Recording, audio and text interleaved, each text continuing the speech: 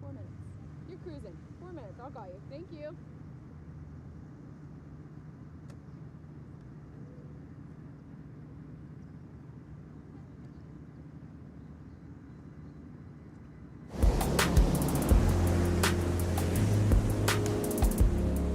From the very first lines drawn by longboarding's icons, world champions have always been more than winners.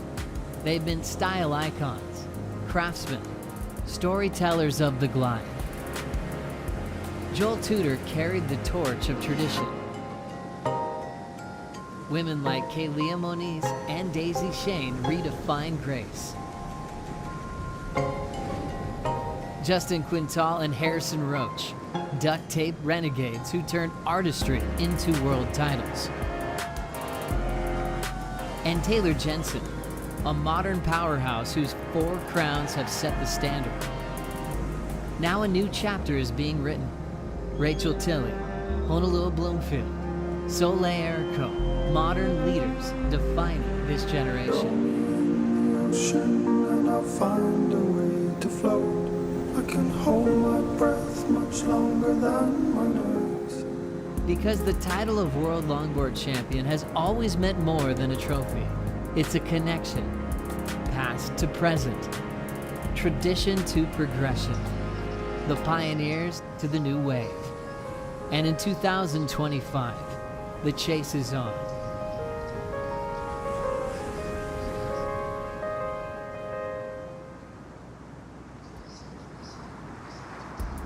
Welcome, surf fans from around the world, to day 2 of the Surf Abu Dhabi Longboard Classic, where classic style meets state-of-the-art innovation in the United Arab Emirates. As we shift gears into the men's opening round, surfers seeded into groups of 4. We've got 6-4 surfer heats to come up, with winners progressing to finals day tomorrow, kicking off with those quarterfinals, and a leaderboard for the remaining top 6 to battle it out for those last 2 spots in the quarterfinals.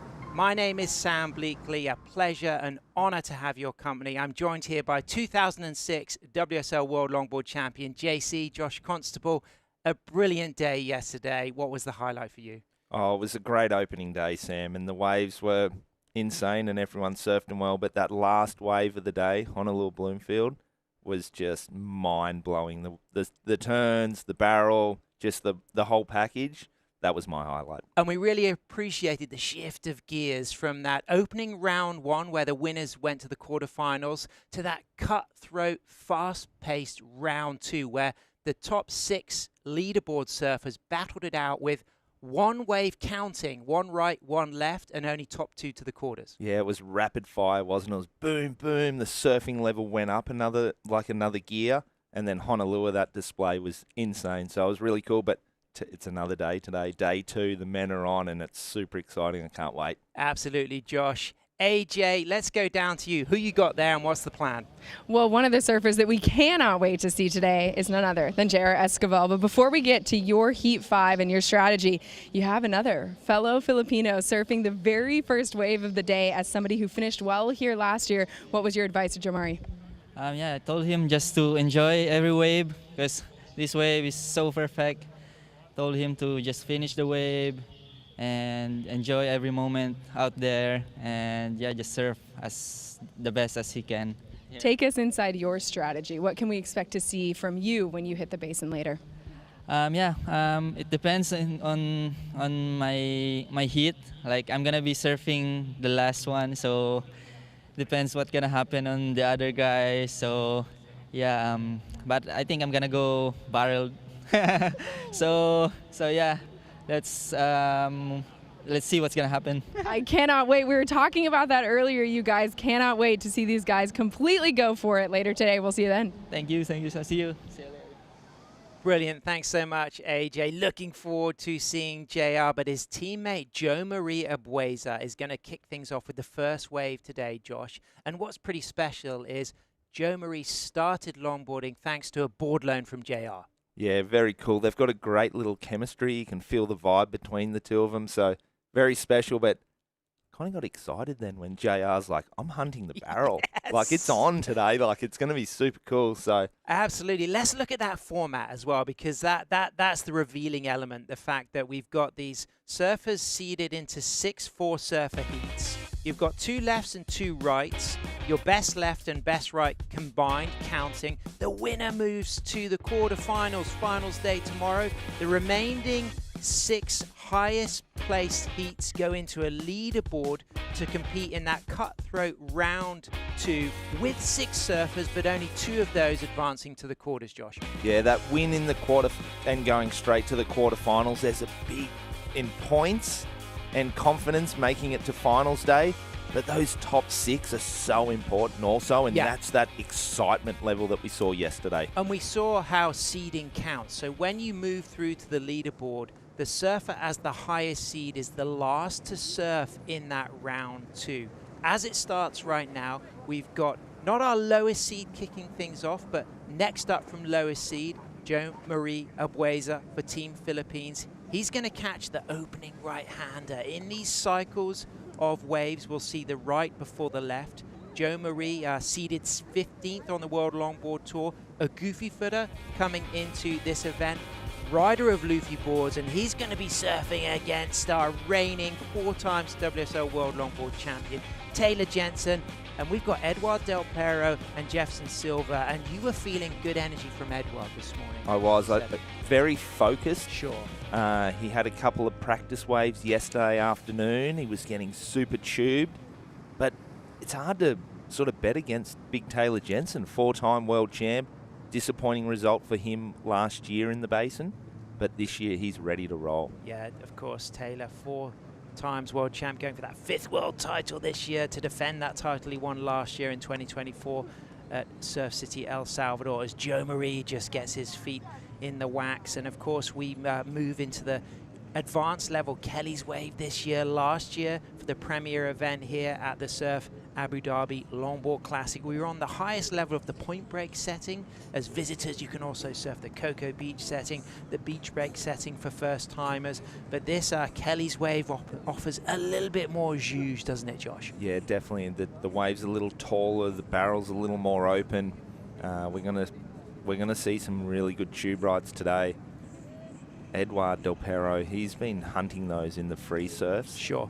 And he's going to be super exciting, but it's all about Joe Marie right now. He sets a standard for the day. The competitors are all up there sitting around the pool. They're on the deck. They're watching. They want to know what the standard is. So here we go. There we go, Josh. You know, the moment, the precision, the need to be right on the pulse on takeoff, Josh. What do you think as we start?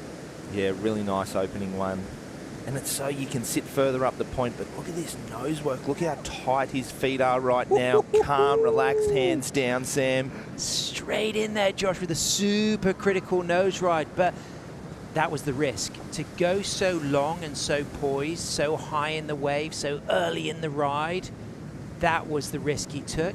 It didn't pay off this time, but I loved the risk of that opening 5 and how relaxed he was. Yeah, really nice opening nose ride. Just hung there just a little too long. That's the hard thing about backside. It's trying to engage that inside rail. Wave gets hollow. You can see the offshore breeze blowing. But look at this here. Super tight, super calm. And just perches there, super nice. But then he stayed long, didn't he? So at this point, Josh, what happens? Yeah, he just started to walk, starting to think he's lining up the tube. You can see it here, just getting a little high and then losing the balance, and look, side slipping down that one. But kept control for a good amount of time there. But you can really see how there's potential to really maximize that early barrel section. There's a nose ride wall. There's also opportunities for rail work quite early, as we can now see Jefferson Silva coming up for the next right-hander. But our surfer already in position for the opening left-hander will be our surfer in green moving in there. And then we'll have Taylor Jensen and Edouard Del Pero. And big shout out, of course, to Modon, developing these vibrant communities here on Hudayriyat Island, fusing the hospitality and the lifestyle experiences with these world-class sports facilities. And of course, this is Kelly Slater Wave Company technology here at Surf Abu Dhabi, and we've already had the privilege of really getting to know a lot of the Surf Abu Dhabi team, and the hospitality and the expertise and the insight, and you always feel like you've got knowledge that you can tap into here with regards to positioning, lines on different sections. Yeah, the coaches and guides here are unbelievable. The hospitality is second to none, but their knowledge of the wave and positioning and knowing when it's going to be hollow, and it's very cool. So one thing that would be very hard for these athletes, Sam, is normally in a beach break or at different conditions, they're getting up early, they're paddling out in the dark, they're getting their feet in the wax, they're having a little free surf. Where here, you don't have the opportunity to catch waves this morning and get the body right. So different approaches. Some are in the gym and some are warming up on the bike, and others are just staying calm and composed. So it's really hard, and especially these early mornings, you know, to see what's happening. And that's maybe what happened with Joe Marie. He got that beautiful nose ride, but he just wasn't switched on and sharp enough, and unfortunately going down. So he's going to get another opportunity on the ride.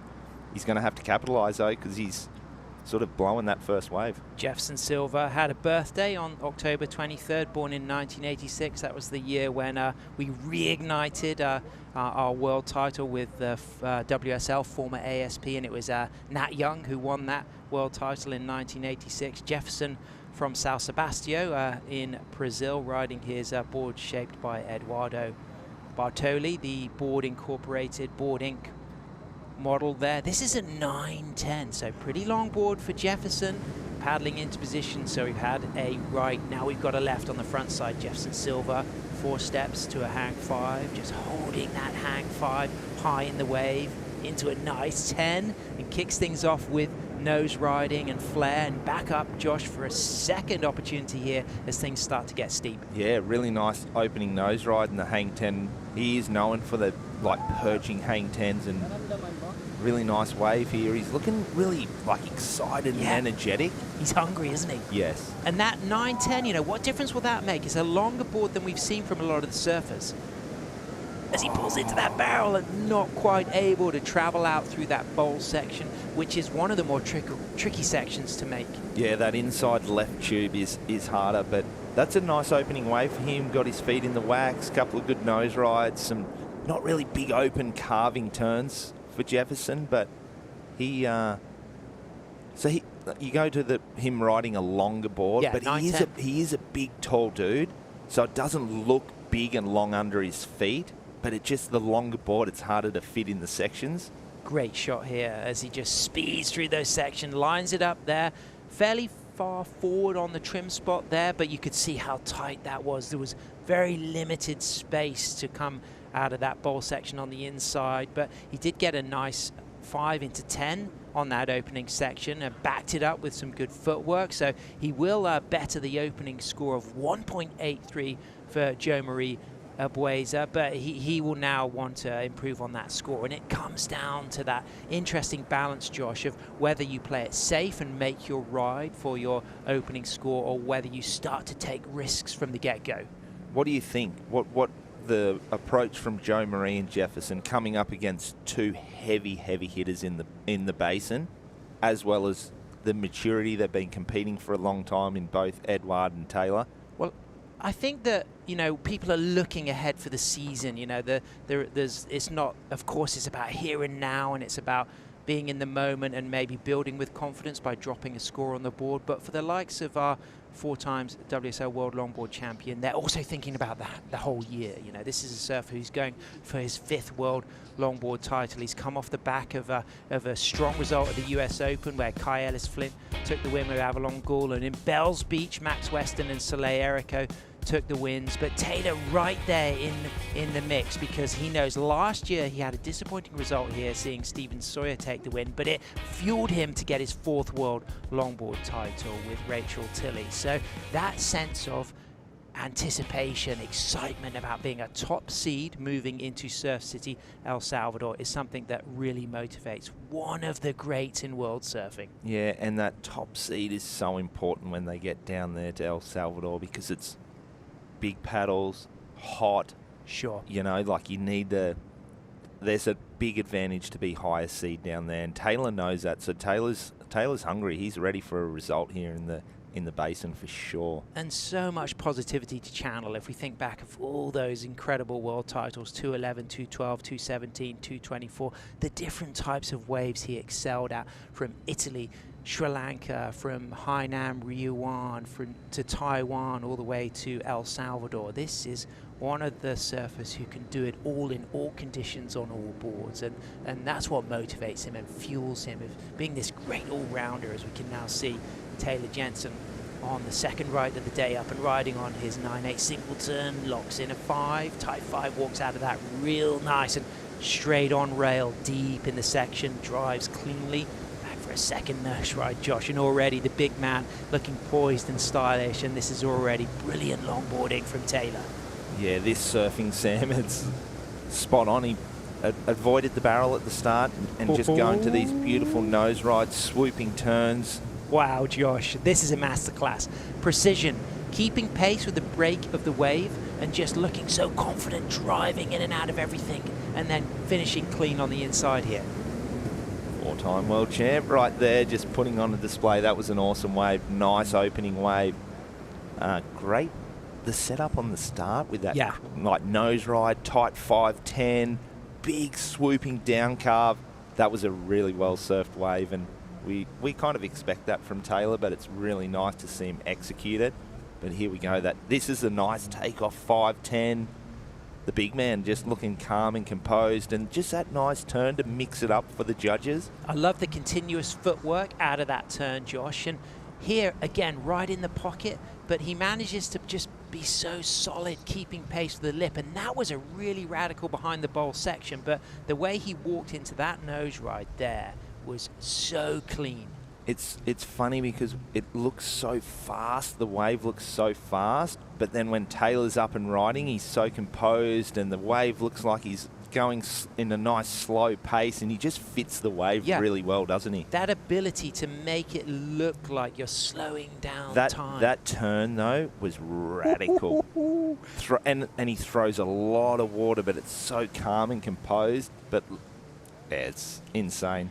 And this is going to be a really good score. I think this is going to be a super solid score. And you know what is incredible about this is just the fact that he's just got that clean, positive start. You know, psychologically, there's a lot more he knows he can do. But this was a great benchmark to say, I'm right on the money, I'm feeling good, and my surfing is red hot. And Edward and Taylor have been standouts in the free surf. So for Taylor now to just put that little bit of extra pressure on Edward. Does Edward go for the tube now? What does he do? Does he change his approach after Taylor puts the There it is. What's it got, Josh? That's an 8.67. Really great opening wave. Excellent surfing. Yep.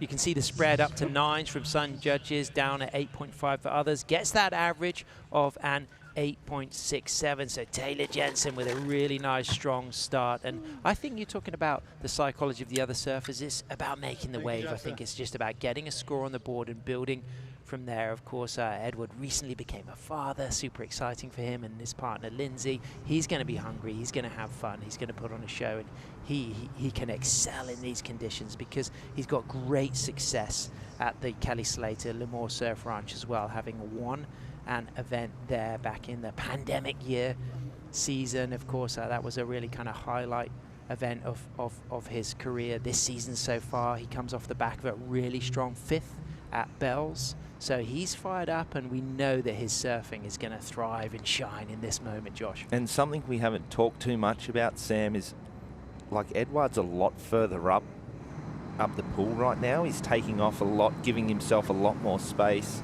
Here we go. On the backside on his Minvel board, on rails straight away, using that drop knee now, setting himself up for a 5. Nice high line, critical nose ride, good clean footwork, and then dropping that rail grab tube stance, leaning forward over the knee in the barrel. Can he drive out of this barrel? He's staying locked in it. He's traveling quick, and he comes out cleanly, and he's got back on the open face, cross-stepping forward. Josh, that was an incredible use of the first barrel section, and he's back on the tip. And a different approach. Big carve at the first bit. Going for the barrel again, hunting. Wow. Oh, unfortunately coming undone. Coming undone there, but the barrel work early on was absolutely sensational, and I think that's not going to dent his score at the end, because the work he did in and out of rail work to the nose, a long barrel, a very technical, high degree of difficulty tube, back up for a tip ride. That, for me, is really demonstrated to the rest of the field that there's huge potential to use these fast sections in the middle of the wave. And it was this opening start where he went carve to nose ride. We've seen more nose ride to carve, and then just sitting in this one, getting super deep and drained right there. You can't even see that board's 9'3". Wow. You can't see it. He's super deep. Judges are going to love this. Josh Constable, that was a masterclass on the backside from the Minvel team rider. Of course, Alan Minvel builds brilliant boards, very inspired by Donald Takayama shapes from going way back to the Biarritz Surf Festival, seeing lots of Takayamas come into southwest France. Minvel picked up a lot of inspiration from those pulled-in tails, and look at the technique. Talk about how he follows that guiding arm, that leading knee. Yeah, crazy. Just arm leading forward, driving, just dragging his butt and hip in there. Like, that's perfect technique and form. Look how deep he is. And that's the judge's angle, Josh. So the depth of the nose of the tube ride there is going to be a huge factor into the drop of what we are expecting to be a massive score. Like, obviously, it's an excellent scoring wave. It's going to be really interesting to see the precise from Taylor with the power in his turns and carves. And the nose riding from Taylor was super clean. Wow. But interesting. It's got to go higher, because he's used the whole wave, and he's showing the judges everything. Turns, nose ride, and super deep barrel. And we've been saying it for the last couple of days. Like, he is probably the most solid tube rider on the tour, and especially the last few days in the basin. Like, his tube riding is next level. So, going to be really interesting. And that was backside. Yeah. You know, it wasn't. And there it is. Comes in 8.0, Eduard Del Pero, excellent score. So now second on the leaderboard, Taylor Jensen's 8.67, getting the edge over that. You can see the spread of scores, 8.5 down to 7.5, excellent 8, but by far the most technical bit of tube riding we have seen all event. On the backside, the first section, the length of time in the tube, and the fact that even the nose of his board was behind the curtain. Yeah, that was gnarly, showing the full repertoire of surfing, and a great barrel there. So 8-point ride, excellent surfing. Taylor getting the edge there with not avoiding the barrel, but not going for the barrel. So interesting, but here we go. Jefferson paddling into his first right-hander. Yeah, and maybe the fact that could have dented the score is just not completing the wave at the end. Could have held it back, as we see Jefferson on a 5, on a 10, back into a second 10, holding those opening nose rides with composure, and now he's just climbing and dropping. And Josh, here things get steep, and there's a variety of approaches that the surfers can take. Yeah, a lot of downtime through this midsection. I'd like to see him get a little busier right now and sort of get into that approach. He feels like his timing's out now, unfortunately. But he's back on the tip in another 10. So he's got 3 10s, grabbing the rail, big dog, holding tight, and then just gets a little side slip boogie. Knocked out on his 9-10 board incorporated Eduardo Bartoli shape, and he will drop a score potentially bigger than his opening score. We got an 8 for Eduard, an 8.67 for Taylor out there in the lead. Jefferson waiting for that score. We'll find out what it's going to be. We're just checking Jefferson looks okay. We'll check in with him soon, but stay with us, because we'll be right back after these short messages.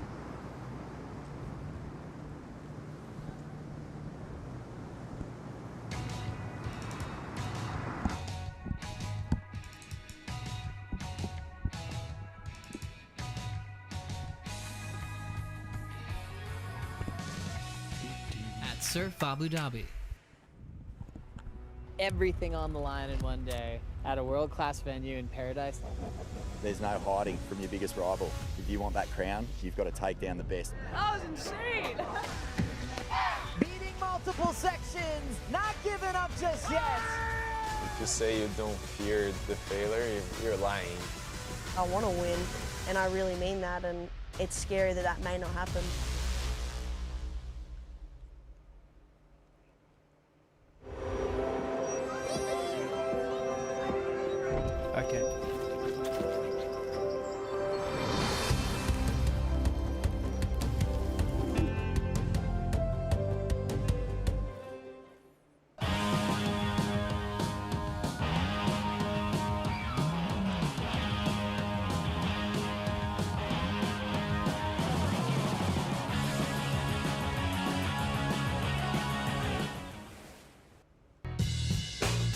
Okay, we are back. We have a very special guest with us today. As the next generation, I want to push that bar even higher.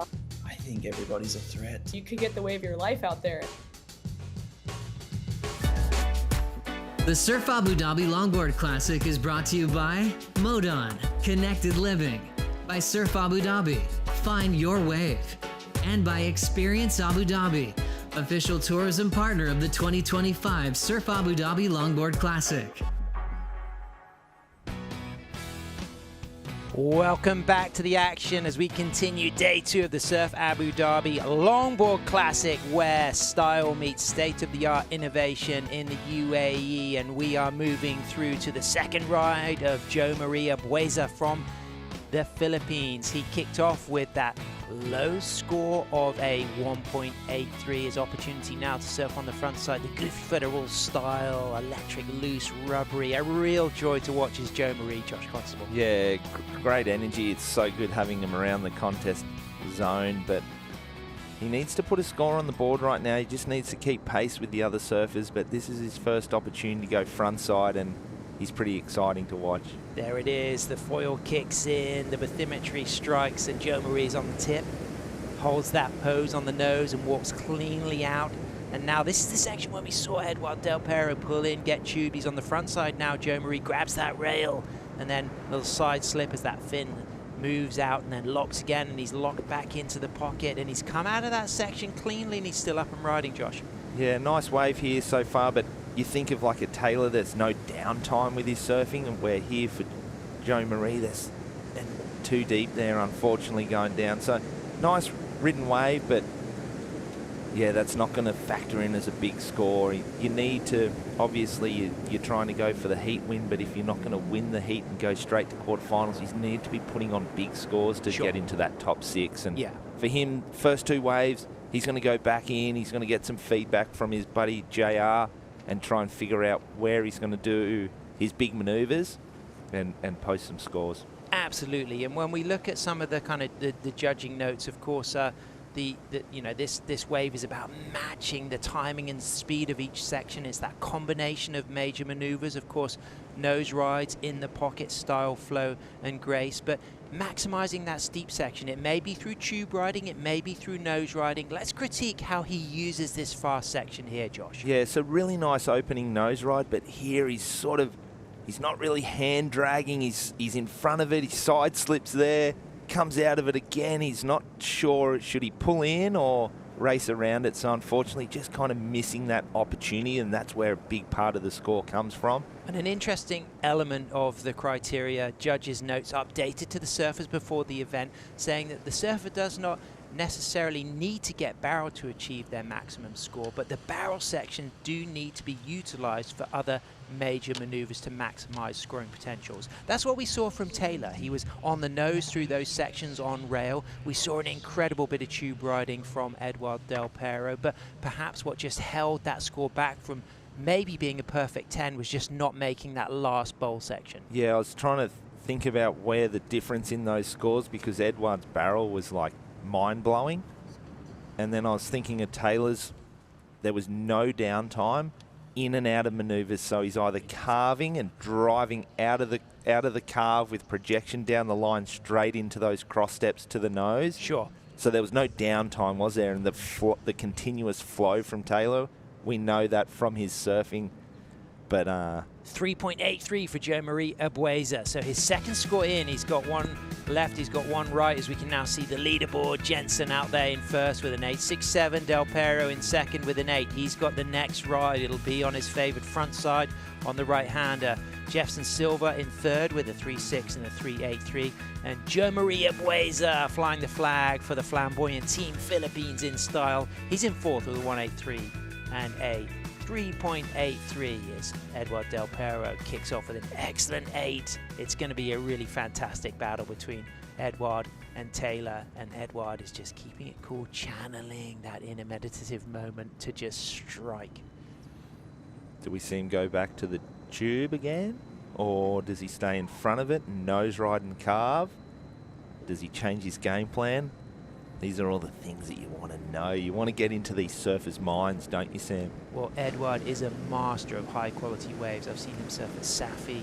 He can ride some of the heaviest, quickest, fastest waves in the world locked into a 5. Great footwork, quick on his feet. Really radical change of direction, carving. He's going to be right deep in the section, in the barrel. He's locked in the tube. He's looking clean, comes in and out of that tube with precision, not a hair or drop of water out of place as he goes up to the tip, lifts that arm and walks cleanly off that nose ride. And again, he's going to be right behind the 8 ball here as he goes into the bowl section towards the inside, and things get glassy, and he's eyeing it up, following that leading arm coming out of the curtain.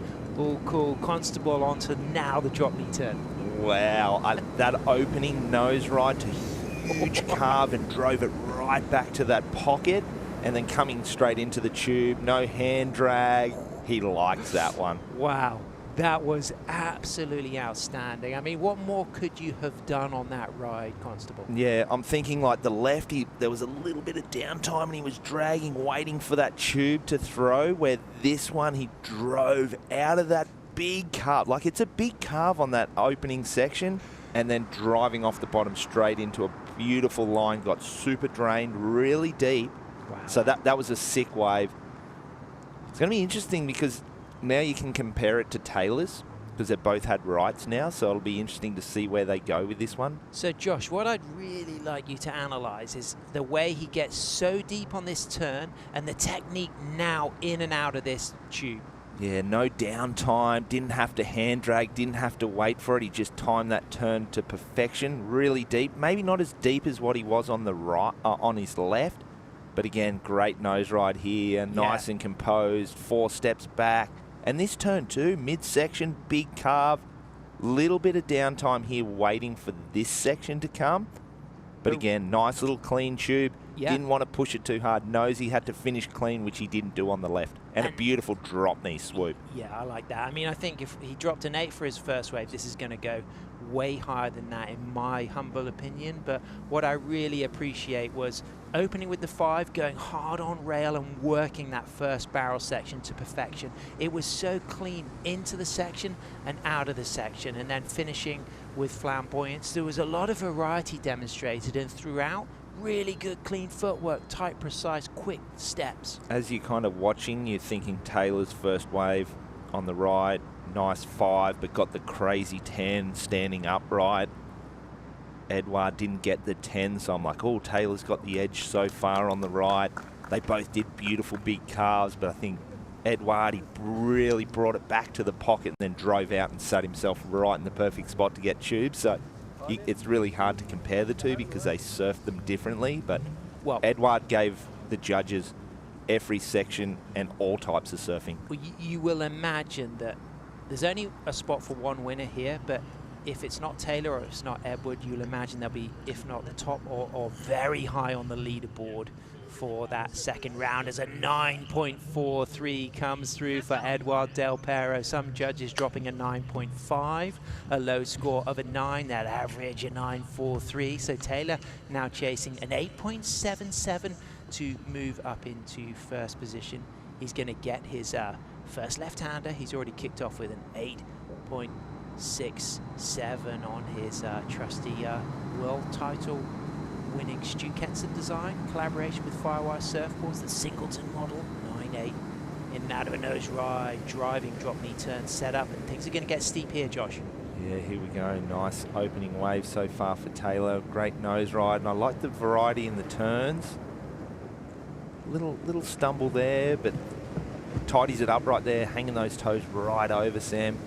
Great rail work as well. Big top turn, drives off the bottom out of that top turn, again into another 5, holds that 5, great cadence and speed and timing, precise, and now moving through to the bowl section, on rail sweeps it back, and then just drives out of that turn to end things, and he's going to drop a second score, and it's going to be an incredible showdown between Taylor and Edouard. They both now had 2 waves. All surfers now have a scoring right and left, but all surfers have the opportunity for another cycle, another left, another right, and it's the top right and the top left combined.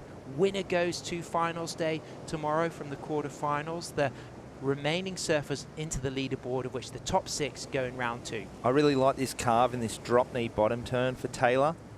And just really find this one here, it was so fast, he lost a little bit of control. And this one here, a little stumble, which we don't see from Taylor often. But again, tidies it up, beautiful nose right there, great camera angle as well. And then this little more jammed that turn, didn't he, Sam? Yeah, he really did. There was, really lifted that out and used all of the wave, a lot of rail work, but the whole way in and out of some really good critical nose rise as well, and then just powerful on that final turn. So the nice thing for Taylor, he's completed the left, he's completed the right, he's got some great scores. Edwards put a little pressure on him on the right, so we might see Taylor take it to another level now that he's got his scores. He knows he has to push it a little bit to match Edwards' 9.43. So it's going to be an exciting finish. And I'm kind of having flashbacks of yesterday's heat with Avalon and Honolulu. They both posted huge scores. They battled it out. Avalon got the edge, but then we saw Honolulu come back last night and JC comes in at a 7.33, so it doesn't put Taylor up into first. Edward Del Perro stays in first with that heat total of 17.43, a 9.43 plus an 8. Taylor Jensen now with an 8.67 for his right-hander and a 7.33 for his left. So he would be in a combination situation if he can't improve on that second score. As it stands right now, all surfers have got a counting right and a counting left, and it's all to play for, but it's the Frenchman Del Perro out there in the lead, JC. Yeah, really nice. This is going to be a great finishing end to this heat, but look at those scores coming in. 9.43 for Edward on that right-hander. And Jefferson Silva and Joe Maria Bueza in a combination situation, but both have the opportunity to get 2 scoring rides. So they do have the chance to completely clear the slate and have a counting left and a counting right, but a big amount of pressure on those surfers. Yeah, there's a lot of pressure now because they have to capitalise. They've only got the one opportunity on each to go front side and backside. But these guys, Joe Marie, he's young, he's energetic, he's excited to be here, so don't kind of snooze on this one and think that he's out. He's got his time right now and he's going to shine. And he would have been enjoying the experience, Abu Dhabi delights, the culture, the food, the hospitality, and right now he gets the chance to showcase his stylish surfing for Team Philippines. Up and riding, Joe Marie cross steps into a 5, gets high, another nice locked 10, drops low. This is where he made a mistake last time. What will he correct on this ride? Yeah, he's just in front of it now, so he's going to the nose, loses a little control there, and tight in the pocket right now, driving around, but there's downtime. The judges want to see you stay busy, and he's coming into this inside section. He's high in the front of the board, trimming through, nice little tube, and comes out. So that was well read there. That was great style in the tube for Joe Maria Bueza on his Luffy single fin. Of course, Luis Bento, Luffy, shaping boards for JR as well as Joe Marie. There's Wendell, Team Philippines, cheering on Joe Marie, and they will be so pleased to see him make that ride. I love the technique on that final bowl tube, far up on the board as well. He was far up, and I was thinking, oh, hopefully he doesn't side slip out, but great start, great 5.10 there, really committed. Nearly lost it here though, didn't he? Yeah, a little bit of downtime. This is where he made the mistake, so he corrected that. Great nose ride, loses control. That was close. Yep, but gets back, and here, like just that high, mid forward on the board, that's where you can side slip down. Nice turn there. And again, look at it. I was thinking, I saw flashes of a Kakoa Amura here, and we were talking about Kakoa this morning. Great Hawaiian styler, and there was a little bit of that kind of loose, rubbery Kakoa finesse there, particularly in the way he attacked that bowl section. Yeah, and Koa was known for that backside tube riding. It was really nice surfing there. So Joe Marie, he'll be happy to complete a wave. Obviously, he's got a lot of work to do to get a heat win. A 5.17, a respectable score for Joe Marie. So he's still going to be out of that. He's still going to be in that combination situation. So no possibility of taking the win, but still looking for that position on that top 6 leaderboard for that cutthroat round 2. And Sam, do you think the surfers have a number in mind for the top 6? Like, okay, if I don't win the heat and go straight to the quarterfinals, what's a kind of a respectable number that should see them into that I position? think you've got to have at least one excellent range score. I think an excellent range score and something in a 6, and if not, you've got to be on a couple of 7s. I think the numbers are going to be big, and if you want to stay in the mix, you're wanting to be a couple of 7s at least. Yeah, 5s aren't going to cut it, so you got to put your best foot forward. So Joe Marie, he's got the 5 there. He's going to have his front side, the left. He's going to have to really step it up. Which he's he a could great do. And he's a great nose rider. If Like he he can hang 10. If he goes excellent range, you know, on that front side wave, carrying that 517, I think he's in there with a chance in the top 6. But all to play for. And of course, those surfers later in the rounds, you know, they start to see where the leaderboard sits, and they see the kind of scores that need to come through. And what was interesting yesterday in the women's, we saw some of the strongest heats later, the surfers that knew they needed to go big. Yeah, it's crazy because there's an advantage but also a disadvantage because there's more pressure to know what score you have to chase down, where the early heats they can set the standard. But looking forward to seeing Jefferson right now just really try and find his feet. He's got a couple of mid-3s. We know the surfing that he can do and the scores that he can post. So There here it we is, go. the submerged foil displacing that water to create the wave. The 690-meter long basin as Jefferson Silver on his 910. In and out of footwork and then just climbing and dropping, and this is that fast section here, Josh. Yeah, nice nose ride. He's just losing a little bit of composure right now, but look how much taller the wave gets through this midsection. Great 5 right now, hanging on that nose, calm and composed, hands down. Great 10 in a steep section. Committed to that 10. He knew he needed to go big on the nose right there. Took the risk, and you could see that that risk didn't pay off, but he knew that he needed to go something strong. Yeah, you got to give it to him for really pushing hard, but unfortunately, it looks like his fin's a little loose there.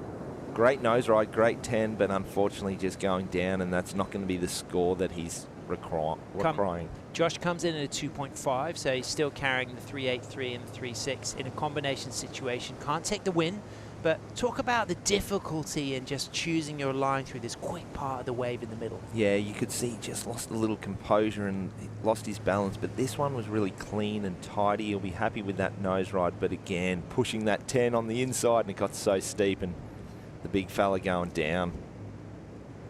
Jefferson goes down, drops a 2.50. We're going to take a break, but we got more action coming out because the big boys, Jensen and Del Perro, have still got rides to come.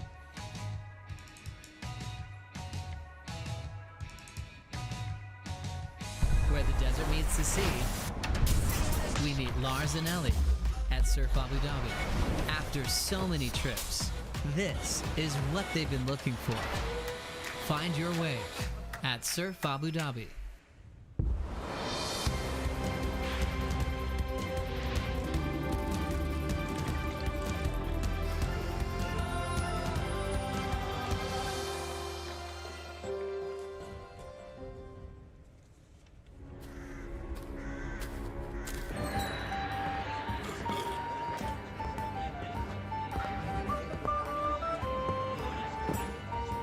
Shall we?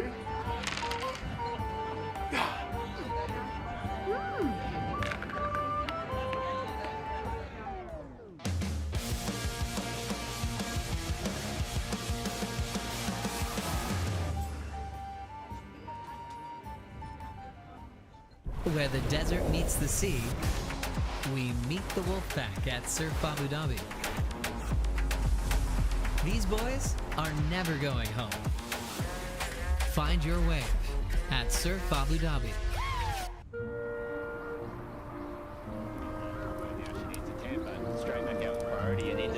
Oh my! Deep one for Western Web. She comes out. She comes out. She needs a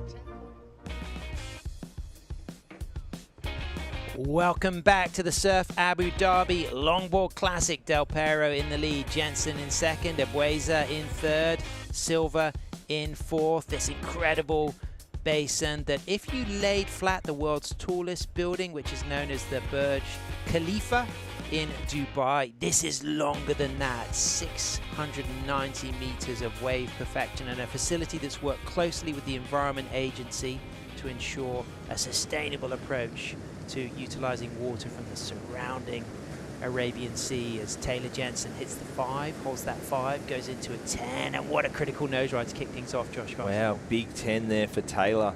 Here we go, he's changing the approach, hunting the tube.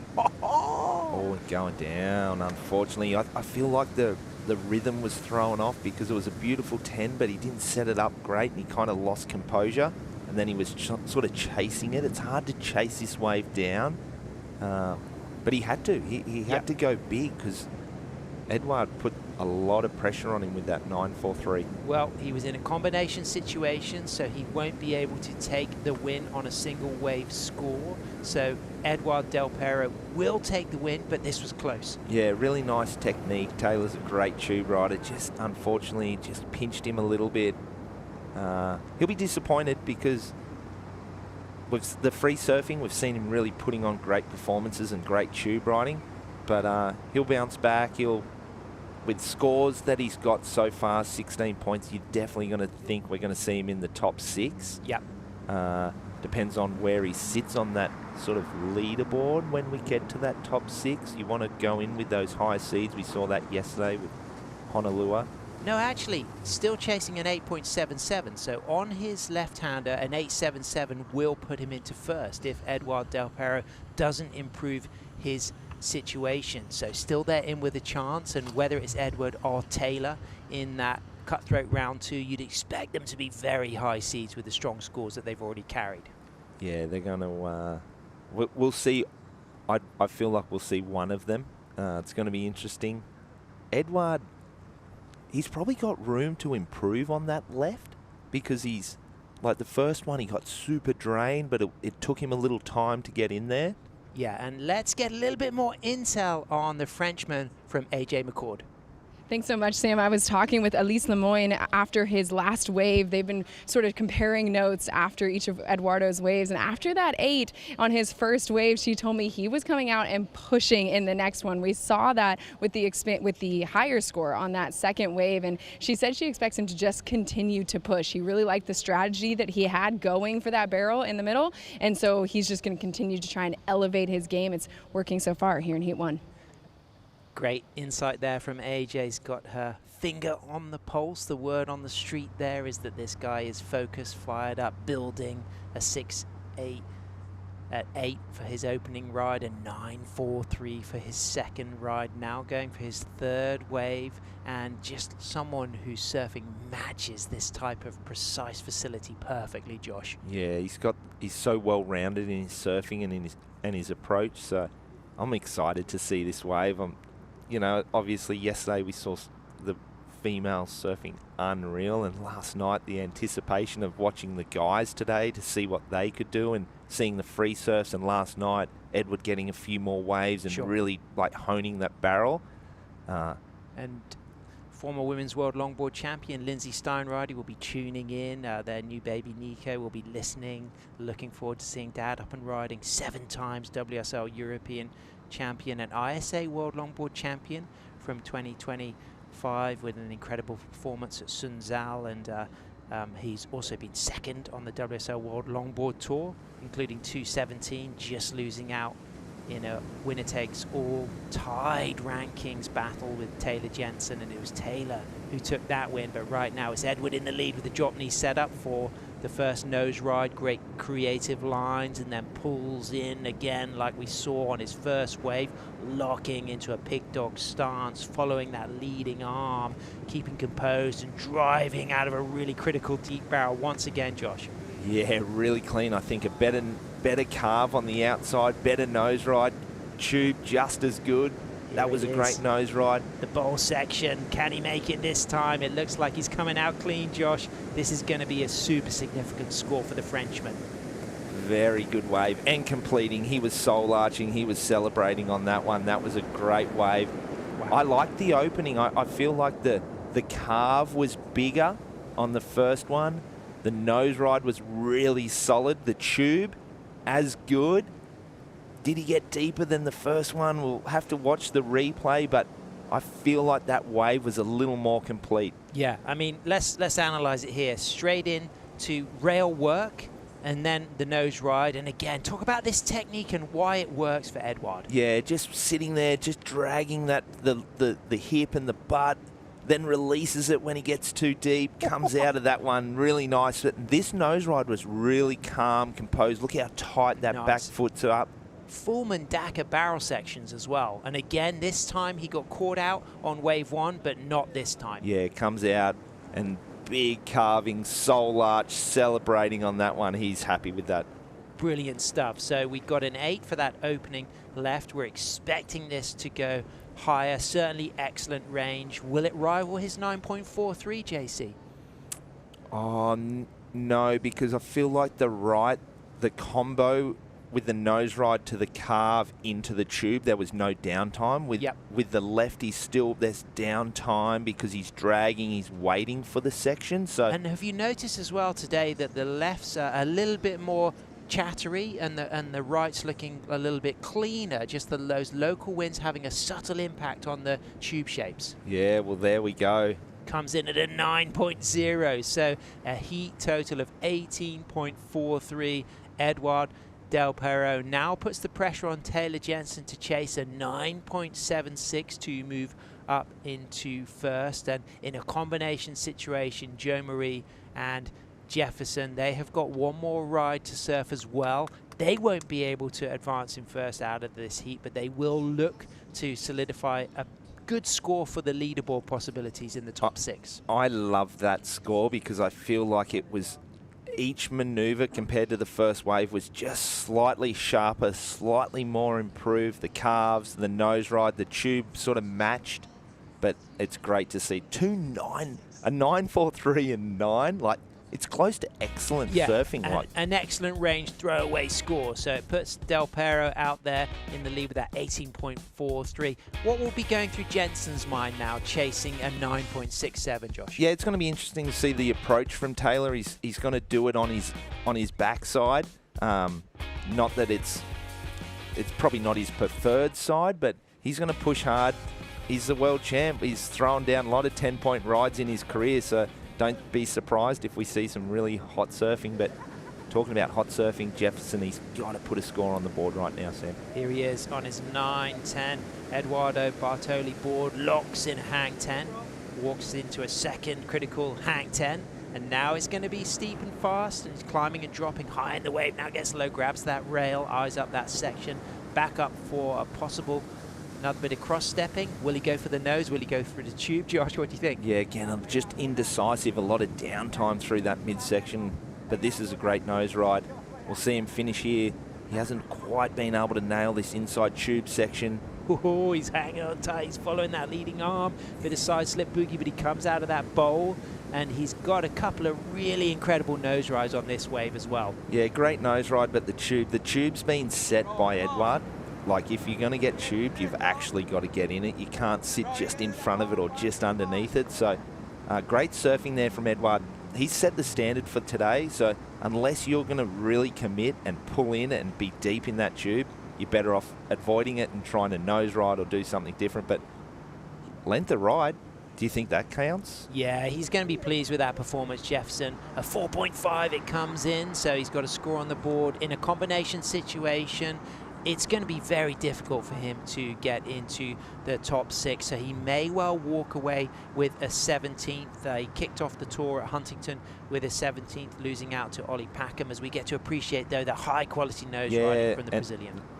Epic hang 5, hang 10 combo, another one there for Jefferson. And just here, it's the indecisive. Am I pulling in? Am I going to drag? No, I'm going to go around it. So, unfortunately for him, he's just hasn't been able to capitalise on those tubes, but such a good surfer. And it's great to see him here, Sam, because we've competed with Jefferson. We were on tour when he was on tour, so to see him still surfing at the highest level and still be here, it's unbelievable. And let's not forget that second place he got in 2019 at the World Surf League Tour event in New York, and losing in that final. That was a really great performance, and it elevated Jefferson surfing as a single fin rider. He's been a 4 times winner of the Salinas Longboard Festival, and he's still at the top of his game, and I think he showed us on the nose there that he's got that nose riding flair to match the best. I'm happy that you bring that up, because the surfing that he did in New York, we were both there competing, was really... Oh, really? Yeah, you were competing. I was still competing, but it was top notch, and it was great to see him put on that performance, because early in his career we come from the high performance background, and now it's shifted into this more traditional approach, single fins, and to see him adjust his surfing like a Taylor, like an Edward, but he's a phenomenal nose rider. It's great to see him. Had his birthday the other day here. It was great to celebrate, same day as yours. And he'll be appreciating the experience. Abu Dhabi culture at the heart of being here, of course, the desert dunes, visiting Sheikh Zayed's Grand Mosque, and just loving that Emirati hospitality and seeing all the architecture. Maybe he's been to the Louvre, maybe he'll look at the Team Light Phenomena moving light exhibition in the city here, and he's got a lot more to enjoy, and he's got fellow Brazilians to you know, cheer him on. And I think that what we see from Jefferson is somebody who's still hungry to have a big result, but right now attention goes to Joe Marie, also in a combination situation, so he's not going to be able to advance in first place, but on the front side he's going to want to enjoy every moment of this ride, which was the advice of his teammate JR. Josh. Yeah, here we go. It's a nice looking one, the offshore breeze blowing up the face, nice nose ride here. Looks like he's hunting the barrel, Sam. He's stalling, he's waiting, he's locked in, all smooth on the tube stance, grabs that outside rail, just knees forward. No cover up there, but good pocket work. Back up to the tip's going to be steep and hard to hold a line. He may well hang on longer than we expected, though, as he sits back down, and he's still in trim.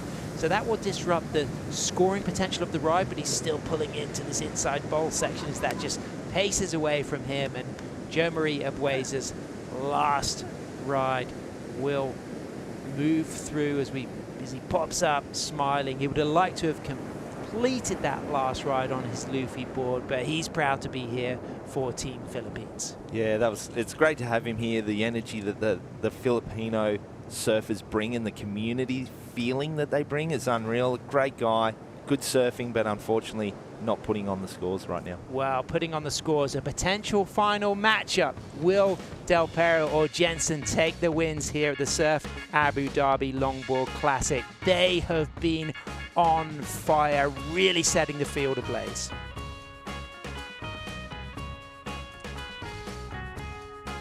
Where the desert meets the sea, we meet the Wolfpack at Surf Abu Dhabi. These boys are never going home. Find your wave at Surf Abu Dhabi.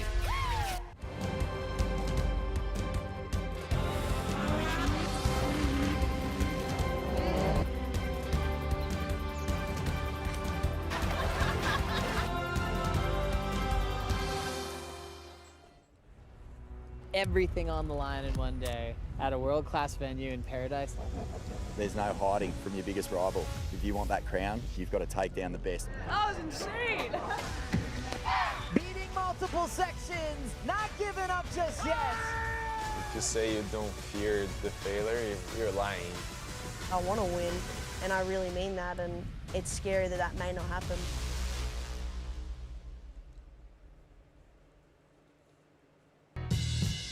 All right, we are back. We have a very special guest with us today. As the next generation, I want to push that bar even higher. I think everybody's a threat. You could get the wave of your life out there.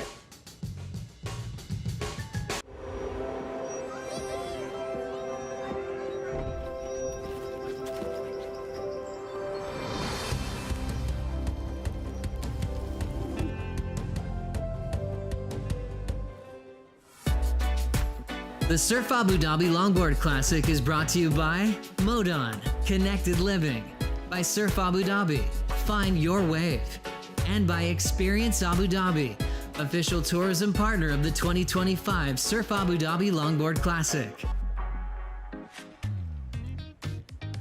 Welcome back to the Surf Abu Dhabi Longboard Classic here in the United Arab Emirates, which comprises of 7 Emiratis, most famously Dubai and Abu Dhabi, the capital, a kind of a hotbed of Bedouin culture, pearl diving, souks, skyscrapers, and the Arabian sands, and of course a new bucket list destination that has transformed this country into a place that has one of the best waves in the world. And Eduardo Del Piero, winner of the 2021 WSL Surf Ranch World Longboard Tour event, is up and riding, already bucketed at 9.43 in the 9, and on this right-hander he's kicking things off in style and pulling into the bowl section in the barrel, all clean and controlled. Safi-esque Moroccan touch here as he comes out cleanly and then drops into another critical nose ride, Josh. Yeah, nice. Similar start to his first wave. This carve here swooping right back. How is the use of all of the wave as well? And now he's just locking back into the bowl section. Can he come out though? Oh, just a little deep there.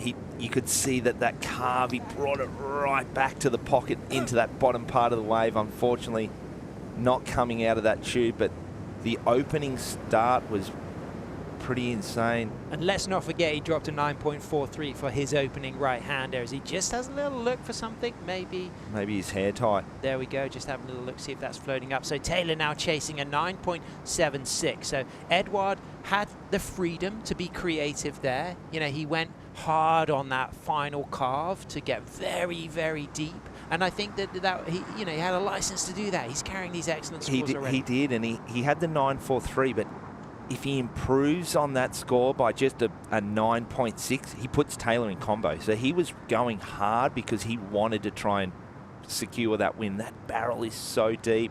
Really nice tube ride.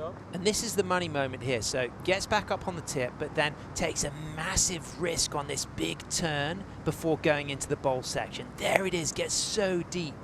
Yeah, really bringing it down to the bottom, getting behind it, driving, trying to get low, grabs a rail, and unfortunately just behind that foam ball and just getting spat out. And he now knows that that's as hard as that setup turn can be.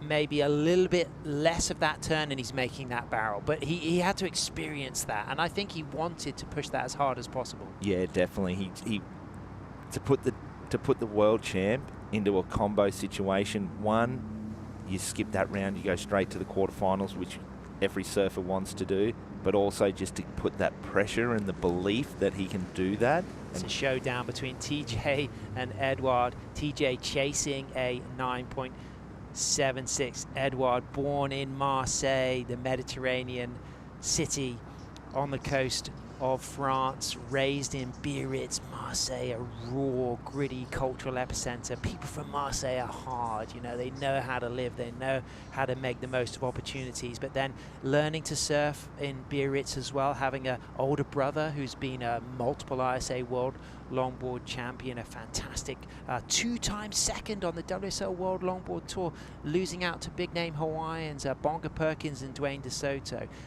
Del Piero grew up in this longboard culture. The Biarritz Surf Festival used to come to town, but now the attention on Taylor Jensen. What will be going through his mind right now, Josh? Yeah, it's interesting. Does Taylor go for it? Does he go hard and for the 9.76 and try and win the heat, or does he step back and just try and connect and gel with the wave and just get one more practice wave in before he goes in? So I don't think Taylor's the type of guy to lay down. So I feel like he's going to push hard, he's going to try and get the score, and he's going to try and advance. Only time will tell. Here it comes, Sam. There it is, the submerge foil displacing the water to create the wave down the basin here at the Surf Abu Dhabi facility as the bathymetry now starts to sculpt this perfection. And Taylor walks to the tip and locks a 5, type 5, holds that nose ride, walks out, and then drives into a nice top turn, comes off the bottom, cross steps forward. Now he'll use that rail grab, knee forward, and then locks in the bowl, in the barrel, keeping a clean line, super smooth, comes out of that tube and then cross steps forward, and he's already got some great surfing on the board here, Josh, towards the bowl section on the end. So already it's a lot better than his first left, a lot cleaner, great tube ride. And here we go, big carve to finish it off. Gets so steep and grindy and bowly in there. It's hard to fit these bigger boards like 9.6, 9.8 that Taylor's riding right now, but he did so well chasing a 9.76 and make that barrel section. Very good nose riding, and you know, if he gets the score, fantastic. If he doesn't, he's going to be a very high seed, I think, in the top 6. Yeah, he'll be happy to complete that wave when we break it down in the 2. Great nose ride here to open it up, calm and composed. But the turn here, it's a little softer. It's cut off a little shorter when we think of Edouard. He's really driving back to the pocket. But talk about this technique now to come out of the barrel. Yeah, really nice. Not quite as deep, but really good technique. He's a big guy, Taylor, so he's fitting himself in there perfect. And this nose ride was really clean, nice and composed. Great wave. Like, he's going to be really happy with this one. And to finish on a high, he's stoked. So the interesting thing is, if he doesn't get the score when we go into the second round leaderboard situation, it's about your top scoring ride. So it could be your right, it could be your left, but you only get 2 rides. But as we move into the quarterfinals for finals day, it goes back to having to carry a left and a right score. And I think he will be pleased if he improves on his situation by bettering his left score. Is it going to be the 9.76? We'll have to wait and see, but I think he's going to be happy if he betters that backup score and goes excellent range on both rights and lefts. I definitely feel like that left was better than his first left. It's definitely not going into that 9.76. It was a great ride and super clean and composed, and I don't know if there was wow factor, but there it is, Sam. An excellent score, an 8.17, so a heat total of 16.84. So Edouard Del Pero takes the win. Taylor Jensen in second, but he's going to be a front runner, a top seed for the leaderboard as we shift into the second heat with Max Weston, John Michael van Hoyenstein, Johnny the Ripper, Stephen Sawyer from South Africa, our defending Surf Abu Dhabi longboard champion, and Ignacio Nacho Pinatero from Uruguay, as we get to see the confirmation of the scores. Incredible heat total for Del Pero with an 18.43. Day 2, opening round for the men's. What a way to start with 5 excellent scoring waves. So what a start to the day. We're in for some serious action today, and if you're a surf fan watching around the world, you are not leaving the couch today, because there's more of that to come for the rest of the day, isn't there, Sam? And our defending champion, our goofy footer from Jeffreys Bay, South Africa, Stephen Sawyer on his self-built 9.7. He's up and riding for this first wave. Of course, our 2018 WSL World Longboard Champion, and he'll just be one of channeling the joy and the charisma which he brought to the event last year. Not only did he bring world-class longboarding, he also brought a beautiful attitude, positivity, as he's up to the tip, holds that 10, walks out of that nose ride, and cuts back super low and deep, and now drops into the tube stance, following the knee and right into the bucket bowl section here as he tries to just come cleanly out of that tube, but doesn't make it. Yeah, you saw it just as he was the first part of the tube. The nose kind of grabbed, and then he had to readjust, and it just caught him and dragged him up the face a little bit. So unfortunate start for Stevie, because he was looking really nice. Great opening nose ride, big driving carve. The technique, like, you can tell the guys are great tube riders because the technique's so good. They're no stranger to doing it. Obviously, Stevie coming from one of the best rights in the world and riding a shortboard and pulling in is really exciting. Well, we got more to come. It's Max, it's Johnny the Ripper, it's Nacho, but it's also Stephen Sawyer, our defending champion. Evans and Carla coming in to call the action next.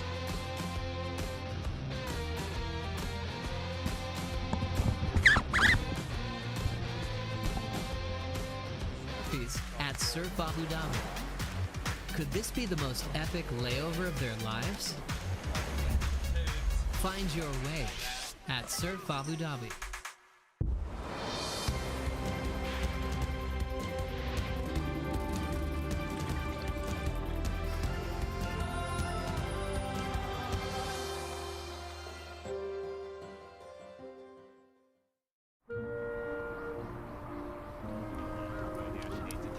Straight back out priority and into this way. Oh my! Deep one for Weston Weber. She comes out. She comes out. She needs a 10.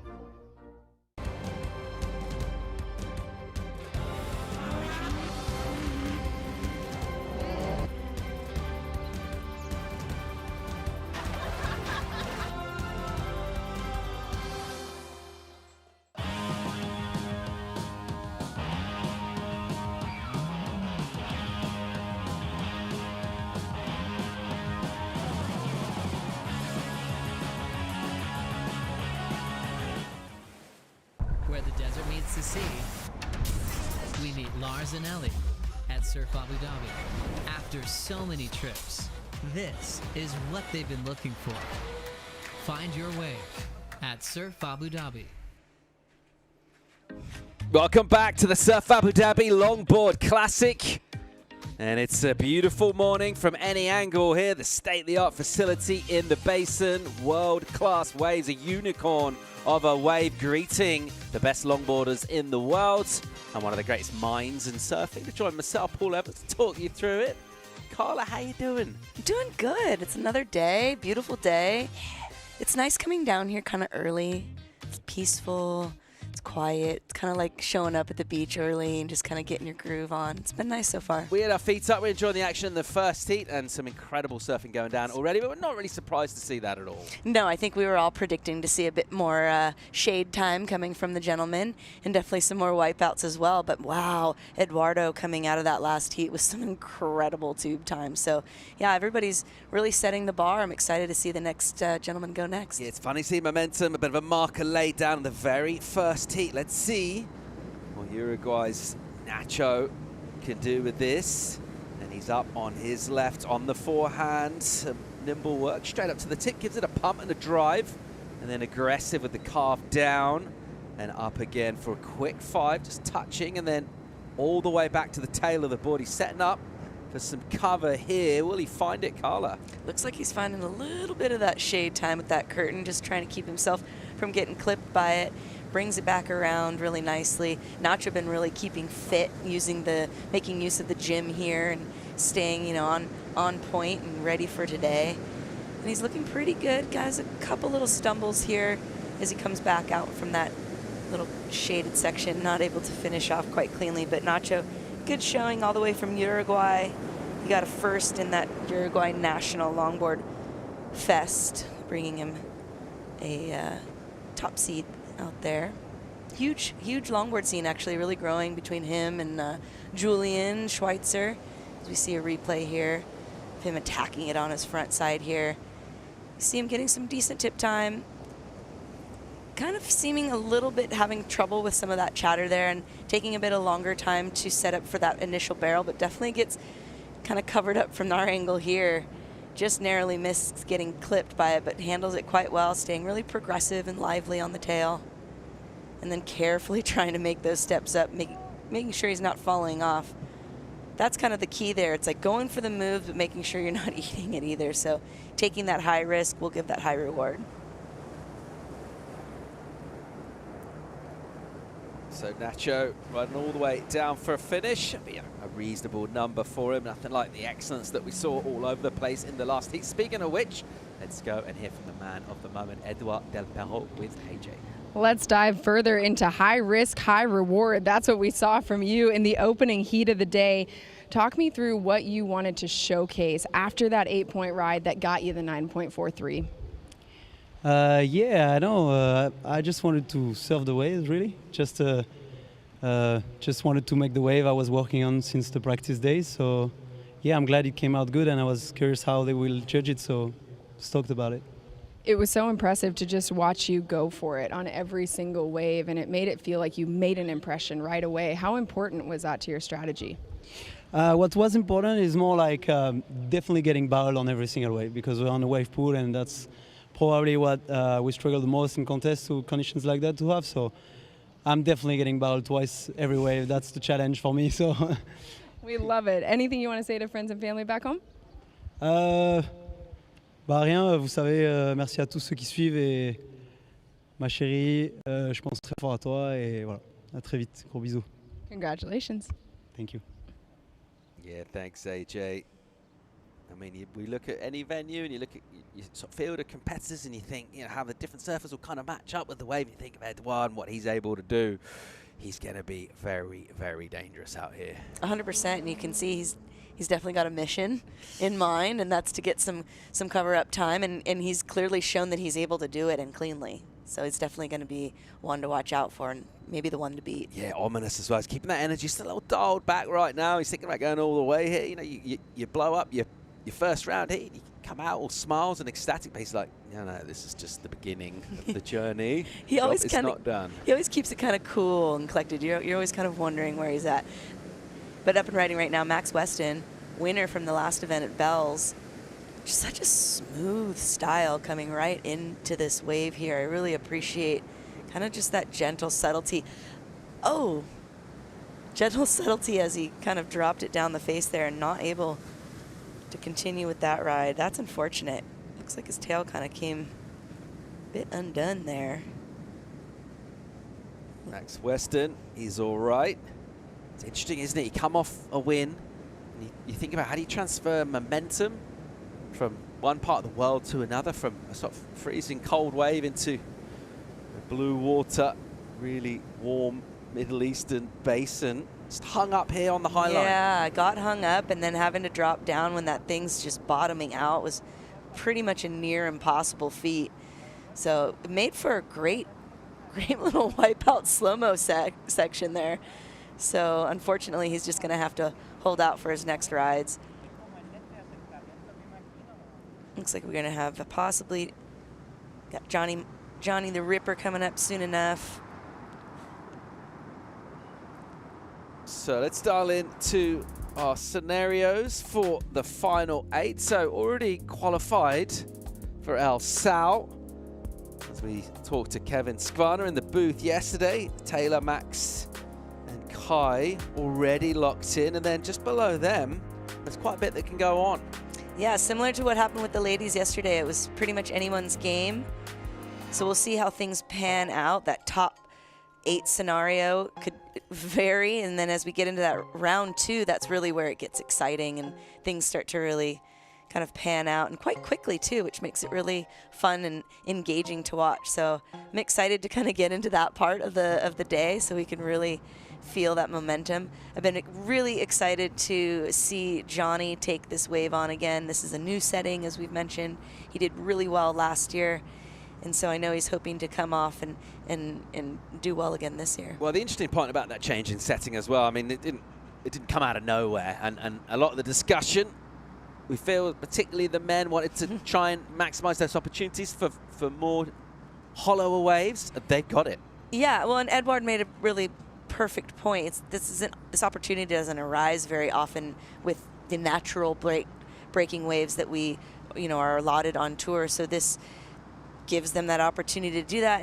And I think globally for longboarding, that's kind of important, because sometimes we're often put, on this back shelf saying that we're not able or we're not capable of getting slotted in the tube on a longboard. And Edward's clearly showing otherwise, as well as some of the other riders that we saw yesterday. Honolulu finishing the day out with a screamer of a ride. So, and I expect nothing less from Johnny. So I think this is going to be really exciting today. We're going to see a lot of shade time. It's also something with a bit of commonality. Everyone can appreciate, pulling into a tube, and it doesn't matter kind of how deep your journey is with longboarding. Maybe some of the real intricate subtleties, maybe not picking up. If you're new just to watching the sport, you see someone get a beautiful tube ride, you can't help but feel how amazing that is. Well, I have to say, whenever I've been approached by a non-surfer and you're talking, oh, you surf, oh, well, have you gotten into that, that thing, into that tube thing, that's what they're kind of always thinking about and looking for. So yeah, definitely an ultimate experience to get into the green room, and Johnny's going to hopefully have his opportunity right here. Johnny the Ripper on his left, straight up to the tip, and there again, and he'll just hold this and control it. Pretty critical section, quick touch of the 10 for him as well. And then he'll step back, quick pump, drive again. Now, hollow section, what's his approach going to be backhand? He's going to set up to get tunneled here. He'll make himself small and grab the rail. Unable to get in there on that section. He's back up again, onto the nose. Now things will get really round and really tight. And he'll just kind of lean forward from that pig dog. Doesn't get full cover, but a big committed jamming turn. He'll drop the knee as he swings around. He has a little look around and he'll think, yeah, pretty good, decent opener. Yeah, I think that's going to feel really good. I know he's feeling good in this event. He's got his girl by his side, Olivia, so that's definitely, feeling good to have that love in your camp. That always helps. And this wave, I think, suits his style at that more top to bottom kind of scenario, the open face. We see here he gets a little bit tripped up on that beginning steps up, but plenty of tip time there, showing plenty of control, and then gets that quick 10 as well. I like the length of the ride there and the criticalness of the position of the nose ride. Going backside there. It's really at the end there that I get really excited to see that final turn there, as we see him kind of, as you said, pig dogging it. Doesn't quite get into that open slotted moment, but just really works on the nose riding. That inside section there, dragging that knee back, gets a little tuck time. Just shows a lot of strength, power, control, and then it's this turn at the end that really, for me, just like ties it all together. So I really am liking the way he's put this down. This is his first ride, the first left, the highest scoring ride so far coming from Nacho. But you just see that power, that control, and it's really the connectivity and the flow coming out of the one maneuver and into the next that's really, I think, going to spark the judges' attention. Puts a bow on it with a beautiful carve at the end of the ride for Johnny the Ripper. He'll make his way back in. Judges will deliberate on his number. Nothing huge gone on around him. Had a couple of mistakes. Stevie Sawyer fell, trying to get deeply bowed. I love that risk taking. And speaking about, well, actually the number just drops into 583, so the best of it from the opening exchanges. Pretty just desserts, really, for the sort of surfing he just laid down. Yeah, not bad. Hard to come in after the heat, that first heat with Edward and Taylor, who were just really laying down some incredible moments. So these guys definitely looking to find their own time, but Johnny definitely getting his campaign started solidly underway, and he's hoping to just build on that, as are all the other surfers. Yeah, I mean, we've been talking about some of the differences and the adjustments need to be made, particularly that waiting for the wave, but just aside from the actual surfing part as well, even like coming to the contest, I mean, usually people show up around their heat, kind of do their own thing, lone wolf it, maybe the hoodie up. It's a bit warm for that. Hey, probably get away with a thin one. But like, everyone's getting the bus together. It's like the school excursion. That's also pretty unusual. Yeah, and the kind of eating dinner sometimes around the same times. There's a much more like community aspect that we don't necessarily get with some of the other events, which in some ways I think makes it great, because it definitely feels more like a proper tour where you're touring together and you're creating, you know, shared experiences. You know, but on the same token, it kind of can throw certain jives off, because, you know, you got your competitor maybe sitting right next to you in the bus. It's really interesting to see how different people react to it. Here goes Nacho, backhand for him. He'll swoop from high, he'll get footwork done, and he'll be up, stretch it out, and then a tight 5 high in the section in that pocket. And then back up again, another control 5 for him. See that board locked in the steep section. He's so strong, like the thighs on that guy right now, like he did not miss leg day.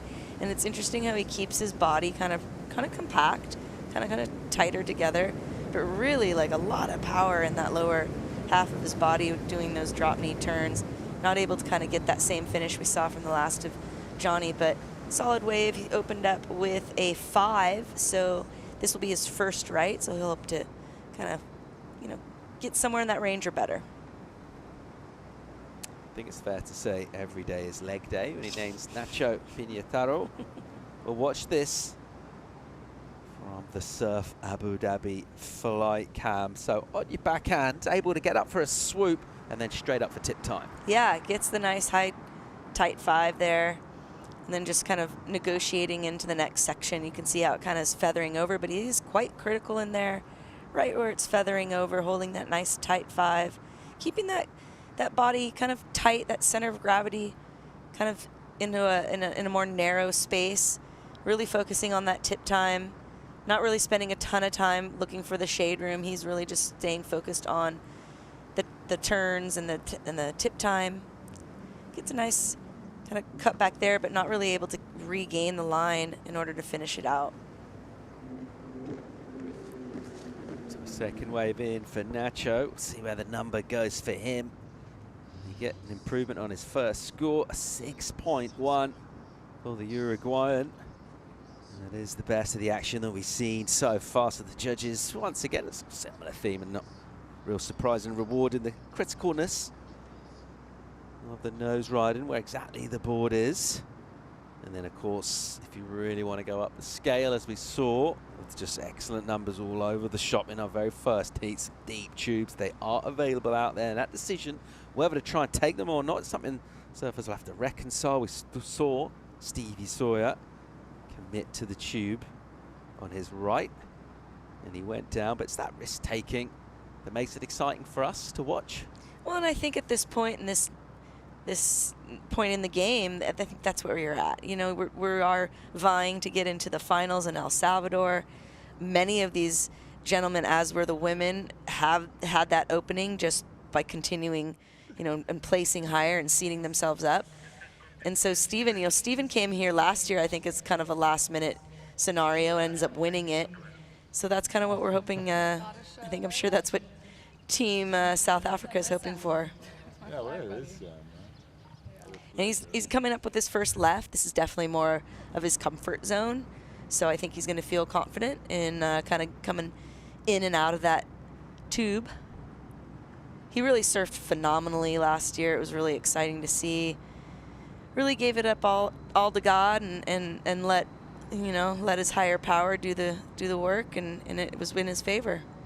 So we'll see what is his will this time. Stevie Sawyer looking to get some of that mojo going that saw him go all the way for an historic win here in the desert.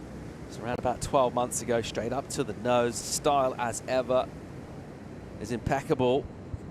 And he walked up, thought about it for a while, and went, hang on a minute, some tube time coming here. So he'll go back and just grab the wall with the hand and just drag it in that classic tube stance. Doesn't get completely disappeared. Yeah, it didn't quite get as deep as we saw Eduardo, but definitely a great setup, great IQ, finding that moment, not getting stuffed by it or clipped. Finds that second tube dive on the inside there, no hands, and he's going to finish it off with a nice turn just to finish it off, giving those judges just every ounce with a little reverse turn or switch. I don't know if it was quite a drop knee turn, but a little switch turn there. Super solid wave, definitely going to improve on that 3 there. Obviously this was the left, but he's going to come in fairly strong, I think. Yeah, he looked composed and comfortable throughout, didn't he? Actually surfed as many competition waves as anyone in the field by going all the way to that final. And his relationship with his left will continue with a nice ride. Stevie Sawyer has entered the chat. Time for a quick break here. We're seeing some brilliant performances already this morning. More of that right after the break.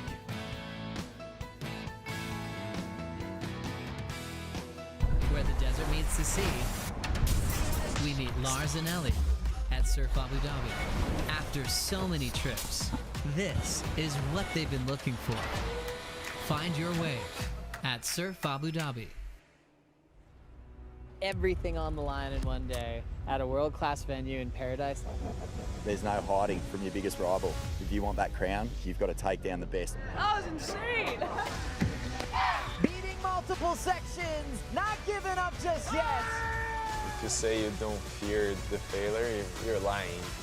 I want to win, and I really mean that, and it's scary that may not happen.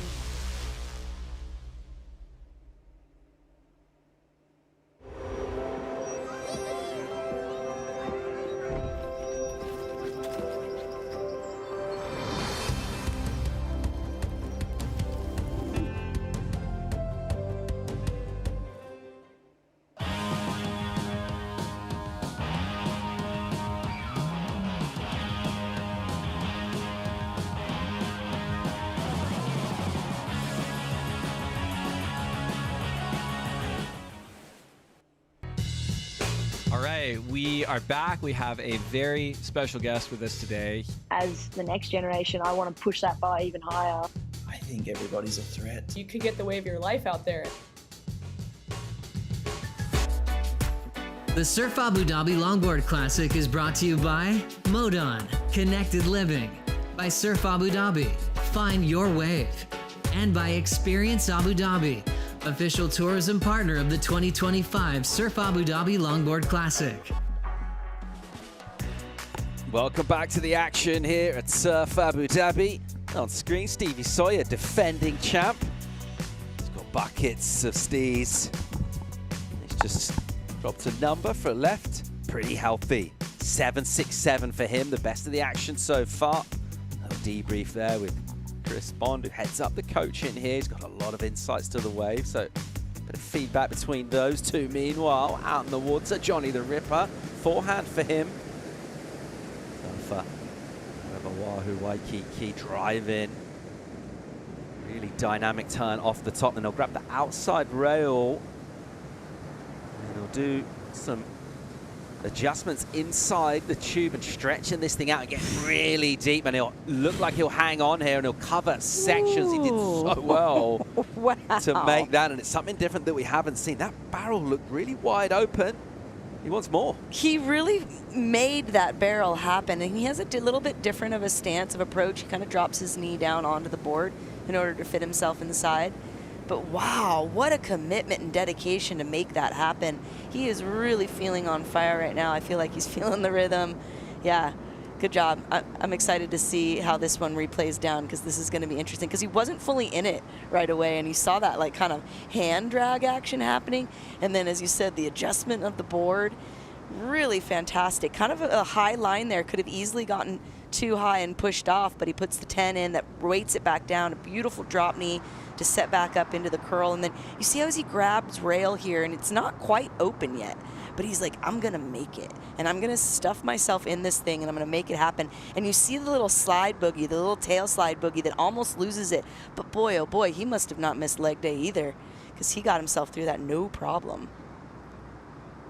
It's dynamic, it's creative, it's exciting stuff, and it's a lot going on. It's a big board, and you think about trying to get the tube.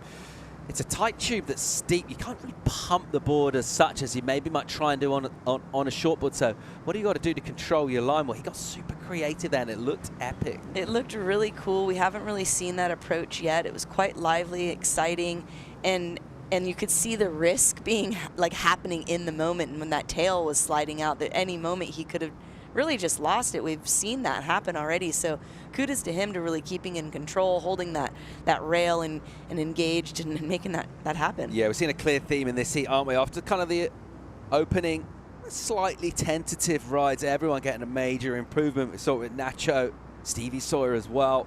See what Johnny the Ripper's got here in terms of a number coming this way. Judges with a little bit to do, actually, to try and kind of turn that into a number and figure out exactly where it fits on the scale. Obviously, with the adjustment to the wave, it is about the tube, and it was in there a long time. I'm really curious how they're gonna, paint that with some numbers, because it was creative, it was critical, but you could say that there were moments that it wasn't perfect because it, the tail was sliding out, but he regained the control. So, I mean, it was phenomenal surfing, incredible IQ. Looks like the score did drop a 6.67.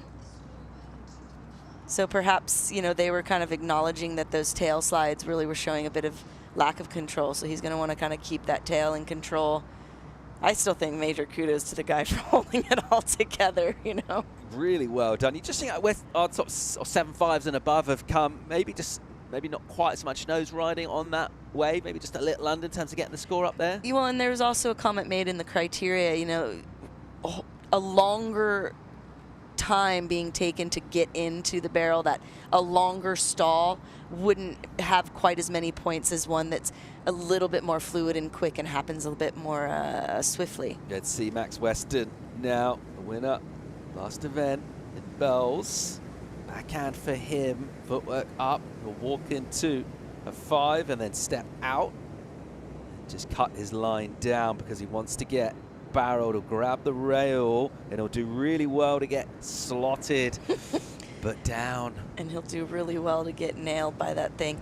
What I love though is his style is so buttery smooth.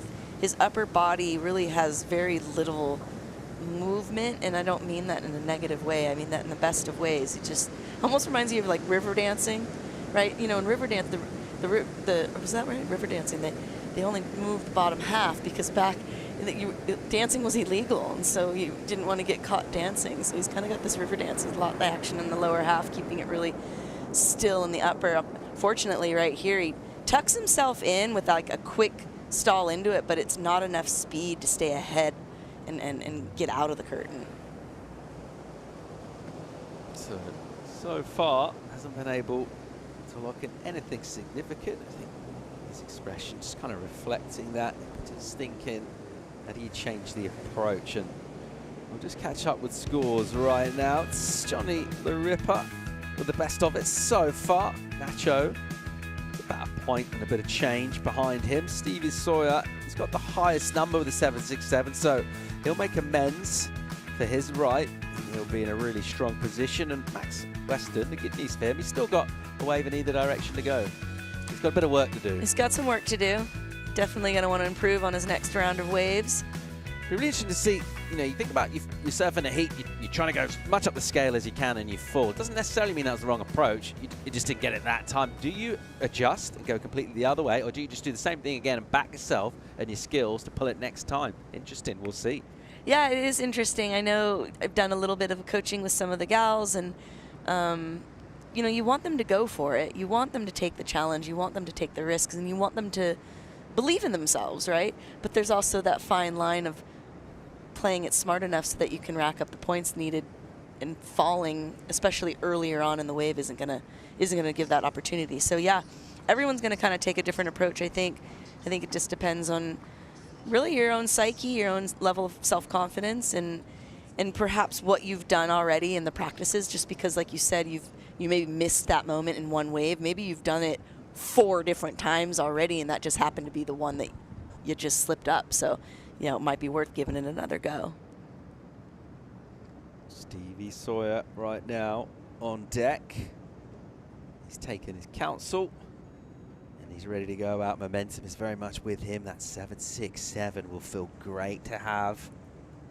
And also just rekindling that relationship with the wave, which served him so well from a big pressure situation, really. I mean, he had, if he wanted to make finals, he had to win the event. He had to go all the way. That's exactly what he did. And when he's under pressure, that's when the best really perform. And he is a performer all round as well. He's super talented and musician, all sorts of board running. Amazing as a musician. Yep. Saw him play down in South Africa, up on stage in Belito. Really, really incredible. So just a natural showman. And I think that really shows in the surfing. Definitely. He's a showman. He's an artiste, if you will, as we're going to get to watch him on his next right. This will be his second right. Stevie also comfortable on the switch, so we'll maybe get to witness a little bit of switch here from Stevie. We'll see how he feels as the ride goes. He's opened up with some tip time there. He's going to slot himself in, staying on the backside there, grabbing the rail and dragging the hand, keeping it nice and deep. Not as deep as maybe some of the other guys have gotten there, but definitely nice little shade time as he works it back up to the nose. Just keeping it nice and solid to the Type 5, keeping the hands in control as he grabs that rail and drags the hand again, hoping to get a little bit deeper this time, trying to keep that nose from going under. Getting a bit of a shampoo, but comes out of it quite nicely, finishing it off with a turn that almost digs the rail, just barely saves it. Looking to replace that 3 on his first right. I think he's done it. Yeah, he's definitely done that, hasn't he? Be interesting to see where this goes in terms of his high score, the 767 for the left. That's exactly what he needed to do, was lock in a score on the right, and this will count for him for sure. Yeah, definitely some solid surfing. Getting the tip time, getting some work done early, showing some power and speed into the turn with the rail action, and then just grabbing that rail and throwing his arm. You can see all the pressure and the force of the water rushing up the face as he drags his hand, and it is really shows how much speed and how much power is going on in this wave here as he makes some more tip time, getting the tight 5. Again, keeping that upper body in somewhat control, and then reaching down, bending down on 1D, grabbing the rail and getting a little bit deeper this time. As he finishes it off with a turn, almost digs that nose in. But at that point, a lot of the work had already been done. So a third ride there for our defending event champ, Sawyer. Let's see how the judges decipher this. We talked about that turn on the end and the significance of it. Won't be scored a completion on that necessarily. No. Prior to that, some really, really fine work done, and the judges reflecting that with a number. It's not good, it's excellent. 803. Stevie Sawyer.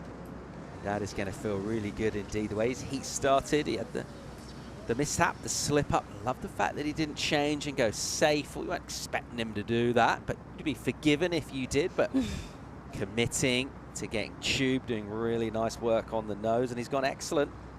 Yeah, getting that excellent score. You know, he is the 2018 world champion, so he's no stranger to the title stage, and I think it's definitely something that he's, you know, still got within him and inside him. His partner there, Crystal, always a big support. They're a really great team, super supportive, loving of each other.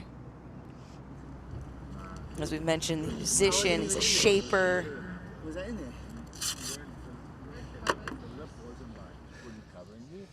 I was bangry. I'm like, oh no, I'm going to get down again. Well, that's the thing, because of the previous one, you played it just safe enough, to be honest. It was the perfect. Don't go too deep, but just get deep enough. There you have it. There's the wise words from the man himself, Stevie Sawyer. When he says it like that, it makes it sound so simple. Do more, but do less. Love that. All right, Nacho, what's he got for us? Can he use that physical strength and that amazing surf style to get himself in contention for first place position? He'll have to go pretty big. He's got a couple of waves to go. This is his third and his second left. And he's on the nose, cruising. And then the goofy will swoop back. Hand goes in the face to the bop turn, and then it all gets wrong pretty quick. Yeah, I mean, as much as I wanted to appreciate that nice big turn, my very first thought was I think that might have been a little bit too early in the wave, and that kind of set him back and then tripped him up there. I think he kind of dug a rail there and just not able to stay. He definitely needed that left. His opening ride was at a 5. Again, whoever doesn't make the top final or the top placing in each heat will be vying for that top 6 for round 2. Yeah, I mean, obviously it's a different day, but just sort of going off scores for yesterday, and it was a couple of decent 6s, wasn't it? It was about 12.5. Let's call it around about, say, 13, 12.5 for the day. So 6 and 7, a couple of 6s. He's got one of those locked in. He's going to need to find something, you would feel. Oh, obviously, we're not sure exactly on that number, but somewhere around there. Yeah, Taylor did similar as Hano did yesterday, kind of getting into that 16, 17 range total, kind of setting themselves apart. But a lot of the vying was happening in that kind of 13 to 12 point total. So we'll see if that kind of runs similar today with the gentlemen. It might change as the heats move on. But right now, it's kind of looking similar. Men's opening round in the water, laying down good performances, some excellent ones too. More live action from Surf Abu Dhabi right after this. Where the desert meets the sea, we meet Lars and Ellie at Surf Abu Dhabi. After so many trips, this is what they've been looking for. Find your wave at Surf Abu Dhabi. Everything on the line in one day at a world-class venue in paradise. There's no hiding from your biggest rival. If you want that crown, you've got to take down the best. That was insane! Beating multiple sections, not giving up just yet. If you say you don't fear the failure, you're lying. I want to win, and I really mean that, and it's scary that that may not happen.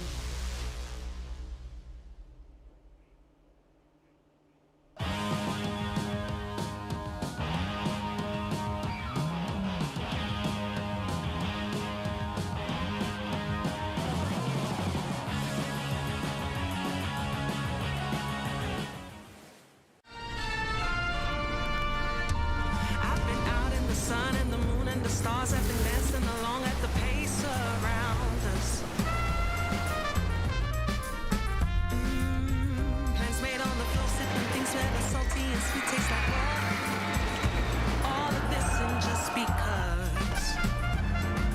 Is it all just too good to be? Baby, it's just you and me. Welcome back to the desert as we pick up the action in our second heat, the opening round for the men. And the action's definitely ramping up. Stevie Sawyer's laid down a bit of a marker. He defending event champ. He went real good and then he went excellent. He's got a big total now, 15.7. Max Weston, a little bit to do for him. An amazing performance and a victory over there in Australia at Bells. Stop 2 on the longboard tour, and right now he's into the action here at Surf Abu Dhabi. That clean style, that quiet body and nimble footwork, big swoop as well. And they'll look to go into the critical section here. What's he got for us? Definitely got that cool steezy style, that traditional kind of style, keeping those arms in front. This is a moment, it's kind of make or break for him right now. He already had his first 2 rides, not coming in very strong, so he's definitely going to, rise to the occasion here. He is already booked his slot into the finals. However, the better the seed, the better you're off in El Salvador. So he's putting it together quite nicely here, keeping it a bit more safe, but that was important for him. Super smooth with that arc at the end, wasn't it? Real steezy. Thinking about the entry into the tube, with like the creativity. See someone stalling for an eternity, and it kind of takes something away. He kind of almost side slipped, like dropped down into that one, which just looks so rad. Well, and I think in one of his earlier waves, there was an attempt, or maybe and he fell, right? So able to do that again, but kind of show, this is what I meant to do. This is the way it's supposed to work here. I like the way he sets up for the nose right there, and just keeps his arms really with intention. I love the bottom turns that he's giving us and those down carves.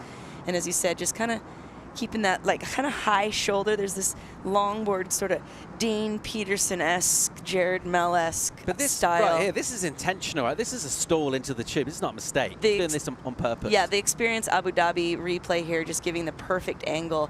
Just enough, a little bit of a cover up there to give him just some good points, some good variety, kind of looking back, hand running across the top of the lip there. And it's that last turn there I really like too, just giving it a little bit of a finish, just a little stamp on it.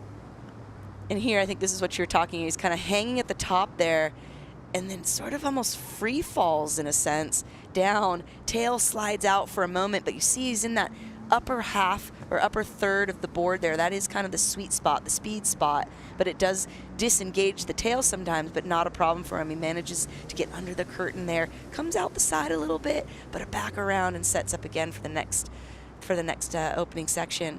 So he should be pretty pleased. It's definitely going to throw away the 2.5 that he opened up with. So, better rhythm going forward. First order of business was make a wave. He's absolutely done that. That creative approach to getting in there meant they didn't need to adjust the feet, which just looked cool, and then the barrel around him. Let's see how the judges interpret this stuff.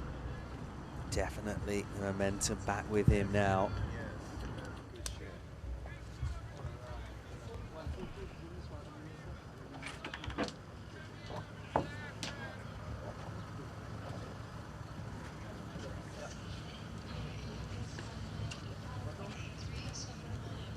Real nice. 583. Beautiful. 973. 973. That's what I need. All sorts of numbers going down. It's cool to kind of just get, it's like this little eavesdrop session, right? You see Nacho over there. I think that's Nacho over there working on his legs still. Getting the close-up of Max there. Waiting and waiting. Looks like the score does come in as a 6.87. So not a bad go there for Max. Dr. Max holds the PhD in, I think, molecular biology. Johnny the Ripper doing exactly thus. He'll get real compact and tight, and he'll try to park this. You see him putting everything in the wave face to slow down, and he'll get slotted on the backhand. Now, what's he got on the exit? Some footwork up to the nose. And he'll hold that in a tight section and then walks out, and he'll try and go again for cover, leaning forward, almost gets wobbled off. Does well to control that. We'll look for the carve here on the backhand, which he'll get done. Quite a lot happened there. He was on a journey. Quite a lot going on there. He's really exciting to watch. The moment that Johnny's kind of come on the scene the last few years, he's somebody that's caught my eye quite quickly. He's really dynamic. He's fun to watch. He keeps it really lively and exciting as he does here. You see that 5, the tip time as he walks it back, resets. Love that power carve back into the curl as he kind of negotiates it, decides, oh, I'm going to hold off on the nose here and see if I can't pull into this. Sits it down on the knee there, I'd like to see him on his feet, to be honest. I'd like to see that no knee approach, but I like that he gets covered up in there. Taking the steps right out of it, backed up to the nose, giving me a little bit of power to set up to that next inside tube. He really gets himself tight, and as you mentioned, almost gets wobbled off. The nose kind of catches a little bit, but he's able to just power through it and then finishing it off again with another lovely finishing carving turn. He's from Hawaii, he's based in Waikiki. He earned the 2024 wild card, and he's just kind of like made a stamp since, I feel like. We're just not going to see the end of him for any time soon. He was the runner-up in Bells Beach in 24. He's the runner-up in 2023 in El Salvador. He was the world #3 last year in 2024. As I mentioned, his partner Olivia is here by his side, so I think he's feeling good, feeling supported. He's got the Filipino crew. He hung out with the Pinoys and Bells, which definitely gave him some good mabuhay love. So yeah, I think he's in a good place. Any insights on where the Ripper nickname comes from? I mean, the kid rips. Did he come up with it himself, or was that? I don't have enough info on that. That would be interesting. I mean, I hope it's not. Probably not. A self-proclaimed. Hi, I'm Johnny the Ripper. But hey, no, he's a really humble guy, so I would highly doubt that he created the name himself.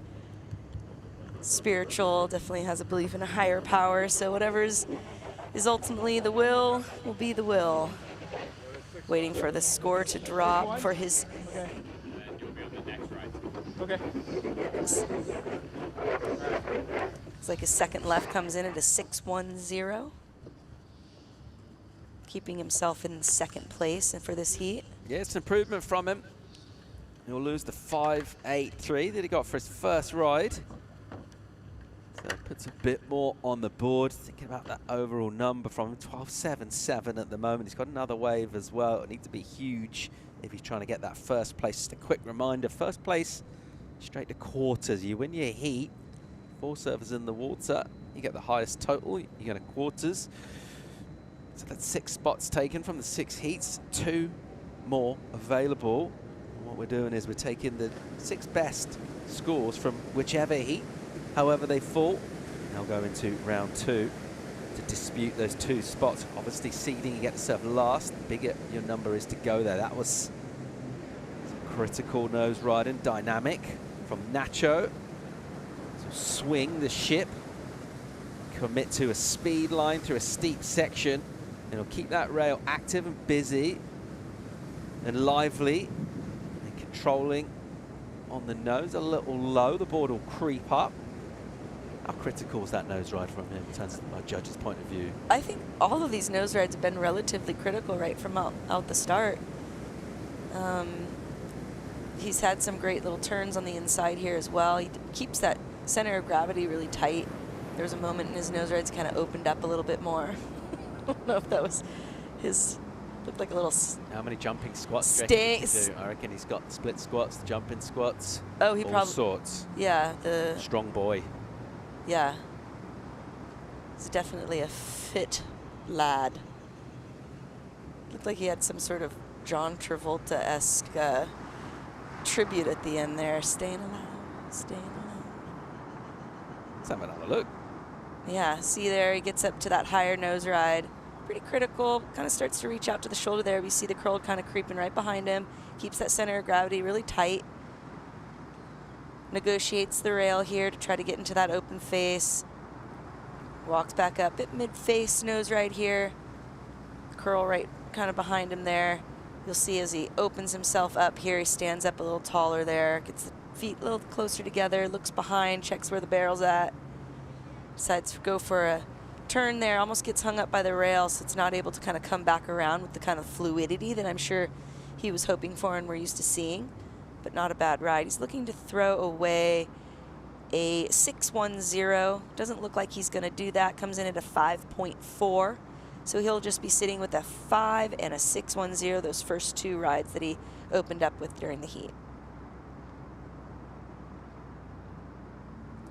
Based on our leader scores yesterday, a total 11 wasn't quite enough to make it into that top 6. So we'll see how things run for the gentleman throughout the day. Yeah, well, things could go a couple of ways. We were sort of speculating on the approach, and we thought with the tube, obviously you're taking risks, much more likelihood of not making a wave and wiping out. Therefore, it might see a bit more range as well in the scores. You can see, you know, it could be conceivable. Maybe a couple of lower numbers will squeak in rather than that kind of much more consistent sort of average second or even third place score in a heat. We'll see as all of that unfolds. It's only our second heat of this opening round, which features 6 of them, but all of that guesswork's taken away. If you can go out and throw down big numbers, is what we've seen from our champ at this event, defending Stevie Sawyer.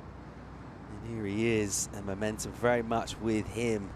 He's gone 7-6-7 and then back that up with the 8 on his last right-hander. So another chance for a left here, and a 7-6-7. You're thinking about, how am I going to improve on that? What am I doing to go excellent? Well, let's see, he's going on his left here, so it's definitely in his favor. I think he's going to look for just a little bit more cleanliness probably within that. I think if I remember correctly, it was a little longer stall time into that tube for the left, so he's going to try to slot in there probably a little quickly, and then double it up with some critical tip time, and then finishing it off with that really powerful turn at the end. Sawyer out of South Africa and up to the nose for a 10 and then 5 and walks out. And then he'll jive back. Waste no time at all setting up for a tube here, and he'll park it and he'll get cover. Really nicely slotted. How long is he going to hang there? A while. Oh. Wow, he's still traveling, make it. Oh, he did really well to hang on if he came out of that. Well, there will be an if because he didn't. Yeah, it looked like it was going to happen, and then there's that moment, kind of that moment of no return, that point of no return, where it's like you just starting to kind of speed up, and the board not quite able to keep the speed with that wave. So, dude, that was looking really good for a moment there. But good effort, you know, like you mentioned a second ago. It's like, do you hold back or you give it all? And you got to give it your all at this point. As a fan, as a surfer, an incomplete deep tube is so much more exciting than conservative, safe surfing. It's what we love to see. It's so entertaining. Yeah. Yeah, definitely putting it all on the line there. And I like the way actually he's set up for this. He drops down to where, as the wave kind of bottoms out, and he negotiates it perfectly. He just slots himself in, and he's really perfectly slotted. And it's this moment here where it clips the board just enough, slows him down, and then he gets sucked into it. Not able to come out through the keyhole there. As he says, I was a rider there. I was a rider there. He knows how close he was. But, I mean, the flip to that as well, just the way the format works as well, you've really seen that validated. He's already got 7-6-7 locked in. He's got a pretty solid lead in this heat currently, and you can afford to take those kind of risks, and that's the cool thing. He's already got that good score locked in, so he goes, I'm going to go for this. I'm going to get as deep as I can. Why not? And if he had come out of that, I mean, that was going to be a huge excellent score. So, yeah, I mean, if you're aiming, you can't be aiming for 5s. You should be aiming for 10s, and that's what he went for.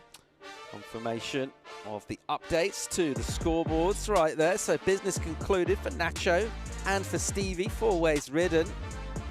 It is the South African Sawyer at the moment looking pretty good in this to book himself a slot straight to quarters. But more surfing still to come. A couple of people have something to say about that. One of them's Max Weston. And the other is Johnny the Ripper. Let's see how they go. We'll have a left from Max and a right from Johnny coming up as we'll fly over the basin here. Aquamarine colours. That's salt water straight out the Arabian Gulf. Means that the familiarity in terms of how buoyant the surfboards are pretty similar to any kind of ocean wave. Actually slightly more salty, the Arabian Gulf, than your average ocean, as you might expect. A bit more of evaporation around here than rainfall. Meanwhile, Johnny the Ripper in a sea of blue tranquility, feet up on the board, and he'll be chilling, and he'll be thinking, let's go right, let's see how I go about improving the 6-6-7. Very capable of doing that. Definitely, he's been showing some really hot maneuvers and some exciting surfing. You know, it's a bucket list type thing to be able to come here. I think for anyone to be in Abu Dhabi and experience Abu Dhabi. I've already had some messages from some of my little queens that are like, oh, little Hazel can't wait. That's on her bucket list now, is to come and surf the wave in Abu Dhabi. So the field here is really making a great show for everyone else back home. You're getting positivity. I've been mainly getting abuse, but hey, that's just me. That's just my friends. That's who I hang out with. Oh, what a shame right there, and super uncharacteristic of Johnny. Runs to the nose, comes unglued like almost immediately. So he's going to have to just sit with the 6.67 and the 6.10. It'll be a 12.77 total. Hopefully that will be enough to keep him in that top 6 for the leaderboard of the round 2. It really would be a shame if he doesn't, because I want to see him go into that round 2. I think he'll be really exciting to watch. Carla, just one question. What happened? I don't know if he set it up too high here. He drops in. Yeah, he runs right away to the, he slipped right off. It looks like he maybe even stepped right off the nose. So that's, you know, more than a humbling experience to happen.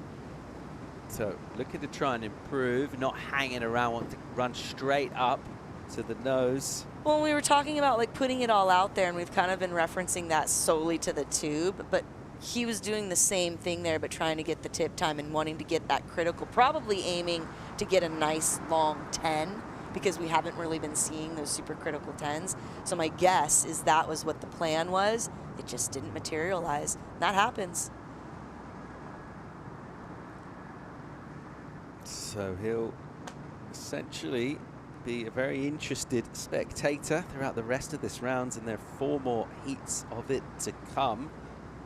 At the moment, it's total 12.77.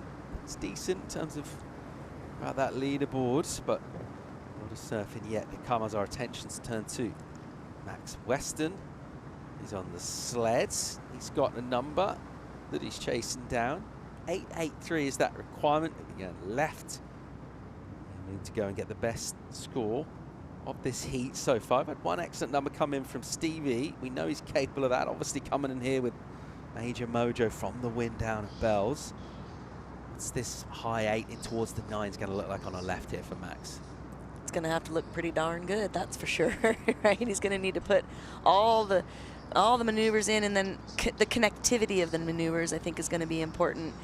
You know, finding that shade time in the room, in the green room, is going to probably be important, just based on, you know, the scores that we see are going into the excellent range. They have included that element in the ride. So at the very least, he wants to come in, you know, with a higher score there. He's got his 2.27 on the left. This will be his second one where he can redeem that, make that a much stronger score, and whether or not he can get the 8.83 to surpass Stevie for the first place, he at least wants to give himself a larger point total so that he can be in that top 6. Surf Abu Dhabi flight cam will swoop in Falcon-like. We'll see concentration, final preparations for Max Weston, the concluding wave from the second heat of the men's opening rounds. Machinery fired alive and rumble him up the left, push the water to shape the wave. What a shape of a wave it is. Absolutely dreamy. He's looking to go right up the scale here, do something quite special. Doesn't need the highest score of the day. We've already seen Dudu del Perro go into the 9s, but here goes Max Weston right now, looking for a big number. Smooth off the bottom. He'll walk up, hang on the tip, cut down, and setting up here. So a clear statement, he wants to get deep in the tube.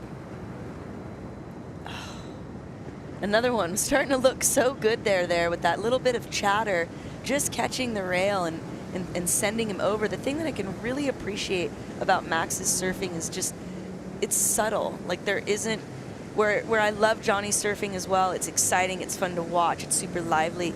On the opposite end of the spectrum, Max is just so buttery smooth, and he can perform these really critical maneuvers, but it's almost a surprise, and you're not expecting it necessarily.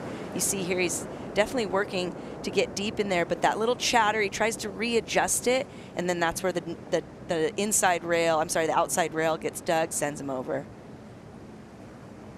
Bit unfortunate there. As we mentioned, he did need to come up with a fairly strong score on that left to get rid of the 2.27. He did improve, but only by 1/10 of a point. Yeah, it looks like his race, his run is total 9.24. It's hard to see how that's going to be in the top 6 numbers here. It just goes to show how tough elite surfing is at this level. Coming off the win, you got all that momentum, you're surfing amazing, your equipment's dialed in, and a different story next event. This is where our numbers are. Great job from our defending champ, Stevie Sawyer. Just a little bit challenged with the mistake on the first wave. He cleaned that right up straight away, and he went huge with numbers, got the excellent score, showed us a lot of quality and form and confidence as well.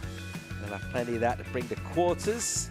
We can spend the rest of the day in the ice tub, chilling out, maybe eating an elite falafel. Nice bit of hummus, creamy, very light and fluffy. Amazing catering on site here. Delicious. You know what? Let's go find out what he's feeling, what he's vibing. He's standing by for a chat with AJ. So far last year in the final, then now.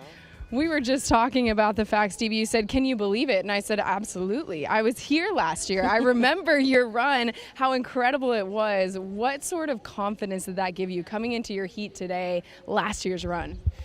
You know, going into the heat, didn't really feel anything like if I was going to make it or if I wasn't going to make it. I was just kind of praying and just hoping that I could just stay absolutely chilled and yeah, just kind of improve on my waves. It sucks to just dip out on your first wave, but that's what I did last year too. So I kind of expected it. Let's get barreled, okay, let's go for a swim. And then, yeah, I'm just stoked to have made that. I think there's so much room for improvement, which is a good feeling. I wouldn't want to have over-excelled and then feel like, oh, what can I do more? I mean, I don't know if you'll ever really get there, but it's good to start where I feel comfortable starting there, and I just want to keep building. How were you able to build even in that heat? Because it felt like you were getting better every single wave. You were more dialed in and knew more what you wanted to execute. It's really helpful coming in, having a look at your ride. There's replays up there. Crystal's got the replay on her phone, and yeah, so you come in, you study your ride and go back out and improve on it. It's great. It's not like we're hustling for waves out there either. Yeah, and I even came in and adjusted my fin for the left and the right. So yeah, it's fun. It looked very fun. Congratulations. We'll see you tomorrow. Sweet, let's go. Hello everybody back home. Love you, miss you, see you soon. Shot, Stevie. Let's pick it up live. We'll check out Oliver Packham on his right. Grab the outside rail, get tunneled. Drag that backhand across a turquoise wave face in the basin here at Surf Abu Dhabi. From a narrow bird stance, he'll pump and then he'll go to the nose, tight 5, steps back, and he'll carve down here.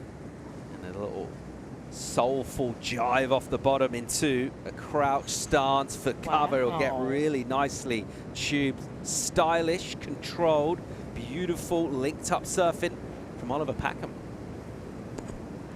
So Oliver's a bit new on my radar, and I am really impressed. What a wave. That was an incredibly wonderfully ridden wave. 27 years old from Cape Town. That was some smooth surfing. Gets the tip time really critical in the pocket right there.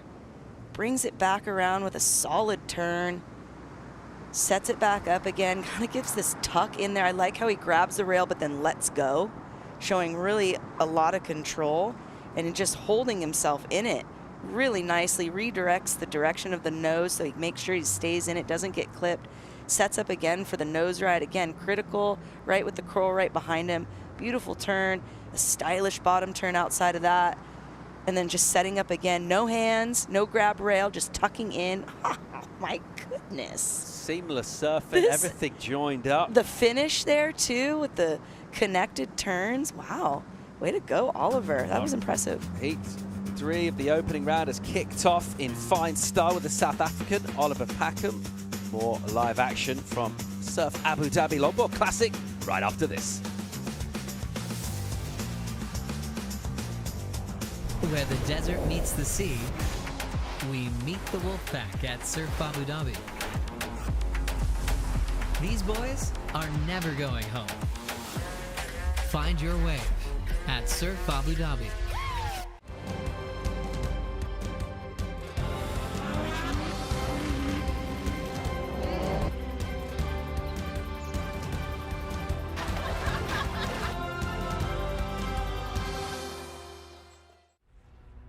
everything on the line in one day at a world-class venue in paradise.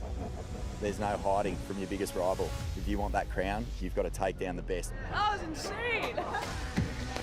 Beating multiple sections, not giving up just yet. If you say you don't fear the failure, you're lying. I want to win, and I really mean that, and it's scary that that may not happen.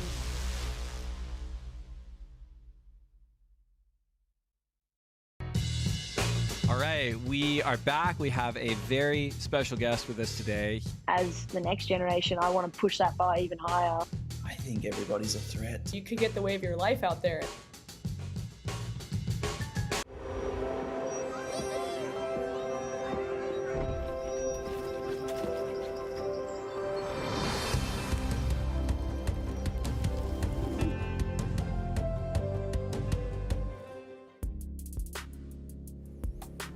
Welcome back to the continuation of day 2 of the Surf Abu Dhabi Longboard Classic, as we see the son of the great Colin McPhillips, 3 times WSL World Longboard Champion. It's Kai McPhillips up and riding straight to the nose, locks a nice 5, holds it tight, comes off that turn and then puts that board on rail. He'll take a fall. He won't make that ride as that runs away from him. So he kicks off with a wipeout, but he'll drop a small score on the board as he's surfing against Kai Ellis Flint, our #1 seed, Taka Inui, and Ollie Packham from South Africa. Thanks so much for tuning in. A pleasure to have your company. An honor to be here. I'm Sam Bleakley, joined in the booth by Josh Constable and former South African junior champion and Surf Abu Dhabi coach and ambassador, Gabby. It is so special to have you here, and tell us about the fact that Ollie Packham, fellow South African, has kicked off with an excellent range score. Oh, it's so good. I've known Ollie for a long time now, and growing up in Durban with him, and to see him really step up and looking so calm out there and dropping an 8, it's really special. And talk about style points. I mean, if you're going to celebrate clean style, charisma, flow, he really ticked all of the boxes with that 8.5. 100%. And he's so stylish on a short board, on a long board, on all craft. I mean, he's shaping his own boards too. So, yeah, just really special. I'm sure he's got a lot of South Africans watching at home too. And Josh, as a shaper yourself, you know, how special is that to be shaping your own equipment for such a precise wave? Yeah, it's a really special feeling, and then he built this board for the basin, and to put on a performance like that, first wave 8.5, it's a really special feeling, and the proof's in the pudding. But great barrel, great style, and it's good to see him. Obviously, we've seen him in the events earlier in the season, but to come out and stamp his authority, we haven't sort of seen that from him. He hasn't found the rhythm yet, but fantastic surfer, so that's a great start for him. Kai Ellis Flint coming up, Josh, our #1 seed, big moment. Yeah, I was going to say Oliver needed to do that, because Kai Ellis Flint's got this great momentum this year. He's surfing so well. To put the pressure on, you've got to put the pressure on those big seeds, so this is a great heat. And there it is, in red, Kai Ellis Flint up and riding next. In blue, Taka Inui. In white, an 8.5 already for Ollie Packham from South Africa. And in green, Kai McPhillips with a 1.5 to kick things off. Gabby, I bet you're looking forward to seeing our #1 seed. Absolutely. I was lucky enough to be on ski for the training days for him, and I was blown away.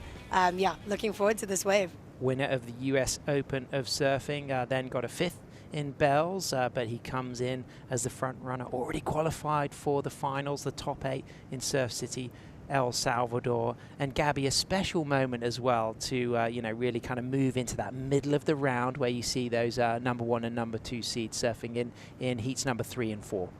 Yeah, definitely. I think that especially for him having qualified already, he definitely has the upper hand in terms of less pressure and maybe going into this with a bit more of a calm type of energy for this wave. Definitely has the upper hand here.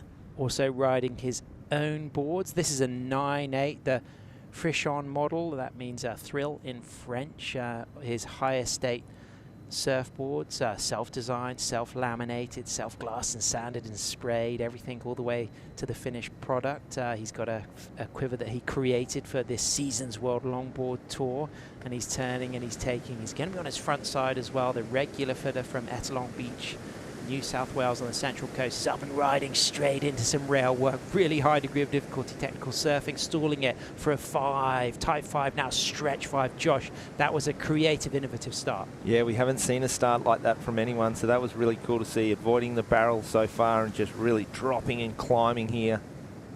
How cool is this, like, steezy style, super smooth, laying it on a rail right there. That was an epic turn. Gabby, what's happening to the bottom shape, the bathymetry, to really dictate this bowl section? Yeah, I think that you're seeing the men really just getting the timing so good for that end barrel. I think we've seen some really good barrels already, and also some of them opting to not go for the barrel, but then kind of being a bit more creative with that bottom section. That was absolutely outstanding. For me, the kicking off with such an innovative line, you know, straight on rail, keeping a very unique approach, and then into a combination of a critical type 5, and then the way he stretched back into that kind of, you know, like more kind of low 5. Josh, talk us through the degree of difficulty. Yeah, just that nice setup turn, 5-10, then getting low here, nice little cheetah 5, building speed, back up to a tight 5. So really cool line that he's drawn here, avoiding that outside tube. And then this rocking and rolling up and down the face. Super cool and really nice to see him sort of coming into his own this season. And Gabby using a lot of the wave as well, covering ground, you know, off the bottom, off the top. You know, how difficult is it to really cover ground at the speed that these surfers are going? It's difficult for sure. I think that he had so much flow on that wave. You know, you hardly see any of that kind of pumping. It looks like he's got the timing dialed, and yeah, as you said, using the whole wave. And full style points here, the 5, the 10, already kicking off with an opening 10 and a nice line to start. And we've seen from Ollie a full celebration of the poise and the flow of longboarding. We see that again from Kai, but what Kai really likes to do, Josh, is he likes to get involved with the wave. He wants to be in that power section and he wants to use his body. Yeah, I love this section where he's just dropping, climbing, just playing with that bowly section, really rolling off his bottom curve, and then this swoop just tight, just leaning it over right this part there. Beautiful bottom turn. And Josh, other design characteristics that you can see coming into play for Ellis Flint? Yeah, I just think that little bit wider point back, so he's just really using that roll and that little hip in the tail.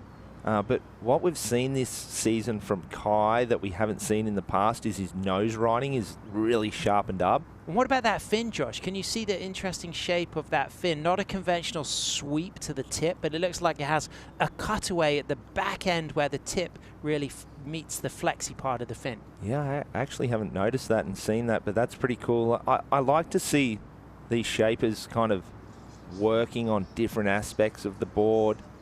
This is a great score coming in right now, 7.9. So Oliver getting the little jump there on that first wave, which is really interesting to see. This is going to be a great battle, Gabby, between all of the surfers. And coming up next as well, we got our Japanese surfer, Taka Inui. Have you had the chance of a few free surfs and training runs near Taka's Energy? I haven't, but he has been hanging out with his sister in the surf club a lot, and they are just the best energy, aren't they? Yeah, having a look. Here it is. Screen.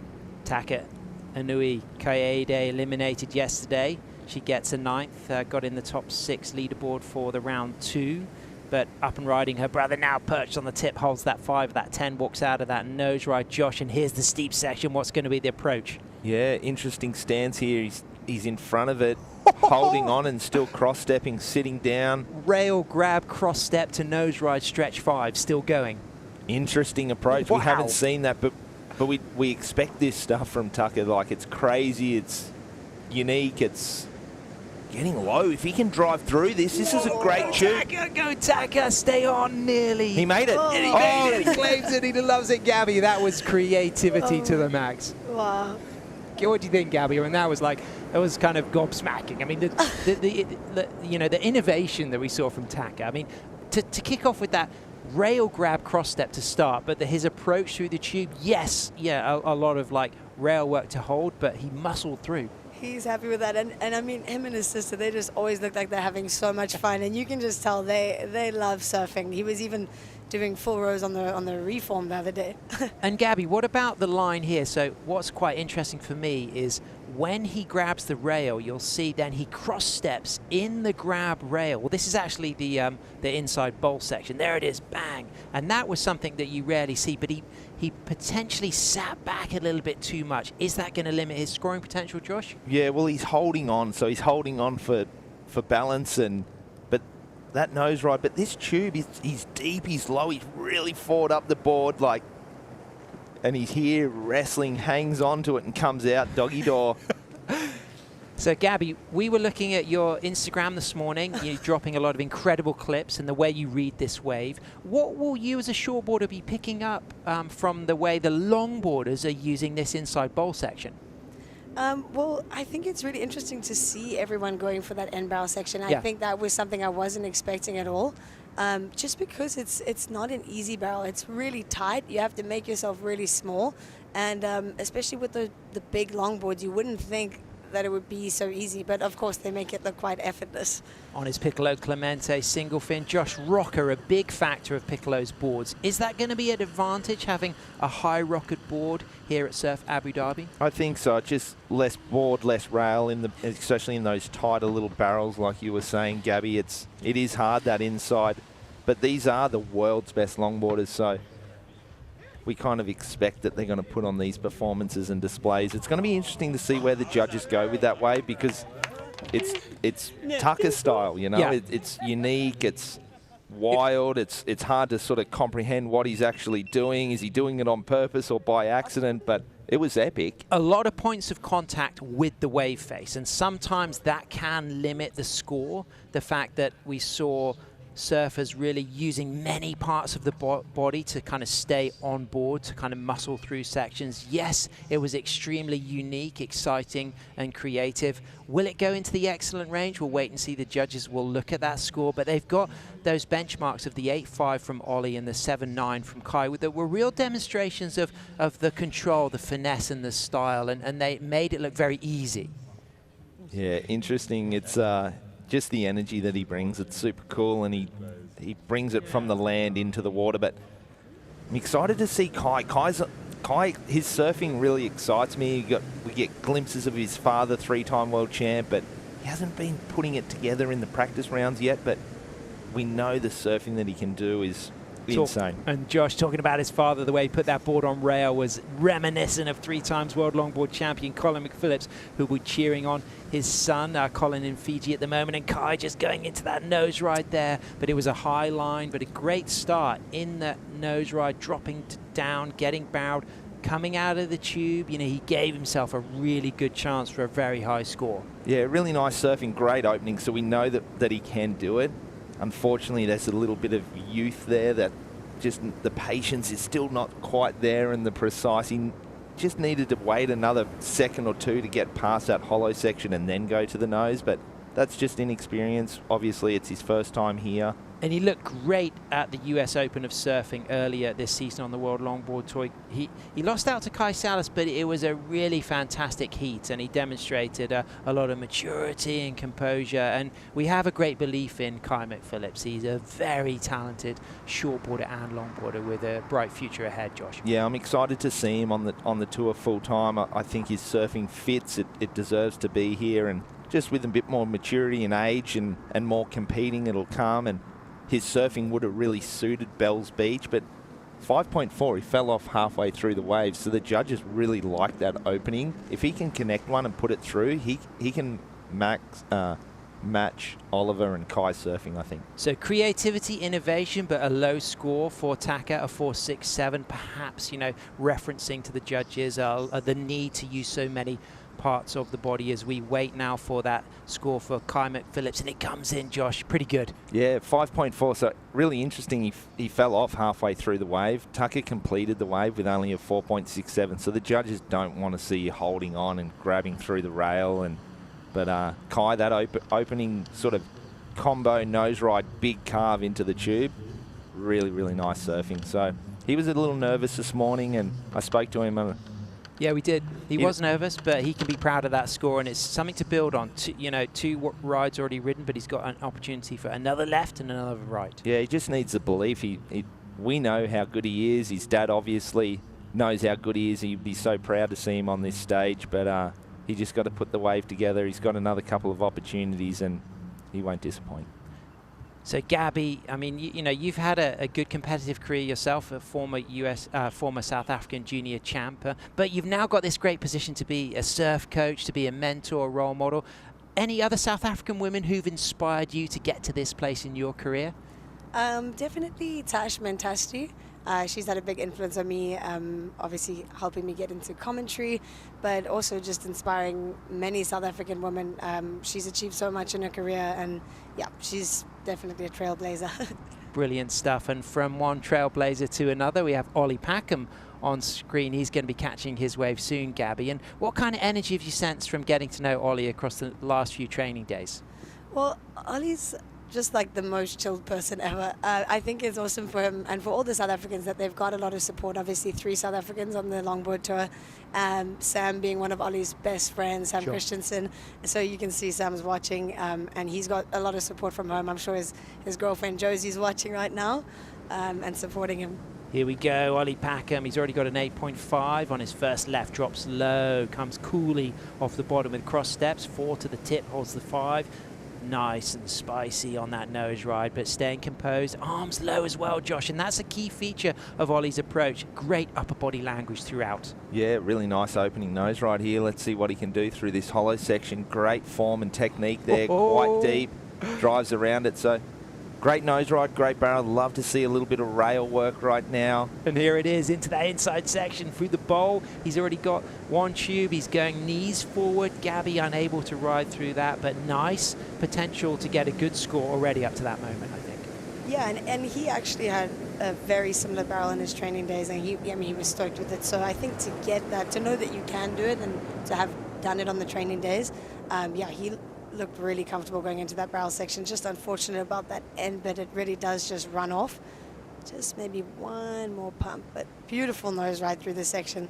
As you said, that upper body language, yeah, and such good style for Ollie always. Yeah, and Gabby, what about this technique? You know, the way he brings that back knee very low and just follows that leading arm.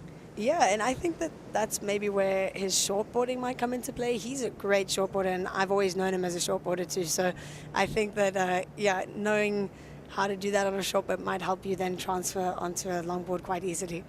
Shaping his own equipment as well, Josh. Yeah, 100%, Gabby. We talked about this, Sam and I, with the the high performance background or the shortboarding background. You look for different waves and different approaches. At the moment, the logging scene is very popular, and majority of the time you're looking for clean, small, perfect waves, where the shortboard you're looking for tubes and slabs. So pretty cool to see him put that surfing to the test. Well, we've got perfect style, state-of-the-art innovation. It's the Surf Abu Dhabi Longboard Classic continuing, and we'll be right back after these messages.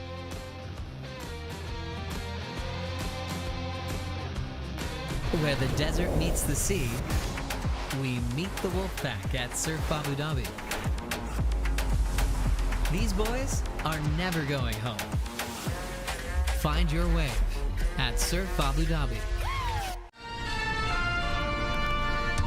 I've been out in the sun and the moon and the stars have been dancing along at the pace around us.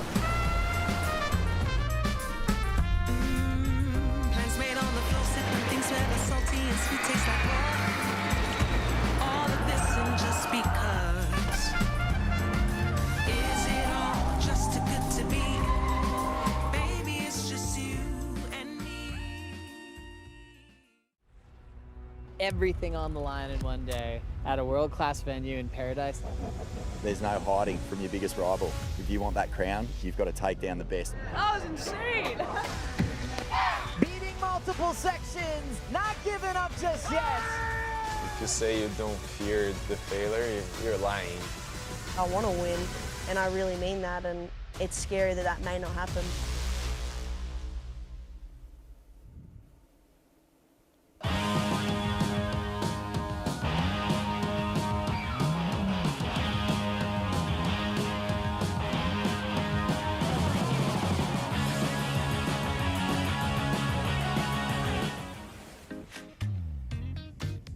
Well, if you get the opportunity to experience Abu Dhabi, you'll be blown away from the Grand Mosque to the Louvre to this wonder of architecture, innovation, and design, being ridden by Japanese regular footer Taka Inui at Surf Abu Dhabi, the Longboard Classic, and he's kicked off with a 4.67, and he's locking his Piccolo Clemente back into another nose ride, little soul arch off the bottom, climbing and dropping and taking a super fast high line, Josh Constable. Yeah, really nice nose riding. Good to see him turn and change that direction, because it was a lot down the line, straight lining with that nose riding. Looking for the tube here, getting nice and low, not quite in there. But what's he got here to finish off? Nice drop knee swoop right back to the pocket. So a little head dip to finish things off as well, and a cross step turn. And Gabby, that drop knee, something unique to longboarding. It's one of the kind of iconic ways of cutbacking on a longboard. Yeah, and great to see him kind of change his approach on that wave. He knew he didn't really get the score he was looking for on the first one, and kind of came in with a really different approach on this wave, and I think it's going to pay off. Yeah, change in approach and also a change in surfboard on this one, but really nice opening nose ride. This 10's really critical. If we're going to be critical of his surfing, his board hasn't changed direction. It's still kind of going sideways. No, we think of Kai and Oliver dropping, climbing, using the whole height of the wave. But I like really that nice soul surfing. launch. Yeah, nice surfing still from Tucker. And, you know, using that kind of inside rail, this is where we see a big use of all of the wave. Yeah, nice carve down there. And then here, just trying to get tubed. He's a small guy, so he can fit in these, and they still look open. He just didn't quite get deep enough. But this is a really nice drop knee carve. And we talk about the drop knees, Sam, and who do you think of when you're thinking the best drop knees? Who always did it well? Kevin Misk.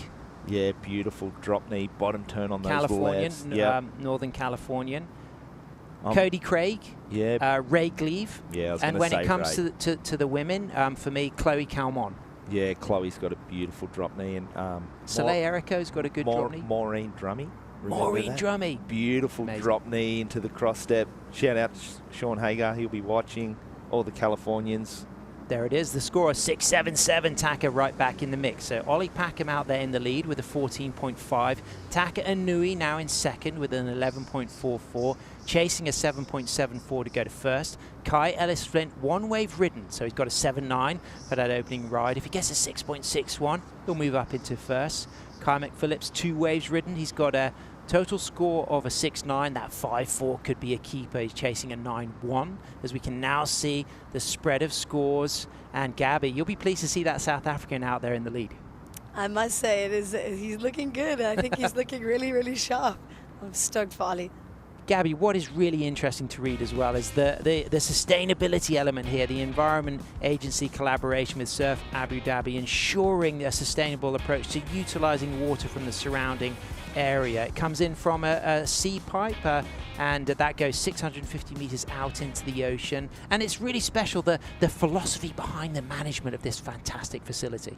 There's so many moving parts and so many people behind the scenes to make it possible. And talking of moving parts, I heard that the staff have a band and they played some music last night. Tell us about that. Yes, so we have, it's actually 4 of the surf guides here at Surf Abu Dhabi. They've got their own band. They used to play at a little bar next to our house called Fado, and now they've upgraded and they're actually playing in this event. They are called the Reformers.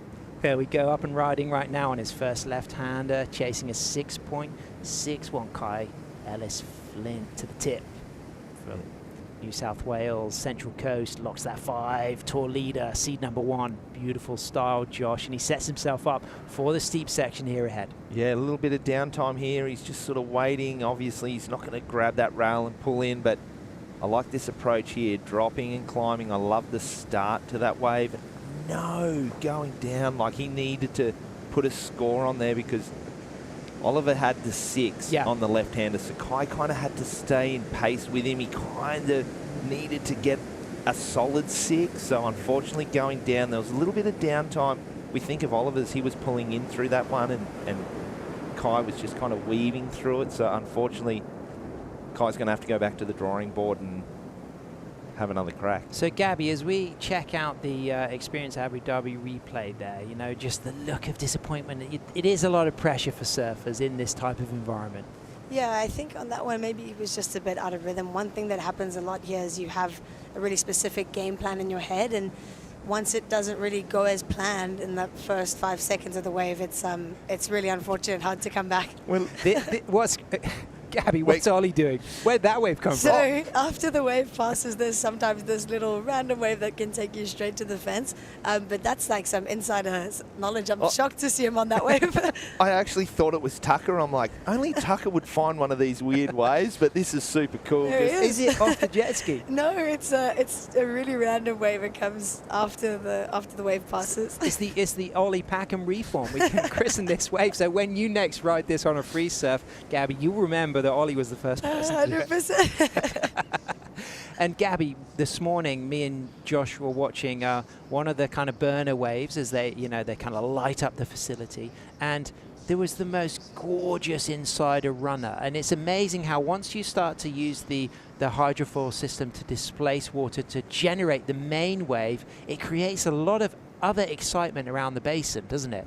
Yeah, and also if you compare our pool to the surf front, we've got double the width, and therefore we have reforms, which are really popular among the staff, but also among like skimboarders. We had Blair Conklin come. He's obviously a great skimboarder, and he was more interested in the reform than the main wave. Yeah, very interesting. Well, me and Josh were redesigning our future plans when we were getting excited about that reform, trying to engineer opportunities to do creative things here, because that's what inspires surfers. Is it's being creative, using these amazing world-class facilities to do new things, to bring new energy, and the longboarders can do that. This is exciting for the future. Yeah, some of these reforms are only small, that sort of need a waist high, but we were just visioning on a 10-footer and just perching and holding on the nose and I saw you yesterday. Yeah, I've been sneaking a couple when I can. I don't mind taking off on those small little ones. I come from Noosa. Perfect right points, and we're used to the sort of smaller, more perfection. So, yeah, I've been getting excited by those waves. Gabby, he's been burning me my whole career. He owes me 16 sets. I'm sure. Oh, here we go. Turn it up. Big shout out to Modon, of course, the Abu Dhabi developer, partnered with the Kelly Slater Wave Company, of course, the world experts in these human-made wave technologies to create the Surf Abu Dhabi experience. An amazing collaboration coming to light right now as Ollie Packham looks to improve on his opening 8.5 up and riding off the bottom, high line, clean, cool footwork to a 5. Holds that 5, Josh, and it looks like to be another cool start for Ollie. Yeah, really nice. Kind of stretched out 5. It wasn't as tight, but got a nice little hang 10 there. Different approach to this wave. He's kind of avoided the barrel at the start. Now getting the end little section of it here. Not as deep as that last one. See, it's starting to chandelier. Gabby, you'll sort of know the wave a little better than us, but he did miss that great opportunity on the outside. Yeah, just went for the barrel section, like kind of started to set it up just towards the end of the barrel, and it clamped a little bit there, but still, what a wave. Yeah, this guy is my new favorite style master. For me, if you know your longboard history, you might think of surfers like Jimmy Gamboa. There's a little bit of Dora Gamboa lineage here, but there's a South African energy that I really appreciate. South Africa has produced so many incredible longboarders. Simone Robb, Matthew Mouse Muir, Jason Ribbing, so many great names. And I'm seeing some of that heritage and the impact of the likes of Sam Christensen and Stevie Sawyer on Ollie. And this guy is someone who has been a pleasure to watch. Yeah, you say that about Jimmy Gamboa. I'm also seeing a little bit of a Michel Jeannot as well in that. Yep. That nice style, really flowy, just the body all moves together in one piece. And this is a really nice wave.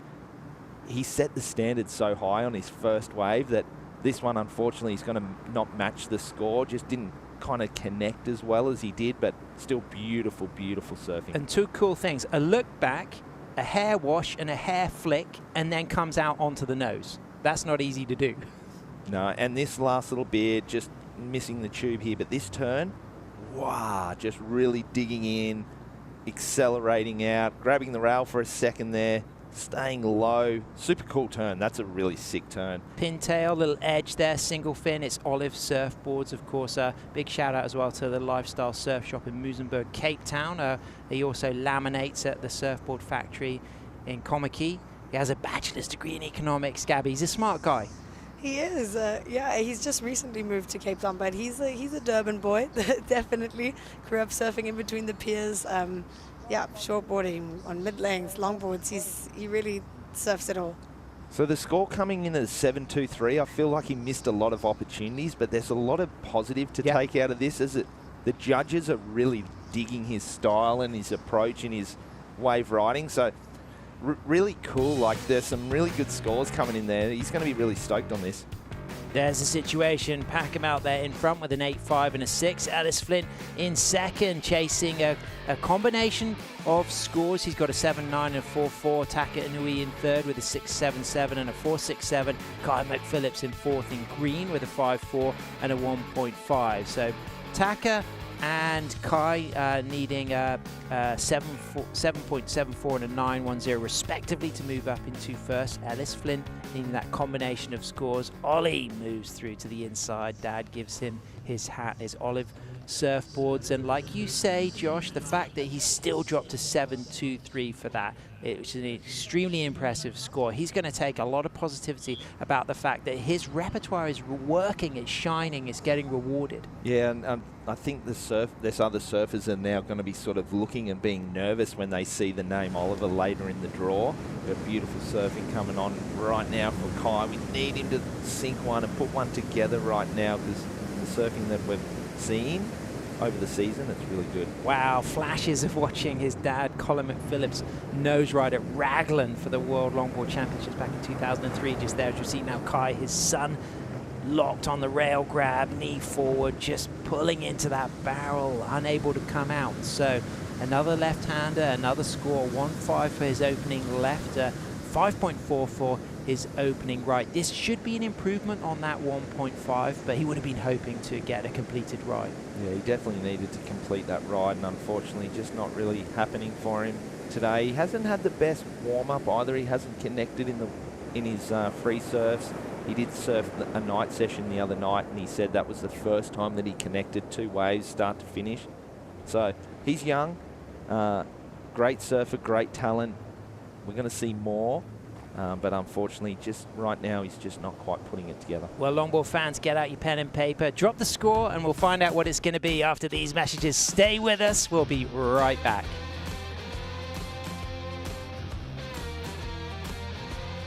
Where the desert meets the sea, we meet Lars and Ellie at Surf Abu Dhabi. After so many trips, this is what they've been looking for. Find your wave at Surf Abu Dhabi.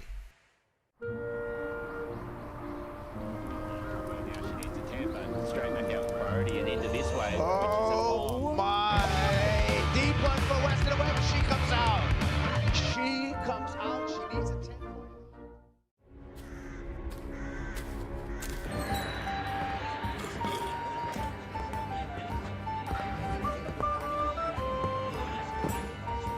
Shall we?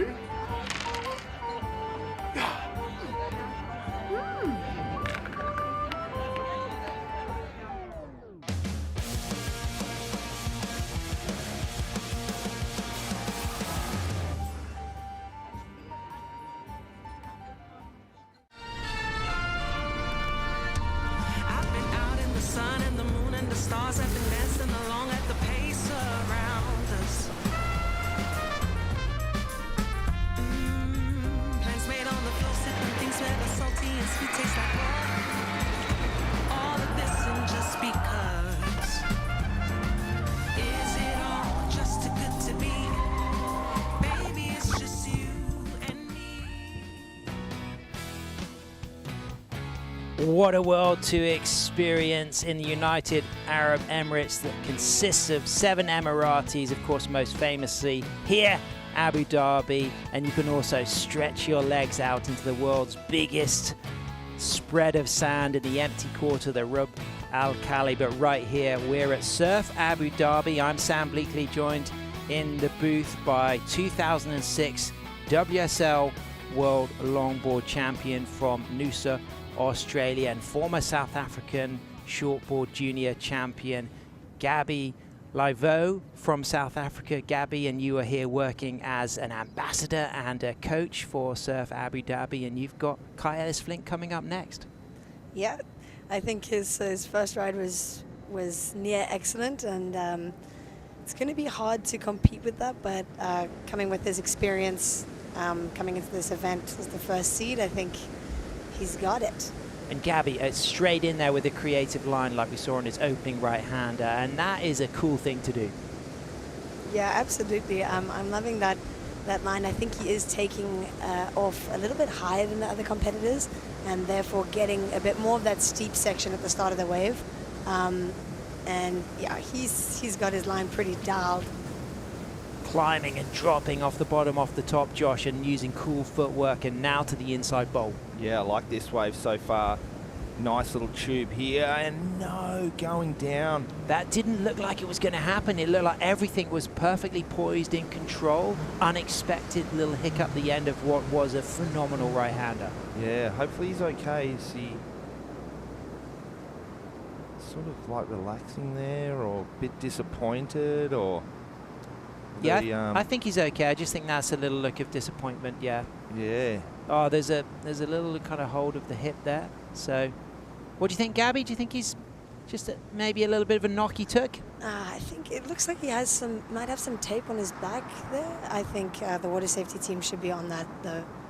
But yeah, it kind of looks like you can almost see that moment on the wave where he felt that pain. But his wave up to this point, a high line, there's the 5, there's the 10. Really good up to this point. Creativity, innovation, and style, and then just gets himself in the perfect position right here, Josh. Yeah, Gabby, I like how you noticed that he took off a little higher. A couple of years ago, we had Harrison Roach that was in Lemoore, and he took off a lot further up the point, gave himself more opportunities, but these dropping and climbing carves and downturns. Exactly, Josh, you said it. I mean, that turn in itself, the fact that he used so much of the wave. Yeah, and then just nice little tube here. It just was stalling, trying to hold on to it, and kind of that front foot slipped a little bit. Looks like maybe maybe the slippery little wax, it's warm. It's hard to sort of get that grip sometimes, but insane surfing. Might have got a little knock to the back by his board, but he'll bounce back. Yeah, he's going to have to. He actually needs to, in the way of the top 6, like he needs to put one together on the left right now, or otherwise he could be in that sort of cut-off zone. We're coming halfway through Heat 3, aren't we, Sam? And I'm thinking of where you grew up, you know, the Central Coast between Newcastle and Sydney in New South Wales, Athlone Beach, you know, that's an area that breeds strong individuals, you know.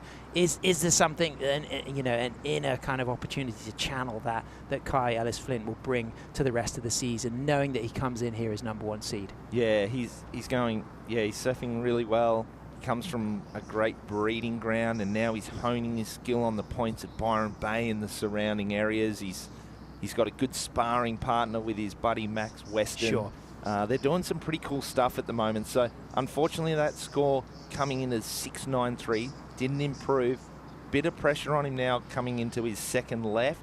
He has to capitalise because, like I said, we're Heat 3. The top 6 are going to start taking place, and those scores are going to. We've got Taylor Jensen that we know that's sitting high at the top of that list right now. Pretty cool. It's getting exciting, isn't it, Gabby? This is like the part of the day where it's starting to mould.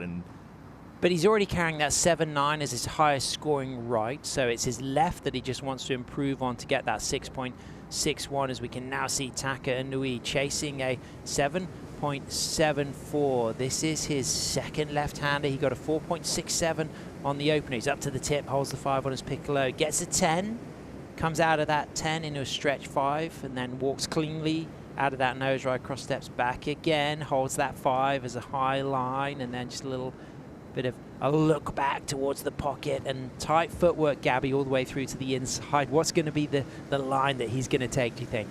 I think he's going to go for the barrel. Yeah, there we go. Nice setup. Might be a little bit behind you, but oh, he's looking good. Wow. Yes, Taka. Wow. Full commitment, all on the line there for Taka. He knew he needed to do something pretty big. And wow, what a wave. Good call. How did you know he was going to go for the barrel? You called that pretty early? There has to be some form of a turn or something to slow you down and then get that speed. But just to put you back in the pocket for the barrel, I find with a lot of the longboarders, they'll just from where they're on the wave and with the boards, they tend to be quite close to the fence. They need to bring themselves back down to the pocket to set up for that barrel. And do you find that once you've set up for the barrel, you don't need to stall too much, then you need to start accelerating? Yes, exactly. You just kind of have to keep that line very low on the wave. That's one thing that you'll notice is a characteristic of the wave here. Josh, talk us through this approach now from Taka as he comes out of the barrel. I really like that he learned from the first wave, knowing that he don't hold the rail, don't look for that point of contact. He stayed on his feet the whole time. It was a great 5-10 combo at the start, and then coming on the inside, grabbing the rail, getting super low, leaning forward, head over the toes, trying to get forward that momentum, and really nice tube.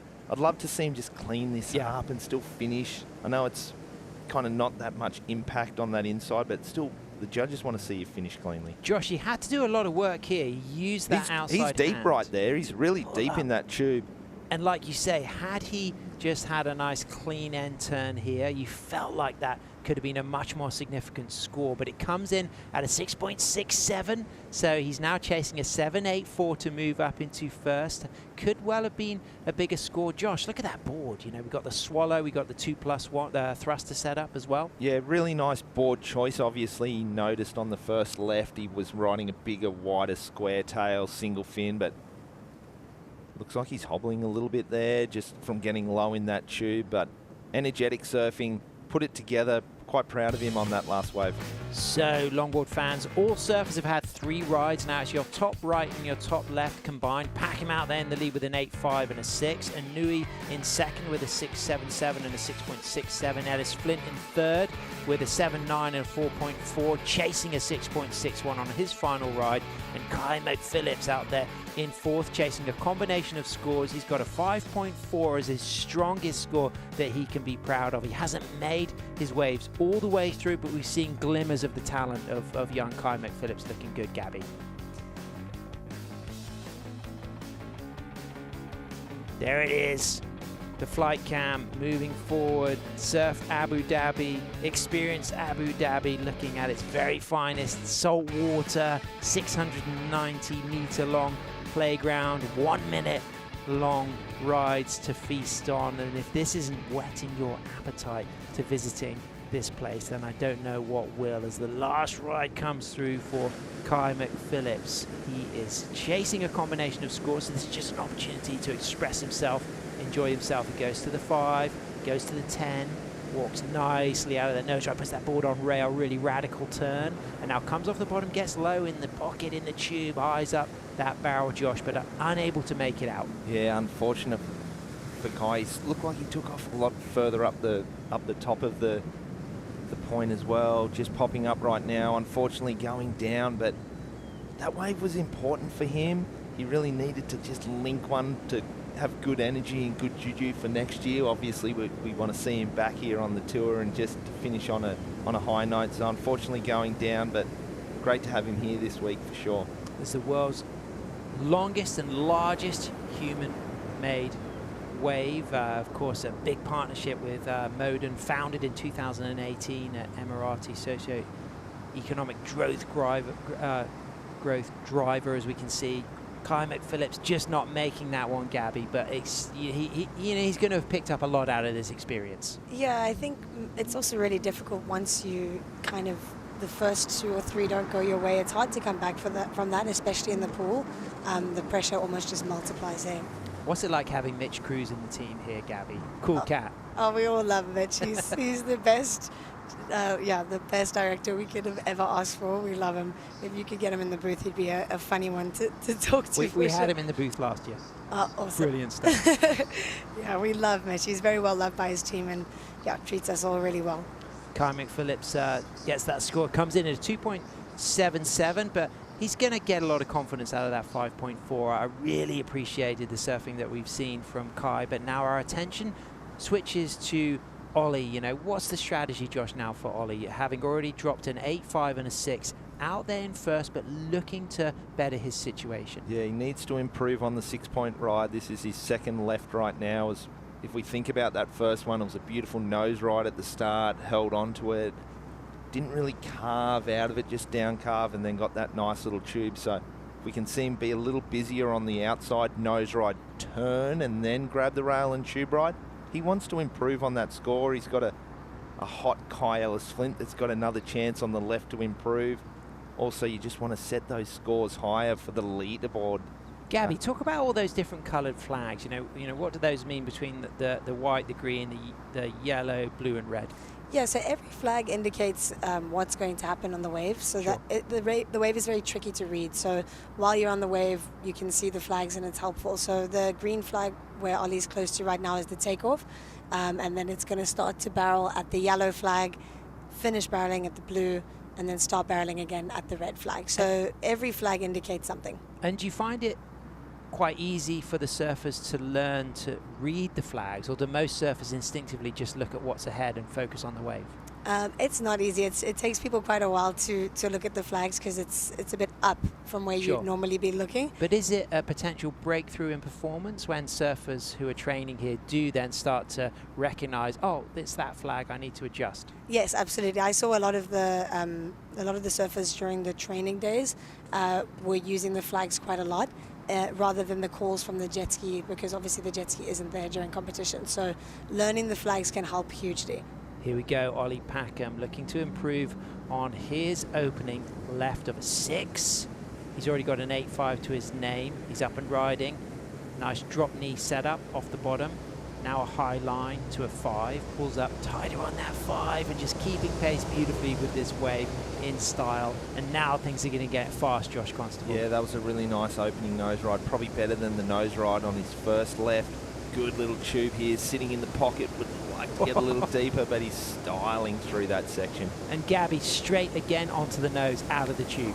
Yeah, I think he's got a lot of confidence going into this wave. And he just makes it look so effortless. Hey, coming into this end section now and opting to not go for the barrel, but probably a smart move just to finish the wave, and a nice carve there to finish. And great leg strength as well, Josh. Not only being poised and controlled and cool, but really using that power that you can see in his thighs, his knees, his calves, his ankles. Yeah, really well surfed wave. We're definitely going to see an improvement. Yeah. I think on the 6. I agree. The barrel was nice and nose ride was really tight on the outside and finished it nice and cleanly. I think the judges are going to love that because there was an element of composure from takeoff to kick out, you know, and we talk about style, flow and grace as being key elements in the criteria, and Josh, we really saw that throughout. Yeah, we saw that nice nose ride. It was a little stretched at first, then slid the back foot up. Here he's just dragging, waiting for that opportunity, and right there, just kind of hanging in there. Probably not as deep as what he would have hoped for, Gabby, but still really nice surfing, and then coming out just off the bottom straight up to the nose ride. So really nice surfing. And Gabby, like you said, it seemed to be a good call to just keep things out on the face for this bowl section and not lose composure. Yeah, 100%. I mean, he needs to improve on his 6 and better to make it to the end rather than falling by trying to get too deep in the barrel like what we saw with Kai McPhillips. So yeah, I think it was a really smart move for Ollie. And he's really now going to be putting the pressure on Taka and Kai Ellis-Flint to chase a score as we get the shampoo advert there for Ollie Packham. And if I was a shampoo brand, I'd be putting my money behind this South African. Loves a hair flick. Great performance. He's going to be proud of that. Is it going to go into his top 2? My instinct says that he's definitely going to better his 6. Oh, look at him there. Just shout out to the sponsors and on his own self-shaped board, which is really special, super cool to see. And it's nice to jump in the shaping bay, think about what you want to ride, and then coming here and seeing it actually work and feel it under your feet. Gabby, it's really cool. Look at that score. 7.4. So yeah, he's looking really comfortably in the lead now, and the requirement jumps up for all surfers. And yeah, it worked out in his favor, just maybe avoiding that barrel, kind of playing it safe, but I mean, well worth the reward. Definitely pure style. Little edge in that tail as well, Josh. Any design features you're picking up that look very apparent on that board? Yeah, just you can see a little turned up in the nose, so you know you need that little bit less like length of board in the water, especially for those tube rides. So there's some great scores coming in there for Oliver, sitting there with a 15.9, 8.5 in the 7.4, and then Tucker, he's hanging in there, isn't he, Sam? Yeah, they're chasing scores, though, and this is the leaderboard for the surfers who've not won their heats. The top 6 will go into that round 2, 1 wave counting, 2 rides allowed, and that is a cutthroat gladiatorial battle. And as it stands right now, Jensen is the highest seed. Tucker now chasing a score of a 9.23 to move into first, and he's on his front side, his favored front side. The surfer from Miyazaki, Japan, up and riding on his Piccolo Clemente board for a 5 for a 10, soul arch, and then off onto another nose ride, another 10, quick with those feet, Josh, and he looks lively and electric. Yeah, a couple of 5 and 10 combos right now. Great nose ride there. Just hanging on. This is where the section, the wave grows and gets a little taller. Nice little carve there. There it is, Josh. Cross steps forward, the bowl section, and there's the 5. Drives out of that. He's going to stall here and come inside. Is he going to get some coverage, some tube time? Not quite. He squats low. He's chasing an excellent 9.23, but he may well improve his situation for the leaderboard, Gabby. Yeah, that was a lovely wave. Really good board control. I mean, in that end section there, we pulled into the barrel at the last second, but yeah, made it look really smooth and effortless. I'm really impressed with this surfing. Well, if we look at some of those scores already on that leaderboard, a 16.84 for Taylor, the top seed, Johnny the Ripper, Michael van Hoyenstein, a 12.77. So already Taka has a better score than that, a 13.44. So you know, it's promising for him to stay in that top 6, but a lot of heats still to come. But considering that he dropped a fairly low score by his standards for his last right, that 6.77, is he going to be able to improve the situation, Josh, here? Do you think it's going to go higher than that 6.77? Yeah, I'm trying to think of his last 6.77. This one had some beautiful nose work on the outside, some great hang 10s. This here carve, just sort of nursing it, didn't really lay into it and get that rail engagement, but come out of it here, great little nose ride. You can see it getting steeper. Unfortunately, he's such a small guy, it's hard to really slow that board down and get into that tube, but really nice wrap here, banking off the whitewash, keeping it nice and clean. So it's a really good wave. Yeah, roundhouse cutback to end things, and then a little drop knee as that energy starts to dissipate, waiting for that score to come in. Needs to be a 9.23 to move up into first. We're not expecting it to go that big, but it could improve his situation for that top 6 leaderboard. And that relationship, Gabby, between Kaede and Taka, that's been a really special thing to experience and witness. Yeah, they've got so much love from around the world.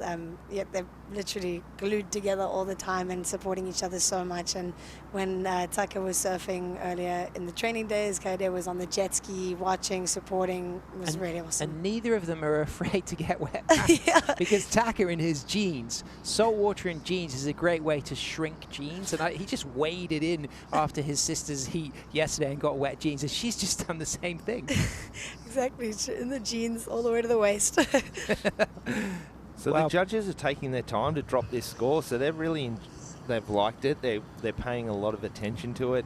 There's a lot of stuff that happened. It was very quick footwork, some very good critical nose riding, a lot of good lines, and I think they've got that benchmark of that 6.77 to compare it to as well, Josh. Yeah, and if they don't like it, they're going to just throw a 4 or 5 as whatever. So they're really looking into this one. And it's important for the leaderboard. I think they'll like this score. I think it could well slightly improve his situation, but Kai Ellis Flint now chasing an 8.01 to move up into first. And here it is, Gabby. He's going to be up and riding right now.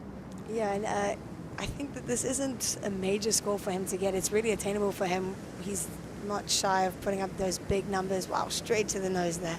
Holds that 5, gets a quick 10, back up for another 5, and then sets himself up, Josh. Low stance, he's going to really hold on tight here. Oh, going down. He needed it. He needed a score right there, because in the way of the leaderboard, this is probably going to have him sitting about 4th with 3 heats to go. Sure. And someone of his caliber, we expect to see him on finals day. So unfortunately, a couple of mistakes on those lefts. He looked unreal on the rights, but he'll be a little disappointed. He's going to be watching these last couple of heats with a lot more intensity, but great heat there by Oliver. Well done, buddy. Yeah, there's our heat winner. Taka Inui did improve his situation. That last right, a 6.9, goes into his top 2, and Ollie Packham takes the win with an 8.5 and a 7.4. So Kai Ellis Flint will be waiting and watching in anticipation to see if he can stay in that top 6. But of course, there's big names coming up. Skavana, Salah, Skinner, Christensen, JR, Stuart Chase Leader, Antonio Dantash, Declan White and Cole Robbins, Clinton Guest and Tony Silvani, all still to surf, looking for spots either in the quarters or in the top 6 leaderboard. Gabby, what a great result for Team South Africa. So happy. I think that Ollie's going to be so stoked with that. And yeah, what a heat. And he rose to the occasion, Gabby, didn't he? Because if you look at that field, Kai McPhillips, Kai Ellis-Flint, our '1 seed, Taka Inui, I mean, that is a stacked heat. Yeah, I think he's over the moon with that result, and he really stepped up, and just that 8.5 to start definitely gives you the confidence to perform throughout the heat. But yeah, stoked for Ali. And Josh, there was an element of relaxation from the get-go about him, wasn't there? He looked composed and cool. Yeah, really nice style, really nice, just fitting the motion of the basin, and really looking forward to seeing what he has to say, Sam, because he's put on a great performance today. Well, you said it, Josh, and AJ McCord is down there on the glass. He's booked a spot in the quarterfinal. It's our South African Ollie Pack. First quarterfinals of the year for you, Ollie, and what a way to get it done, that 8.5 to start. How did you calm the nerves this morning? I've just been really stoked on a perfect wave and pretty much just visualizing what I want to do. After the practice waves, feeling out the timing, literally just like before I went to bed last night, I was like getting the timing, watching my last waves from the training, and just trying to get the timing good, and like literally visualizing exactly what I want to do. And yeah, got on this morning and felt super good. Yeah, it's nice. Like you just get more and more acquainted with the wave, and yeah, feeling good. So I'm super stoked. You're going to have another chance to get acquainted with the wave in the quarterfinals. Just how are you going to level up in this next round? Probably just stick to the same formula, and then just try like get a little more critical on the nose rides, a little bit deeper on the barrel, but still just like, yo, it's nice having those first two to bank, and then it's like, yeah, just try to get more critical, deeper in the barrel, longer nose rides, bigger turns. So that's pretty much the plan. Looking forward to seeing you. Congratulations. Thank you so much. Congratulations, Ollie, you've booked a spot in the quarterfinals. Well, next we have our scheduled maintenance break, and then we'll be coming back at 11:35 local time for Heat 4. Skavana, Salah, Skinner, Christensen. Stay with us for the Surf Abu Dhabi Longboard Classic.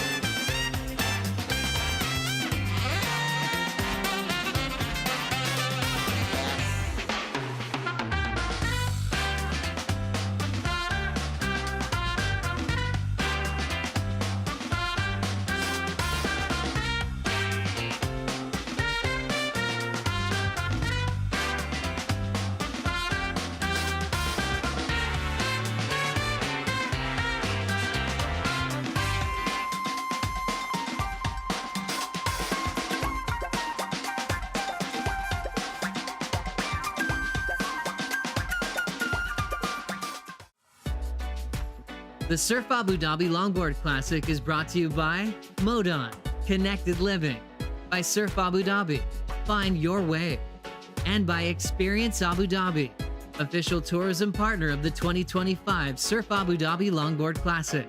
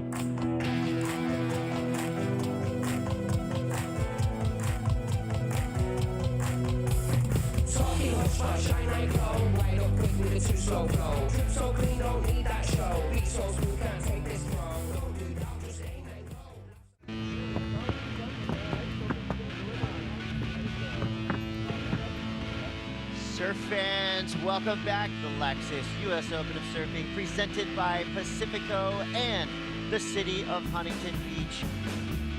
It is the peak of summer here in beautiful Southern California. The lumber is out with beautiful logs. Day one competition, the Huntington Beach Longboard Classic. Global superstar J.R. Esquivel, who just starts things off on the nose. Look at that 10. Nice. Proper. Yeah. Proper 10 right there.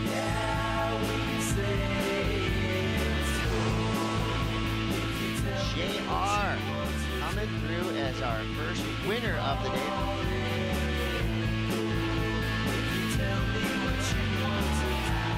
I'm thinking 50 deep for Team Philippines on the sand right now.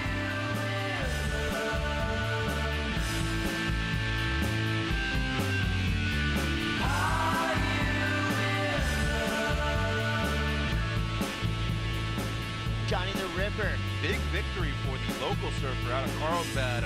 Jack Van Wagoner straight into the round of 16. To get to come here in Huntington and have this amphitheater atmosphere and have the fans really engaged, like that's huge for us and getting that exposure out for longboarding. Speaking of TJ, how was the nose ride there? Straight into the lip line.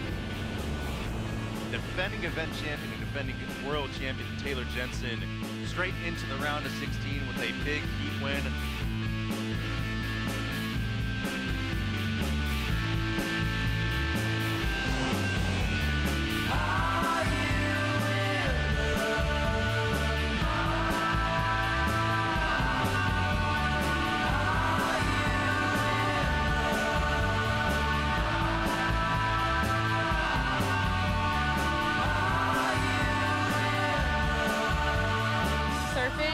In my opinion, is the most therapeutic sport in the whole world.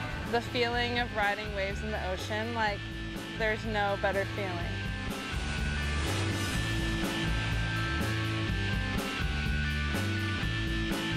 All the stars are here. This is day 2 of the Lexus US Open. Really loving what Avalon Ball is laying down on these perfect little laps. 767, near excellent.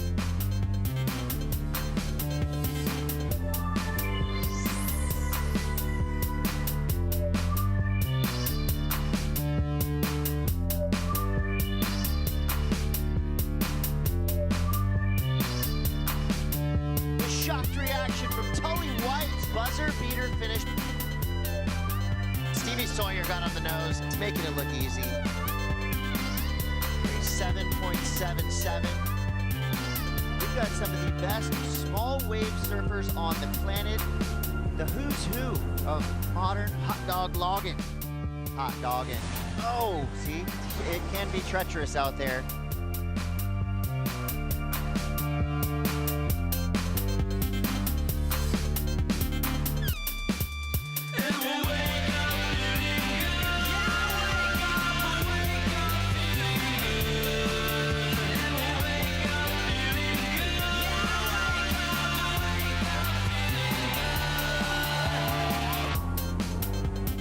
Number 4 of the Lexus US Open of Surfing presented by Pacifico.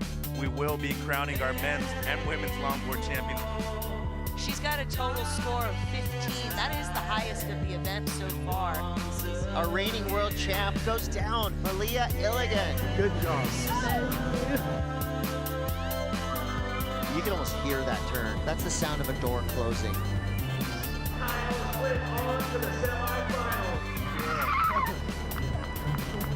Oh my God!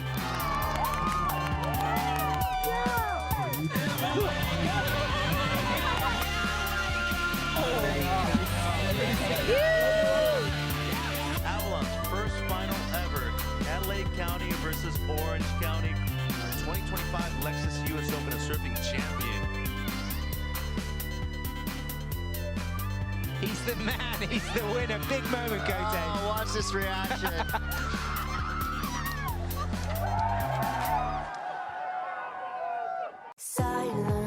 We've been watching some really great surf these last play days, and there's been some really standouts, but really all that matters is today and what's going to happen today. And we have a perfect canvas and a perfect setting here to crown that world longboard champion.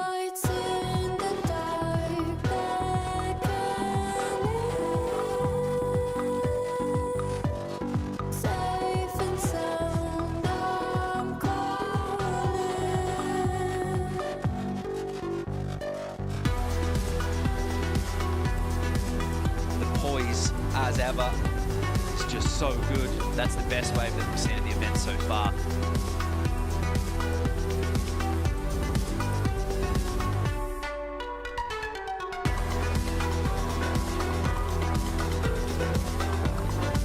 I definitely think I surpassed my expectations, so now I have nothing to lose, I guess. So I'm kind of just having a great time cruising.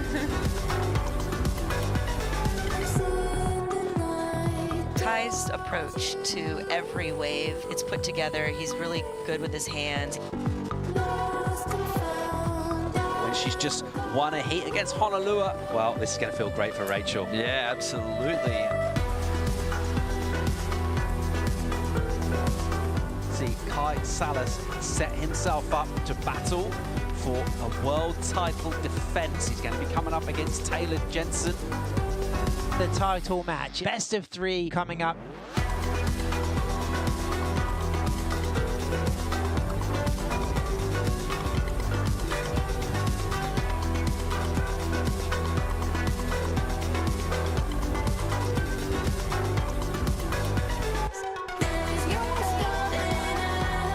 It's going to be Rachel Tilley, your world champion for 2024. Wow. Taylor Jensen in the yellow jersey here. He's a 4-time world champion.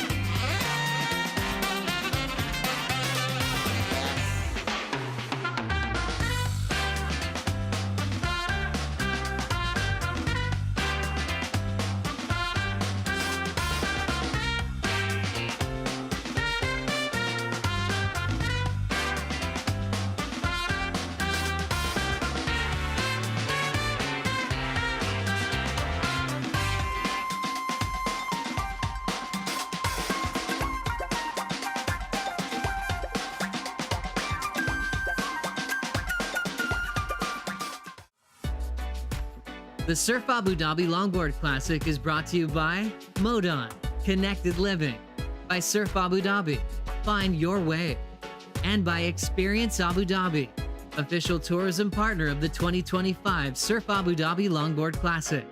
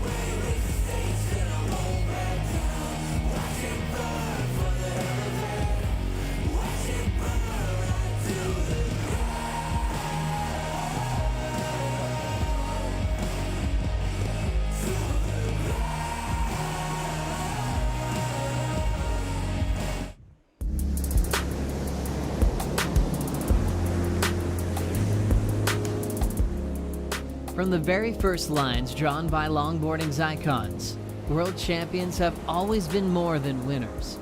They've been style icons, craftsmen, storytellers of the glide. Joel Tudor carried the torch of tradition. Women like Kaylia Moniz and Daisy Shane redefined grace.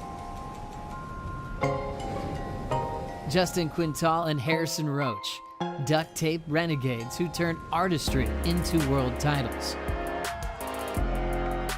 And Taylor Jensen, a modern powerhouse whose 4 crowns have set the standard. Now a new chapter is being written. Rachel Tilley, Honolulu Bloomfield, Soleil Erico, modern leaders defining this generation. And I'll find a way to float. I can hold my breath much longer than my nerves. Because the title of World Longboard Champion has always meant more than a trophy. It's a connection, past to present, tradition to progression, the pioneers to the new wave. And in 2025, the chase is on.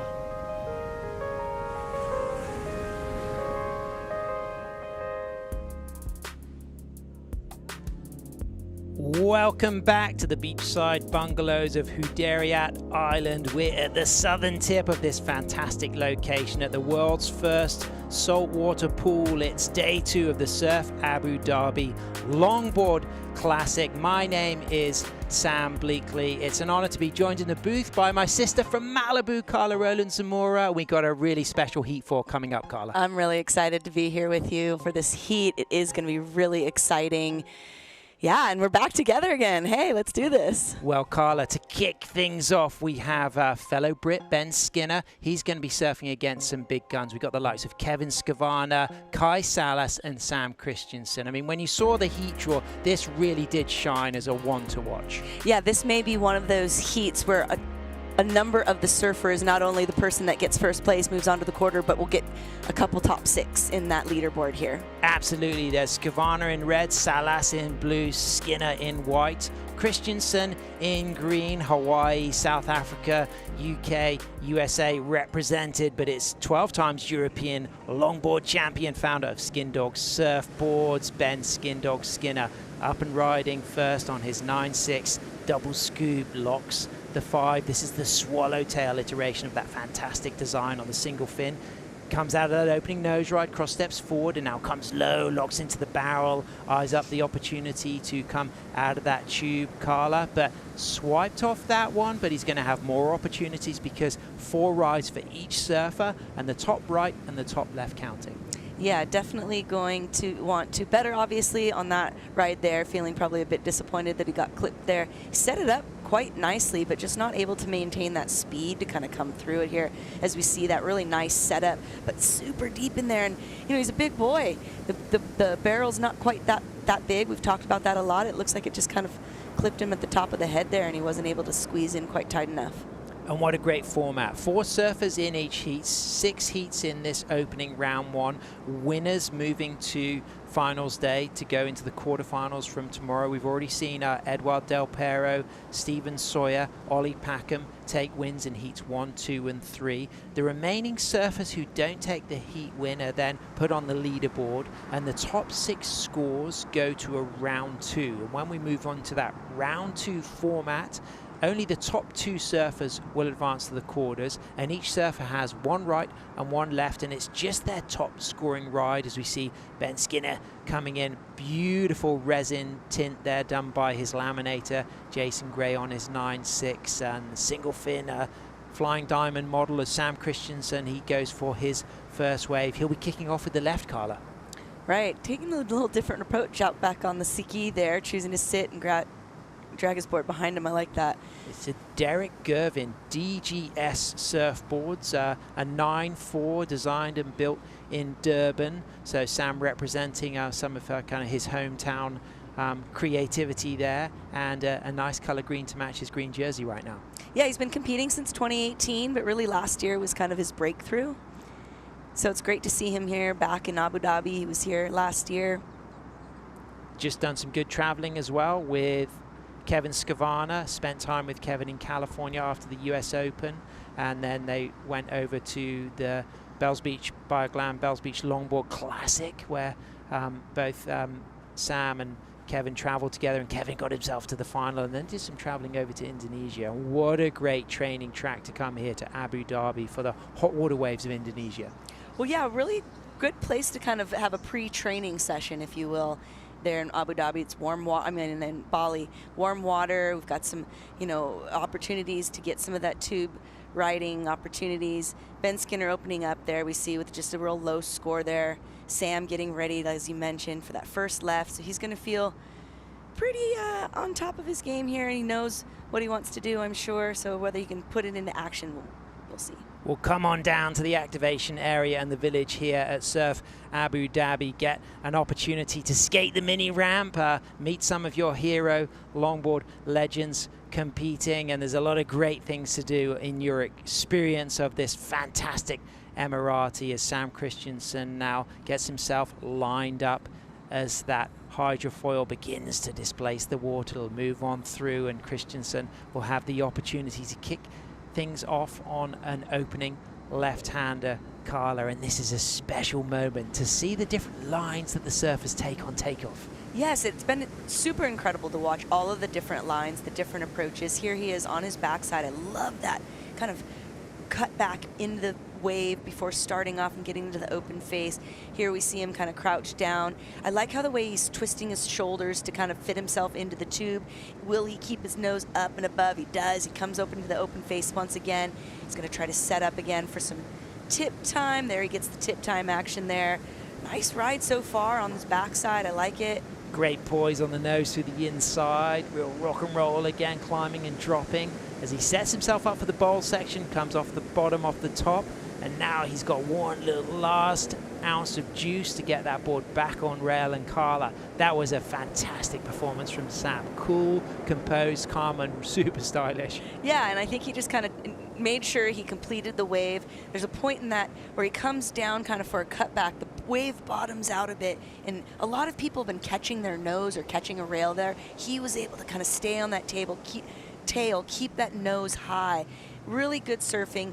I think he's going to get a nice solid score, and then he'll have the opportunity to better on it. Great footwork as well. Like the famous Nat Young, Sam's got very big feet and a real glue foot approach in the sense that he never looks like he's going to get blown off. And I like this attack here. Rail grab, drops that back knee, eyes the exit cleanly. And what's really interesting is the way he just pauses in this last cross step. Stays crossed, and then just finds the 5, you know, matching his footwork pace perfectly with the speed of the wave, and a bit like his teammate Ollie Packham, everything clean and composed. I was just going to say that I can really appreciate that less is more a bit approach, and not feeling like you have to fit so many things in this one moment of the wave, that waiting and being a bit more calculated can actually pay off, as you can tell he kind of felt that.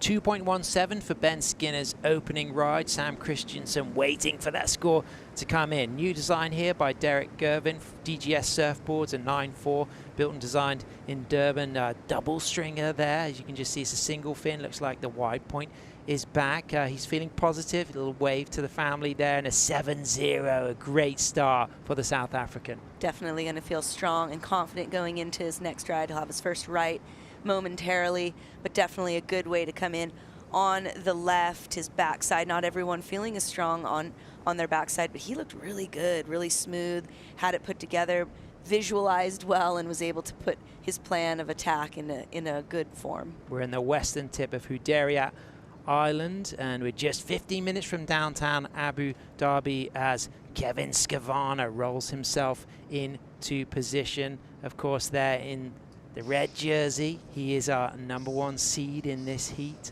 from Southern California. He took a final berth at the BioGlam Bells Beach Longboard Classic, the second time he'd been in a final on the World Longboard Tour. He previously did that in Noosa.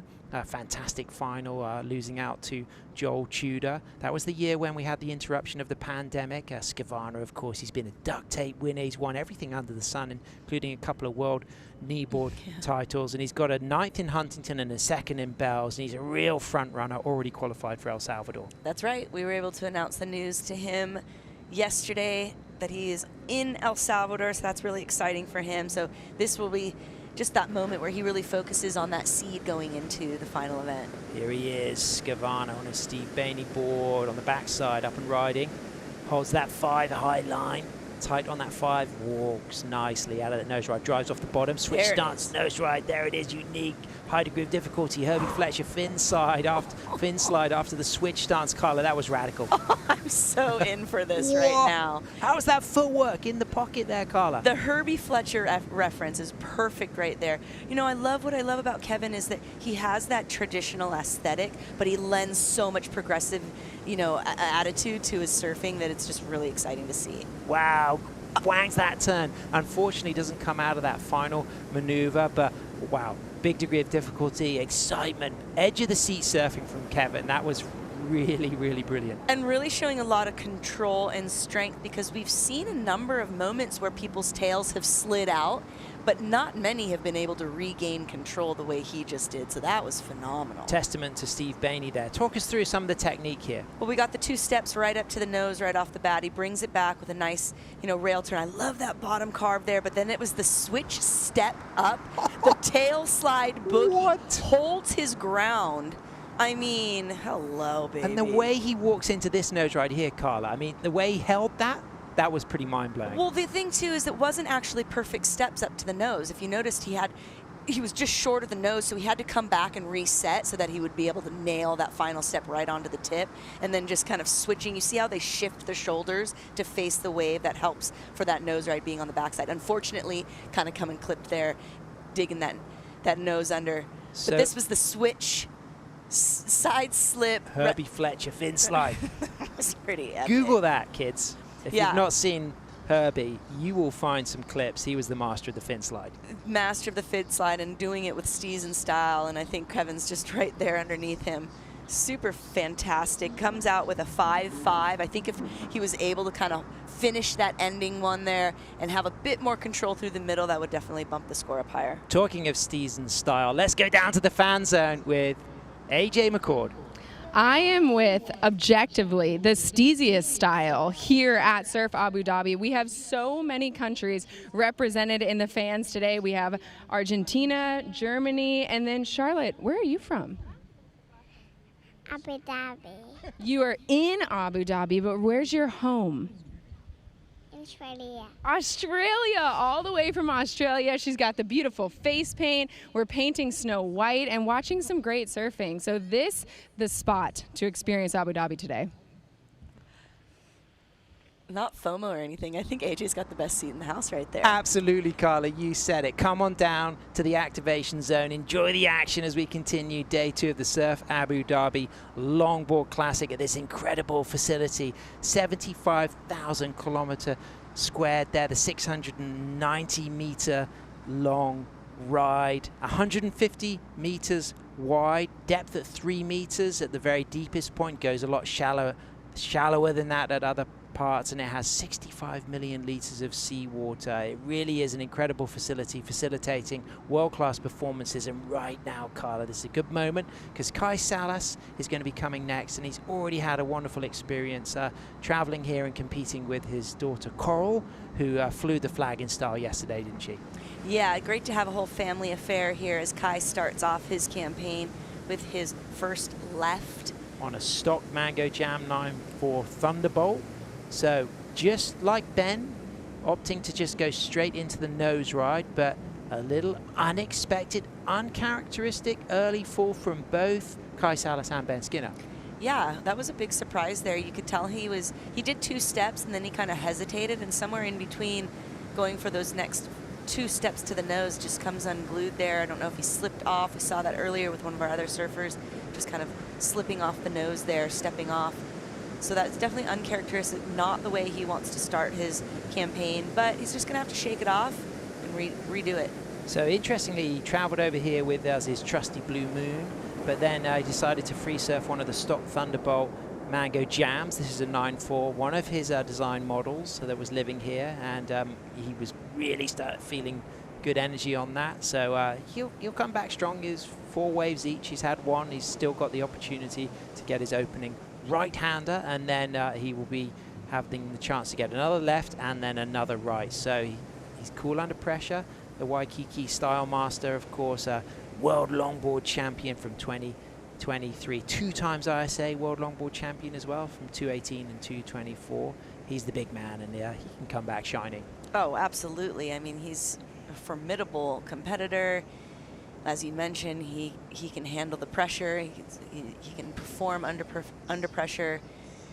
You know, he's definitely going to be kind of disappointed with that run there, but you know, he's a veteran in the game here, so this is something that he's probably experienced before. Maybe not many times, but he's going to know how to kind of shake it off and start over. I think in some ways, starting with maybe your quote-unquote weaker direction wave might actually be an advantage because you have that second moment to kind of like regain your composure. He'll go into his next wave being a right, and he's definitely more confident on that right, and so that'll help build him into the following waves thereafter. Well, Carla, let's also look at that leaderboard as well, because this determines the top 6 who will go into that cutthroat round 2. As it stands, Jensen in first, Inui in second, Johnny the Ripper third, Kai Ellis-Flynn, Nacho Piñatario, and Max Weston hanging in there, but opportunities for all of these surfers to move into that top 6 leaderboard. Winner from this heat will advance into the quarterfinals, as will the winners of heat 5 and 6, but surfers who get scores good enough to go into that top 6 leaderboard will have a last chance saloon in that brilliant, entertaining round 2. For me, that was the highlight of yesterday. It's a great format, Carla. It was a wonderful format. It was exciting. It was peppy, you know. We had a lot of energy, and I liked seeing each surfer surf their wave back and forth. Kind of had a good flow to it. So yeah, it'll be exciting to see the men take that round 2 on later today. Well, this is our heat leader, Carla. After 1 ride, 1 score for all surfers. Sam out there in first place. He's got a 7 for his opening wave. It was a left. He's now on his favored right. He's a frontside surfer. He's been the season wild card this year, and he's got a 17th at Huntington and a 17th at Bells. So this will be a great result if he can at least book himself a spot in the quarterfinals and have a guaranteed 5th or better. 3-time South African champion Sam Christensen, Carla. Super cool to see a nice posse of the South Africans here in Abu Dhabi. They're definitely a growing, formidable force. As he starts his first right here, Sam Christensen. Nice line, mid-face work, high to the tip. There's the 5, great clean footwork, Carla, straight into a very critical nose ride. Yeah, getting that nice tight 5 there. He's going to bring it down into the bottom part of that wave, trying to set up for the shade.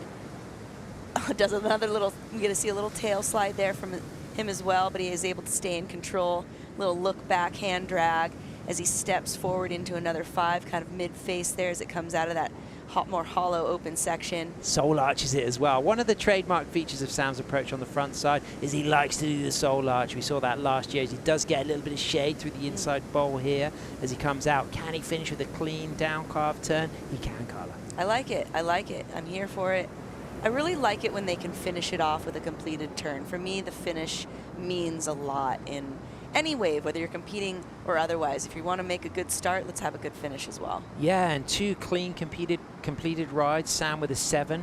That's going to be another strong score, and it's going to give him a lot of room to play with and push himself in the second left and second right. Gets that locked 5 Carla, and then when he drops down into this bowl section, doesn't get the tube time, but he's right in the pocket the whole way, isn't he? Yeah, he's totally in it, but you see that tail slide out as we saw earlier with Kevin, so it's a real critical part of the wave right there, and he handles it well with control, with grace, and then really carefully taking those steps up to the nose as he comes out of that critical part of the section, maintaining that speed and retaining the height and the lift, and then here's kind of the moment where he gets a little bit more cover up.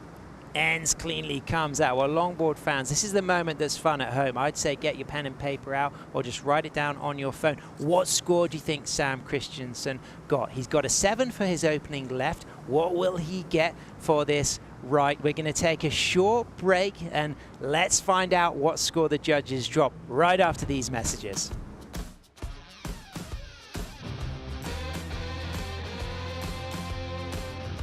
Where the desert meets the sea, we meet Lars and Ellie at Surf Abu Dhabi. After so many trips, this is what they've been looking for. Find your wave at Surf Abu Dhabi. Everything on the line in one day at a world-class venue in paradise. There's no hiding from your biggest rival. If you want that crown, you've got to take down the best. That was insane! Beating multiple sections, not giving up just yet. To say you don't fear the failure, you're lying. I want to win, and I really mean that, and it's scary that may not happen.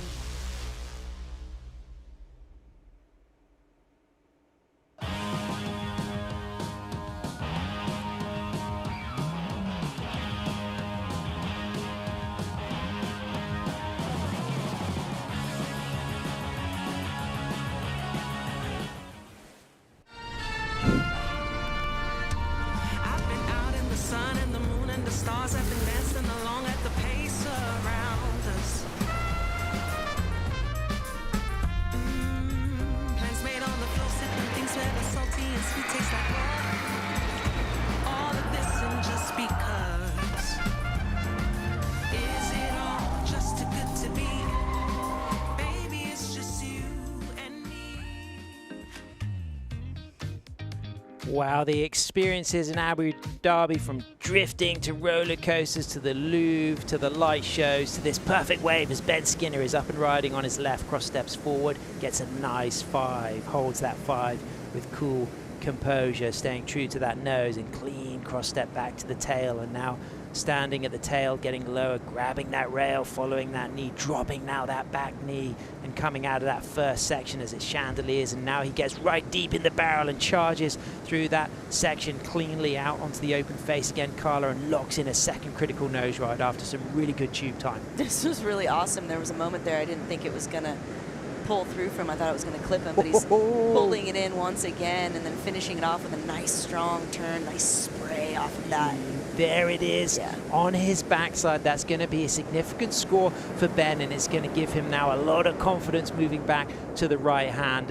Really high degree of difficulty, variety of maneuvers there, and really muscling through those sections with control and style. Yeah, I agree. He's definitely going to go into his next wave with a lot more confidence. But a question for you as we see this replay here, as he kind of is calculated as he brings it around and steps up to the nose, holds that 5 for a long time there, and then he's just kind of real careful. Yeah. Lets the board slow down. He doesn't do anything super dramatic. And but 2 sections as well. The first, and then talk about this second section. this is the one that really opens up for him, Yeah. and his body positioning allows him to kind of like squeeze through it, and then he's just such a strong guy that no lip to the head is going to harm him. He gets it right up to the nose again, and then he opens himself up again for that another final little tiny little barrel section. But rides it cleanly, comes out smoothly, and then gets the opportunity to engage that rail at the end with the full roundhouse. Yeah, I liked the spray that came off that, really strong, powerful. Question would be, Sam, is because his first right wasn't so strong, what sort of approach do you think he might take going into his next right? I think he's just going to be all confidence. This guy's world class. You know, there's a famous reef break in Cornwall called Port 11, which is one of our heavier waves, and it's a barrel riding wave. And you know, if there's anybody who can ride the barrel well on a longboard, it's Ben Skinner, but he can also back that up with nose riding. I just think he'll hit the ground running, full flying colors, and I think this is an important opportunity to really demonstrate he can get big scores on the backside. And Carla, there it is, an excellent 8-1-0. And for me, that was the technical work in that middle barrel. It had 2 parts to it. Did. And that was amazing, the way he readjusted, went back into it, and then came out really cleanly also on that end bowl. That's right. And so he currently sits in second place because he's just got that 2-1-7 on his first right. And the 8-1-0 now, that's going to be amazing for him going into the right. But Sam sitting in first place with the 7 and then that 6. Yeah, Ben, you just put the hairs on my arm on end. I mean, of course, you know, as a fellow Brit, of course, I've had a huge part of my surf experience with this young surfer, and he is absolutely incredible. And of course, he'll be disappointed moving back into getting that necessary score on the right, but the fact that he's dropped an excellent range left now starts to put the pressure on the rest of the surfers. But Kai Salas coming up next, Carla.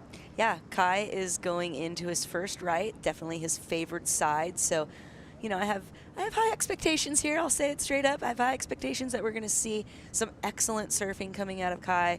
He knows the job that he's here to do, and he's ready to get it done. Yeah, and how special was it for Coral Salas to be here as a wild card competing? We've had a really good family connection here at the event. There's been lots of dads and mums present, and to know that Kai had his daughter Coral here competing as well was amazing. Yeah, as we see him take off in the first wave, just being kind of calculated and careful, as we saw the same from Ben earlier, gets the nice 5 there, being calculated there. Again, that veteran kind of idea of just understanding, not being too busy, being smart, dragging his arm in the way. See how he's a bit more upright. Wow, amazing. And then accelerates out of that section, now on tail, puts that board on rail, big sweep. He's going to be really deep on the section here. Will he get the opportunity for a 5, or will he be back in for the barrel on the bowl as he comes off the bottom there, stalls it, sets himself up, goes for some coverage, eyes up this last opportunity, Carla, to go on rail. Nice sweeping turn. Great turn at the end there. That was a really fabulous way to finish it off. Not done yet. One more little turn at the final end there. Definitely a good ride. Great way to start his first right. I think he's going to get a fairly decent score on that. We'll see if it can match Skinner's 8-1-0 that he just got on the left as we watch the replay here as he gets the 5 time there. Bit of water splashed under there, so he's going to kind of try to bring it a little deeper there as he sets up for this open pocket here. Getting that this was just really critical, I feel like. Fully.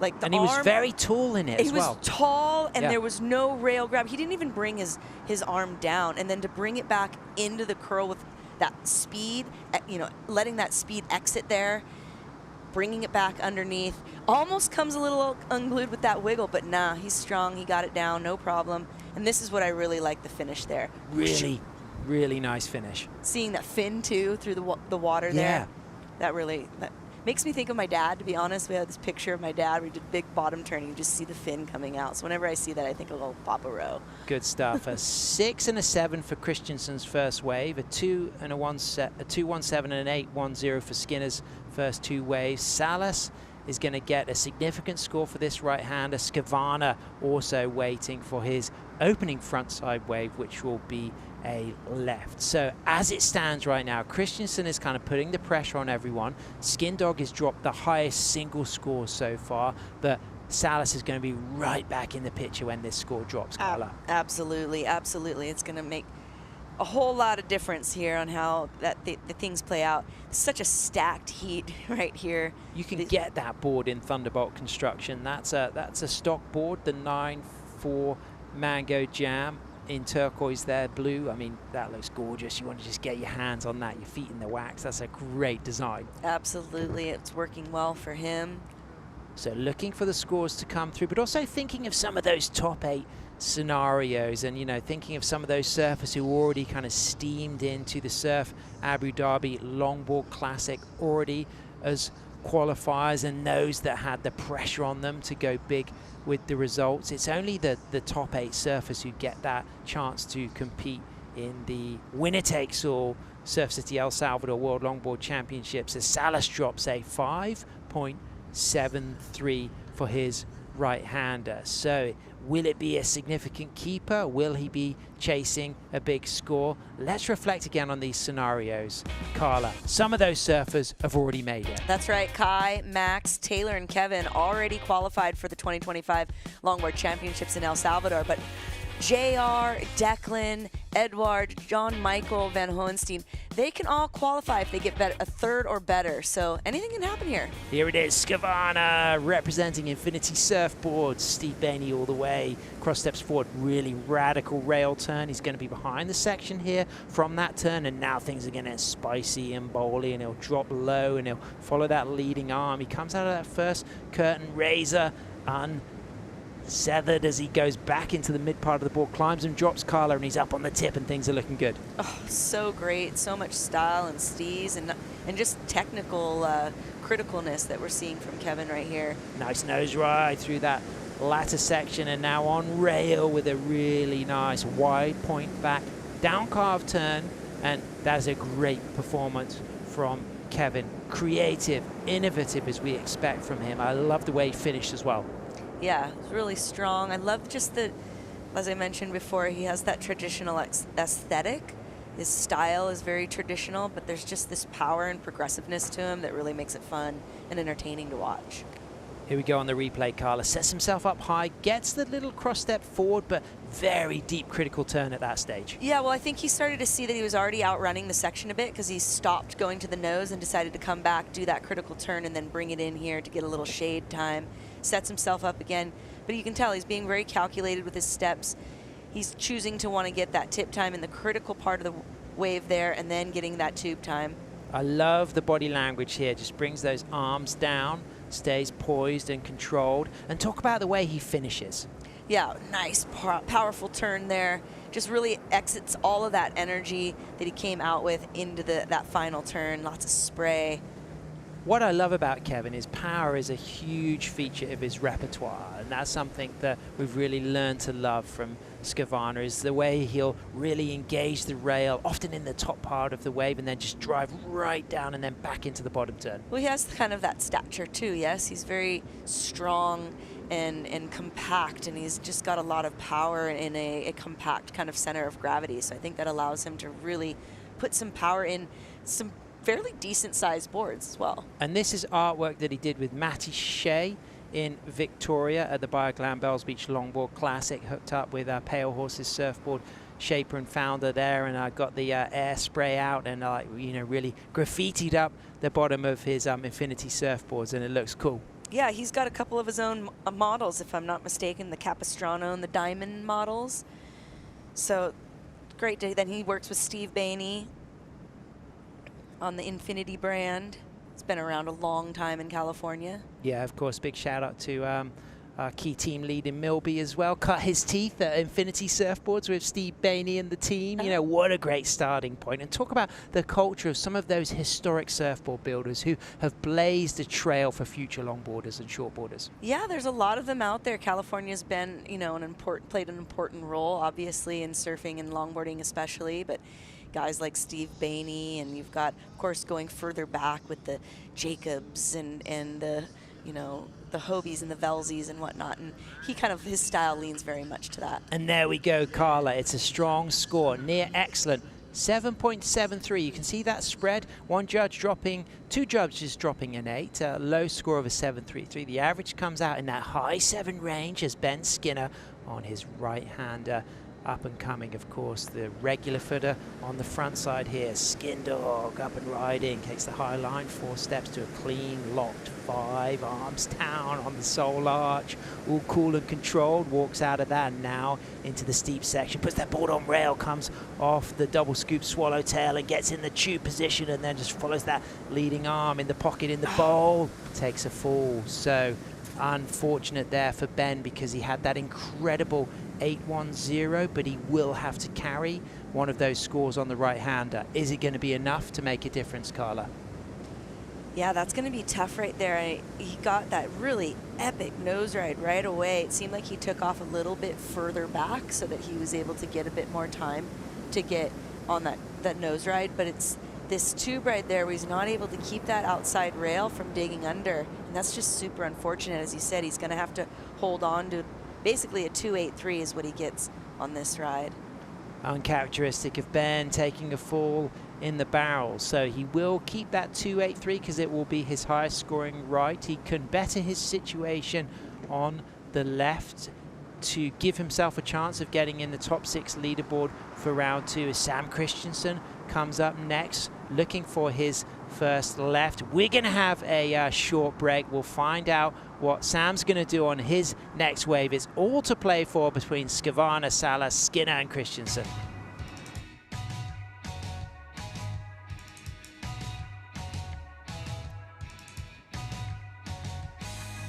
Where the desert meets the sea, we meet the Wolfpack at Surf Abu Dhabi. These boys are never going home. Find your wave at Surf Abu Dhabi.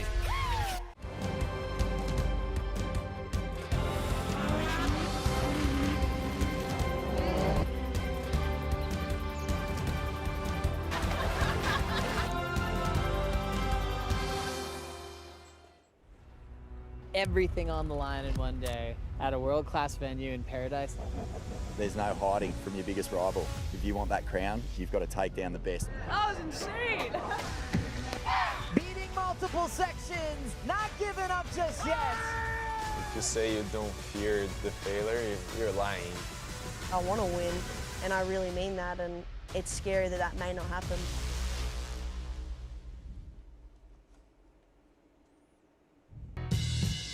All right, we are back. We have a very special guest with us today. As the next generation, I want to push that bar even higher. I think everybody's a threat. You could get the wave of your life out there.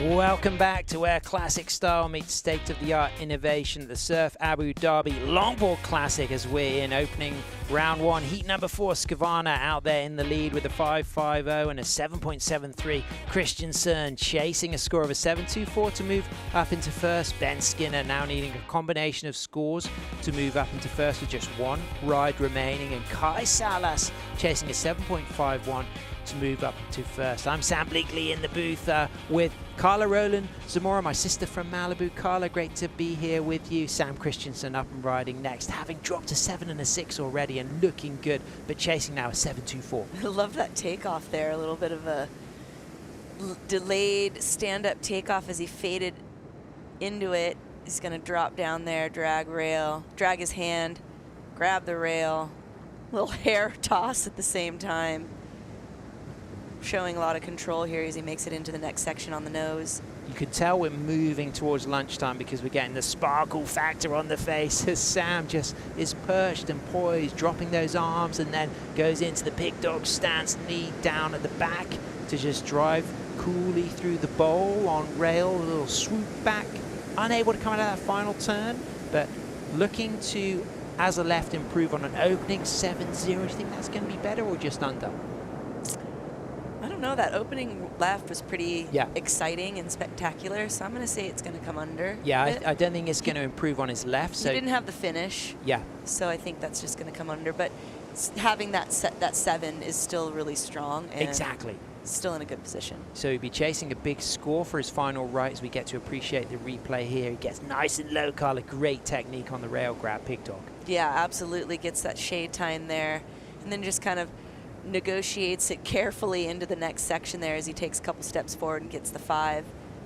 What do you think that the men picked up from watching the women in the opening round yesterday? You know, they were the guinea pigs in many ways. They really had to demonstrate the scoring potential on this setting.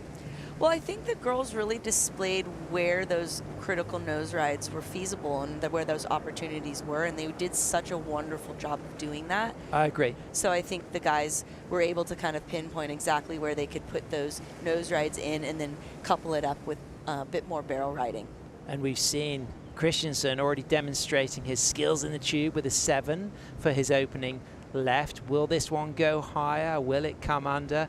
The judges will be getting the opportunity to look at the video replays. They can compare this last ride to that opening left. They can think about degree of difficulty, creativity, composure, lines, but it does come out a little bit lower, Carla, like we thought. A 6.33, so it won't go into his top 2, and he'll now be chasing a 6.24 if the situations do not change with Kevin Skavana's next ride. That's right. So really a feasible score for Sam to obtain to Agreed. move into first, but as you mentioned, Kevin still has 2 more rides and opportunities to up his point total. So, and we can't really put Kai out of the running yet because he still has 2 full waves ahead of him. And it's another Kai leading the rankings. Ellis Flint from Australia, along with Max Weston, Taylor Jensen and Kevin Skavana, already earned spots in the top 8 for the Surf City El Salvador Longboard Championship between 5th and 9th of November, a one-day winner-takes-all format with the likes of JR, Declan White and Cole Robbins, Connie Ellis-Stewart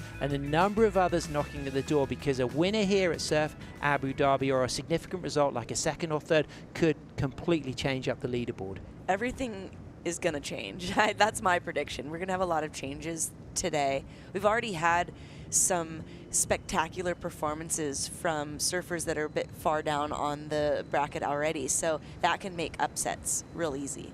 Skavana looking to improve on his opening 5.5. This is his 2nd right-hander as he just coolly looks over his shoulder and just now picks up the pace on the paddle. Be a couple of strokes and there he is up and riding mid-line up to a high line, up to the tip. There's the 5. We saw a switch stance nose ride on this wave on his opening ride. We saw a Herbie Fletcher fin slide as well, and there he is grabbing that rail, locking those knees low and just driving through the bowl. And he comes tall now, cross steps forward, and in that really tight bit of space, Carla, he gets a critical nose ride. Really critical right there. The lip of the wave is just really feathering right over him as he switches his stance. He's going to set up for that inside tube ride. No rail grab there. Gets the tuck. And Carla comes out. Amen, brother. Oh, I love the way he kicked out then. I love the way he felt that was enough. I don't need to do anything else here. I'm going to kick out of that tube switch. That was Iceman. Iceman, yeah, that was pretty sick. I love the switch. I love how fluid it looked. If you weren't really paying attention, you wouldn't have known it happened. Yeah. And he did it in such a way that even when he stood in the switch, it looked natural. And look how stoked he is. I mean, he is so happy. So let's talk through degree of difficulty, variety, Carla. I love the variety there as he cuts back and then does the down car with the drop knee, grabs the rail there, almost comes a little unglued, but he's so strong and he knows his board so well that he's able to keep hold on there as he then goes up to the tip there in this super critical part of the wave, and it really drops out on him, but he holds his ground, does another down carve there, brings it back around, and then you don't even realize that he switches his stance as he brings himself back up into the face, tucks in beautifully, perfect hand stance, and then he's just like, late. Yeah. Peace. Wow. I'm good. Yeah, that was absolutely incredible from Skavana, demonstrating a very functional use of the switch stance. So as a goofy footer, he's used that switch stance to go front side, face the wave, follow the leading arm, no need for a rail grab, and for him, no need for a final flourish as well, because he recognized that out of that barrel, a cool kick out was enough. So we're expecting him to better that 5.5, and he does it in style with a near perfect 9.07 for Kevin Skavana. Yeah, and we had just mentioned before that the situation would be dependent on how Kevin does on these rides here, and he has definitely set himself apart, made it more difficult for the other gentleman to take over that first place spot. Well, it's looking like Skavana is going to be putting a lot of pressure now on Christensen, who'll be chasing a score of a 9.8 to move into first. But Sam, with that 13-point heat total, as it stands, he would fall in to third place on the leaderboard behind Taylor and Taka if he does go into that top 6 leaderboard for round 2. But attention now on Kai Salas, because Kai needing a combination of scores, but he's got 2 rides to go here, Carla. Yeah, anything can happen here. We've seen Kai, we've been witness to Kai suddenly coming on, having maybe a bit of a slow start, but then really finding that rhythm and then taking it all the way. So well, with that, Carla, let's go down to AJ, because we're going to have an opportunity for Kai's daughter, Coral, to really get close to the action and share some of her wisdom and insight, because it's her dad out there in the water right now. Exactly that, Sam. So, Coral, you were talking about that. You heard Dad talking yesterday during your heat. Give us a little bit of the insight about how are your nerves doing now that you're the one watching? I'm so nervous, especially from his last waves he's going right now. And he's the one competing for a world title, not me. So it's, oh my God, he's going. Talk us through what you're seeing from him. I just hope he gets barreled. Here it comes. Let's see.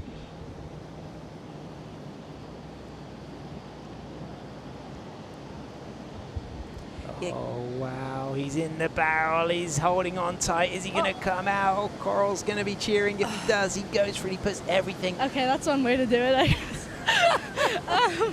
Okay, we got one more. What are you going to say to him as soon as he comes in? Lock in. Lock in. Okay, lock in. We'll let you go help Dad do that. Thank you.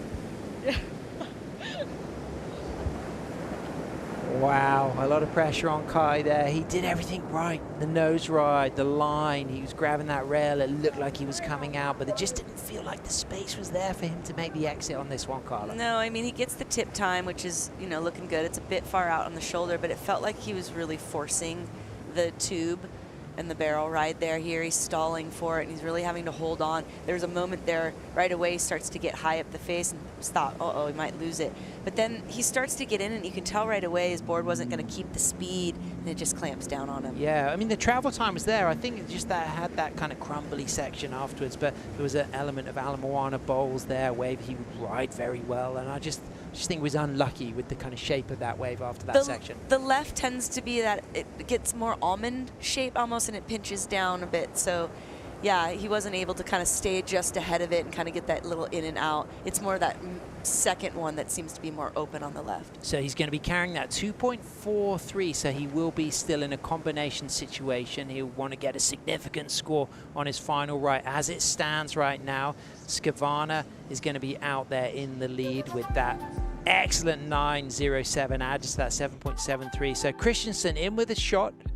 He needs, though, a 9.80, and in a combination situation, Ben Skinner and Kai Salas. So all of the surfers have now had 3 rides, 1 more ride for each surfer, but it's really about, can Christensen do something spectacular, or will Skavana book himself a spot in the quarterfinals? Yeah, it's all about to go down. Kevin looking in a good position going on his last ride as his left, needing to improve on a 7.73, so he's sitting in a good position right there. But Sam's feeling good on those rights, so he's going to look to better on that 6. But we can't really count out these other gentlemen as far as the top 6 go, because they both have a ride each, and all of these gentlemen are capable of excellent range scores. Absolutely. You know, as it stands right now, you know, we've got in that top 6 leaderboard the likes of a 16.84 at the very top from Taylor, but you know, people in the 12s and 11s may well stay in the top 6, but we still have 2 more heats to go after this. Sam Christensen coming up next, chasing a 9.8. This will be his final ride, but he's also looking really strong for the top 6 leaderboard, as well as our South African, 3-time South African longboard champion. Yeah, it's great, and you know, we've been talking a lot about the heavy hitters in this particular heat, but the next heat also is quite a heavy hitter heat as well. So fantastic, exciting, risk-taking surfing happening right now at the Surf Abu Dhabi. It's such a great place to be here. And, you know, we have to really shout out to Modon for just putting this all together and helping really encourage the culture and the sport here. There's what we call that soliton wave, which just maintains all of its power and precision. That patented hydrofoil generator creating this perfection as Sam Christensen stands tall and squats low and looks into the bowl and then eyes up the shoulder there as he comes cleanly out of a little bit of shade and cross steps forward and finds a 5 and walks out of that and then into a nice down carve Carla, and now he's got the bowl section head on the inside. Ooh, slipping into it just in time, but not able to come through the keyhole. What was really great about that ride earlier is his taking of steps as he was coming out of that first little barrel section. That's really critical. You know, he didn't wait to come out into the shoulder and then step. He was stepping forward as he was coming out of it. So as it stands, he's not going to get the 9.8 he needs to move to first. So it's whether he improves his situation or whether, if it stays the same, a 13.00 is going to be enough to stay in the top 6, Carla, as we get to appreciate the nuances, the style of the great Sam Christensen. And you see how he stalls really nicely, gets that turn, dips it in there, and then just as he's coming out, he's not even fully away from the curl yet. He takes 2 steps forward, setting him up for the nose ride here in a really critical part of the wave, bringing it back down into the curl with a lovely connective turn, and then just slotting himself in, but that thing just kind of pinches down. He's not able to keep, you know, the foam ball kind of wiggling out. Despite using the trademark Sean Thompson approach of just following that leading arm, of course, Sean Thompson, a pioneer of tube riding, using that technique. Yeah, no, that's how I was taught. Not to say I'm any big barrel rider, but yeah, it was leading with the front foot, leading with the front arm, and letting your shoulders kind of follow suit. So it comes in that score pretty soon. What it's going to be, he's got a 6 for his opening right-hander. The judges then have that reference point to compare to. He didn't come out of that final barrel, but I do think he did some really good work up to that moment. My instinct says it may well not improve on that 6, but you never know. If it does, I think it'll be just a slight edge because they're going to acknowledge some of that criticalness in that first part of that barrel and that cross-stepping. But as you mentioned, he didn't come out of the second one, and that's seeming to make a big difference in those higher scores. So, yeah, I'm kind of sitting on the same side of the fence as you. But I think he's going to be looking very, very strong for that top 6, but you have to bear in mind, like you said, big heats coming up, the likes of J.R. Esquivel, Connie Ellis-Stewart, Chase Leader, Antonio Dantash, and then in that final heat of the round, Declan White and Cole Robbins, Clinton Guest, Tony Silvani. All 8 of those surfers have potential to go excellent range, and it comes in at a 5.37, like we thought, just shy of his 6. So he's not going to change his situation, he's not going to take the win, but he will carry a good score, and he'll be watching and waiting in anticipation if he can stay in the top 6 leaderboard for round 2. Yeah, well, when we found yesterday with that round 2, things changed as heat 5 and heat 6 came about, and people that were in got knocked out. So poignant shot there, of course, a culture of falconry in this Arabic part of the planet, and that is a beautiful moment to celebrate the heritage and the future. And it's actually an osprey because Paul Evans, my colleague, who is an icon when it comes to bird language, just kind of gave me a little bit of lip reading there and corrected me. So thank you, Paul, as we see the leaderboard there. Jensen out front for round 2, Inui in number 2, but Scavana's booked himself a spot, it looks like, in the quarterfinals. A Skid Dog up and riding up to the tip, looking to improve on that 8.10, holds that 5, arm up high, locked in a really beautiful long tight 5, cleanly walking out and then up into the stool there, grabbing that rail and setting his line and dropping that back knee as he looks to eye up the opportunity to exit that barrel. Won't improve on his 8.10 though. No, not able to connect with that barrel section. Unfortunately, does get a really epic nose ride prior to that, but not able to keep the tail engaged. Comes out of that open slotted moment. So surfers in white and green have had all 4 rides. Surfers in blue and red, rides to come. We got a left for Kevin Scavana and a right for Kai Salas as we get to appreciate this very tricky section. Yeah, he just gets too caught up with that rushing water. The board just gets sucked into the curl there, and he's not able to come through it. So that will be what he sits with at 10.93 total.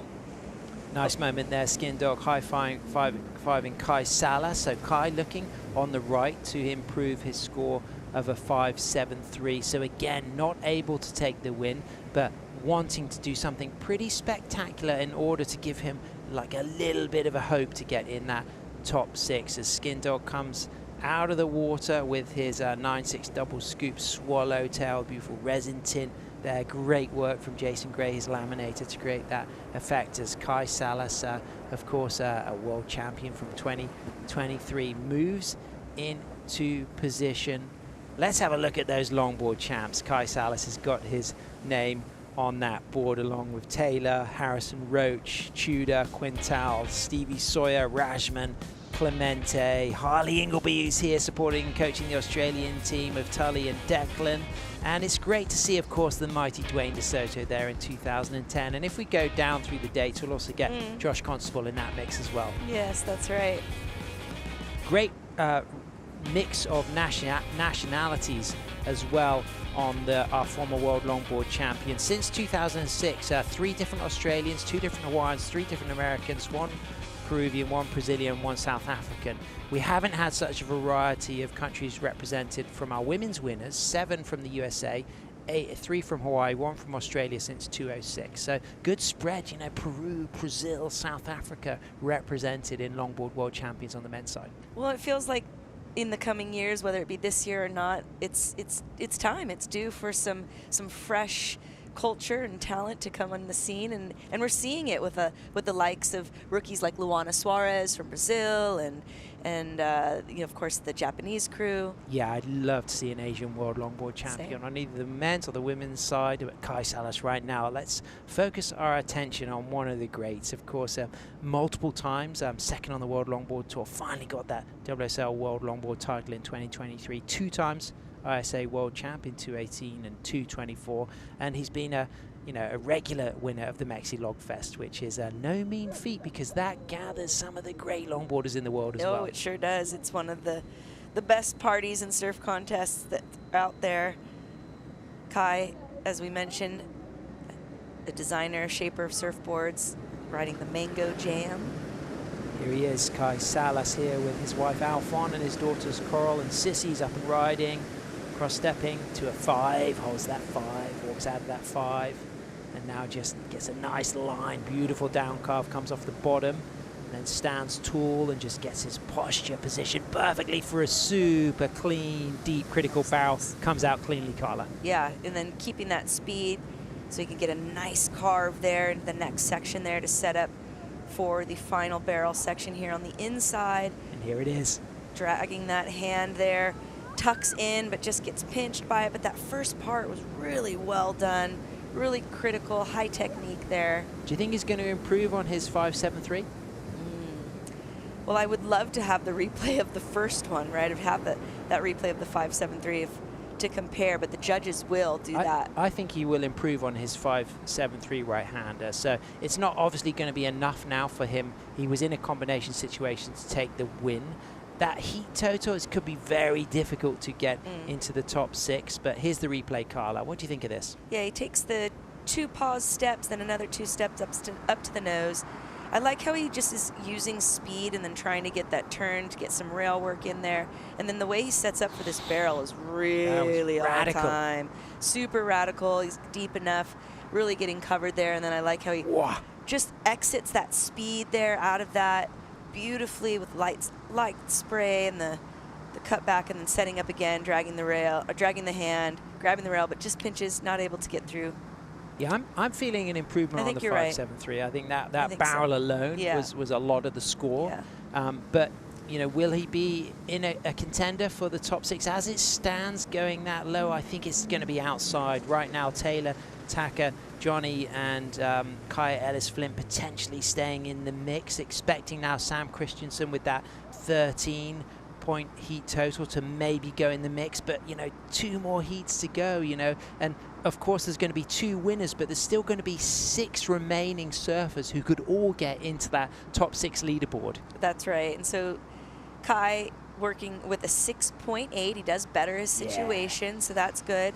brings his total up a bit. But as you mentioned, we already have some totals that might be a bit above that. So it's an opportunity for Skavana to just play with this. He's taken the win, as we can see. He's got one more wave to go, though. Skavana with that 907 and that 773. Christensen hoping he stays in the top 6. He's currently in the top 6, but a lot more action to come. Skinner and Salas eliminated with 17. So you wouldn't have expected that at the start of this event. Big names, incredible careers, and amazing surfboard shapers as well, who are carrying the torch for very successful surf families at the same time. Both Salas and Skinner, their kids are at the top of their game also.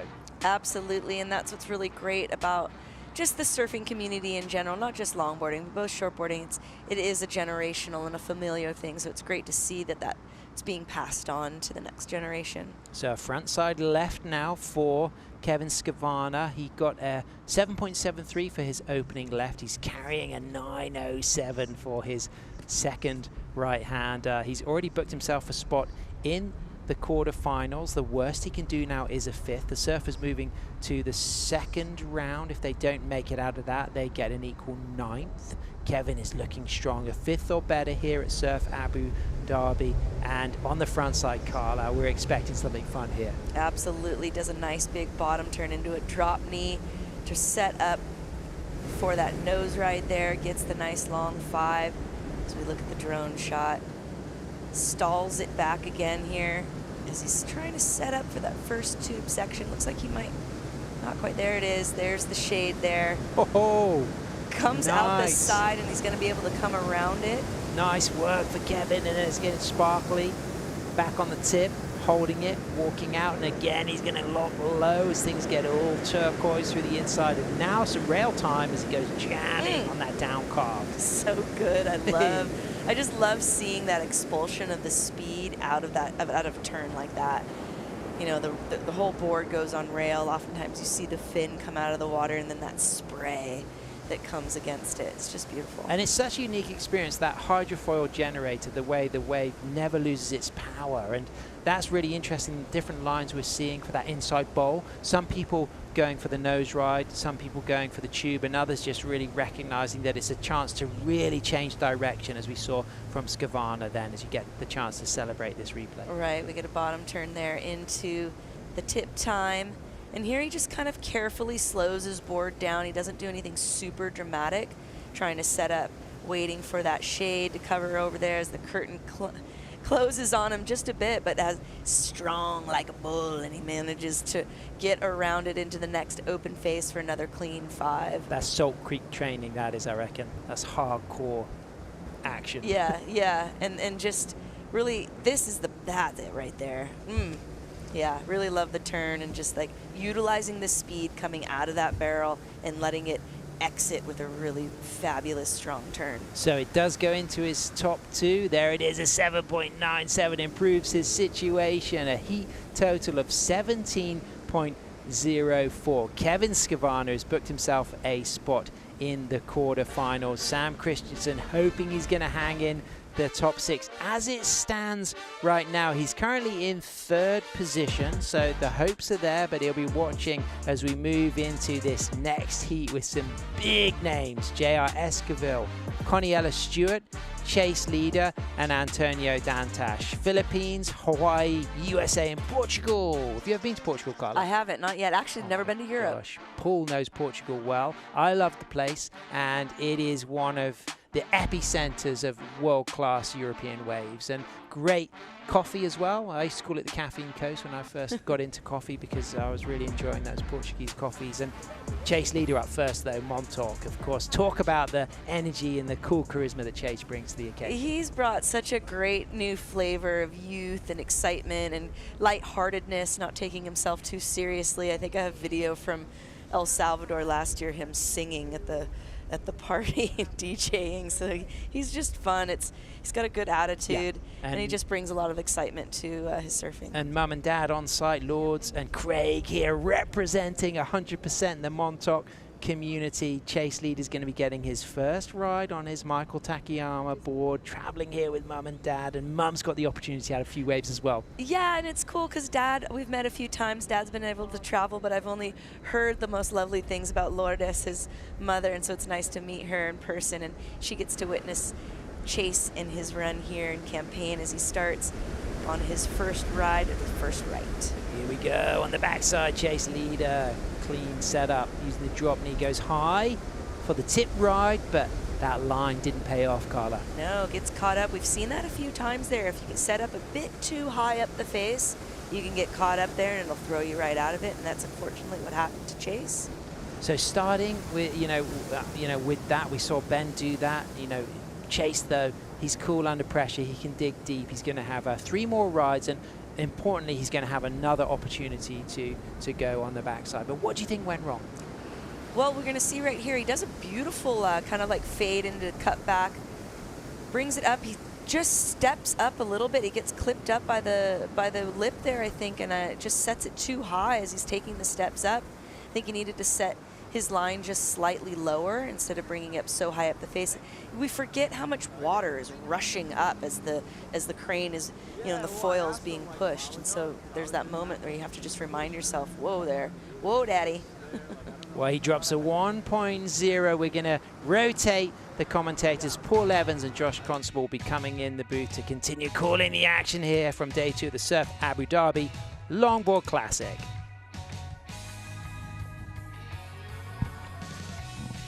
Where the desert meets the sea, we meet Lars and Ellie at Surf Abu Dhabi. After so many trips, this is what they've been looking for. Find your wave at Surf Abu Dhabi.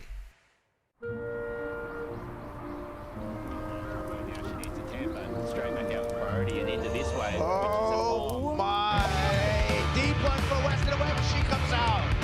She comes out. She needs a 10.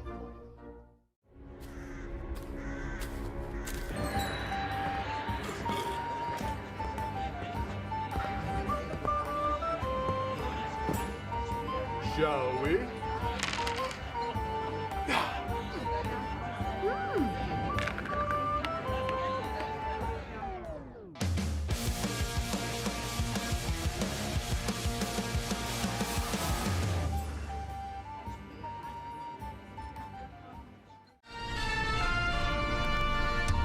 I've been out in the sun and the moon and the stars have been dancing along at the pace around us.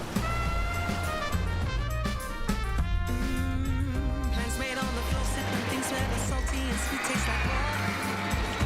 All of this and just because. Is it all just too good to be? Baby, it's just you and me. Thor is having so much fun. He's passing out. We're just about holding it together here at the Surf Abu Dhabi Longboard Classic. Longboard races in the desert. It's dreamy. What a facility. We're loving the action that we're seeing go down in the water right now. Up to heat 5 of our opening round. So just 2 to go. We'll have an idea who's in quarterfinals and who's chasing that down in the second round. Evans, Constable, and Jervis, which sounds a little bit like a PR firm that specializes in crisis management, but it isn't. It's just 3 dudes that like to talk about surfing. Jervis, welcome back in, mate. Thank you, guys. How's your day going? Perfectly. It's amazing. The weather is nice. Conditions on the water is really good. It's really glassy, so we couldn't be happier.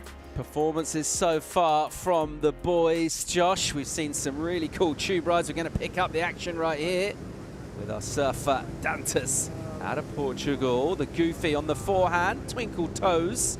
And then from a low line, we'll get a couple of jiving drives for speed up to the nose again. It'll chill out for a while, looking really poised, nice and critical and tight, and then nimble just to get back, get out. Now, this section will allow him just to open up, thread a couple of maneuvers, and he'll just keep driving with speed here. He's going to look to try and get cover. Doesn't quite get there. Looking for a turn on the finish, and he'll carve a little straight leg, but he'll pull it. Yeah, he pulled that one off. That was a kind of a unique line. It was like that nose ride through the midsection was super critical and tight. So it was good to see him complete a first wave. This is a this is a star-studded heat, stacked. So good ride there for Antonio. Oh, definitely. I was on the skim with him 2 days ago, and he was asking a lot of questions about the barrel, and he was kind of making a little bit not mistakes, but having a hard time. That's why I probably decided to skip the barrel and just go for the nose, right? As you said, like he's literally doing hang fives on the barrel, so that's as critical as he gets. He almost catch the rail there, but the rest of the wave, he lost a little bit of timing with that. That was a nice carve, and right here you got like in between doing a turn or getting barrel, so it's like didn't really go for anything, and then this end finishing turn, catch the rail a little bit there, but yeah, as you said, like really important for you to finish your first wave. He's going to get another left, so it's important to be as consistent as possible. Seen a couple of shaky starts. That one's a complete one. That'll feel good. What else will feel good is the big total drop by Kevin Spanner. Let's go hear from him. He's with AJ. Yeah, exactly. We were just debriefing with Kevin because we were talking about the way that you have approached this season. I feel like we've seen it in your surfing the last few events, especially coming off a great result in Bells. Talk to me about the way that you're attacking this season for you. Yeah, I think I'm just committing to being here and being on the longboard tour and enjoying it and enjoying time with my friends and surfing hard and dialing in equipment, and it feels really nice.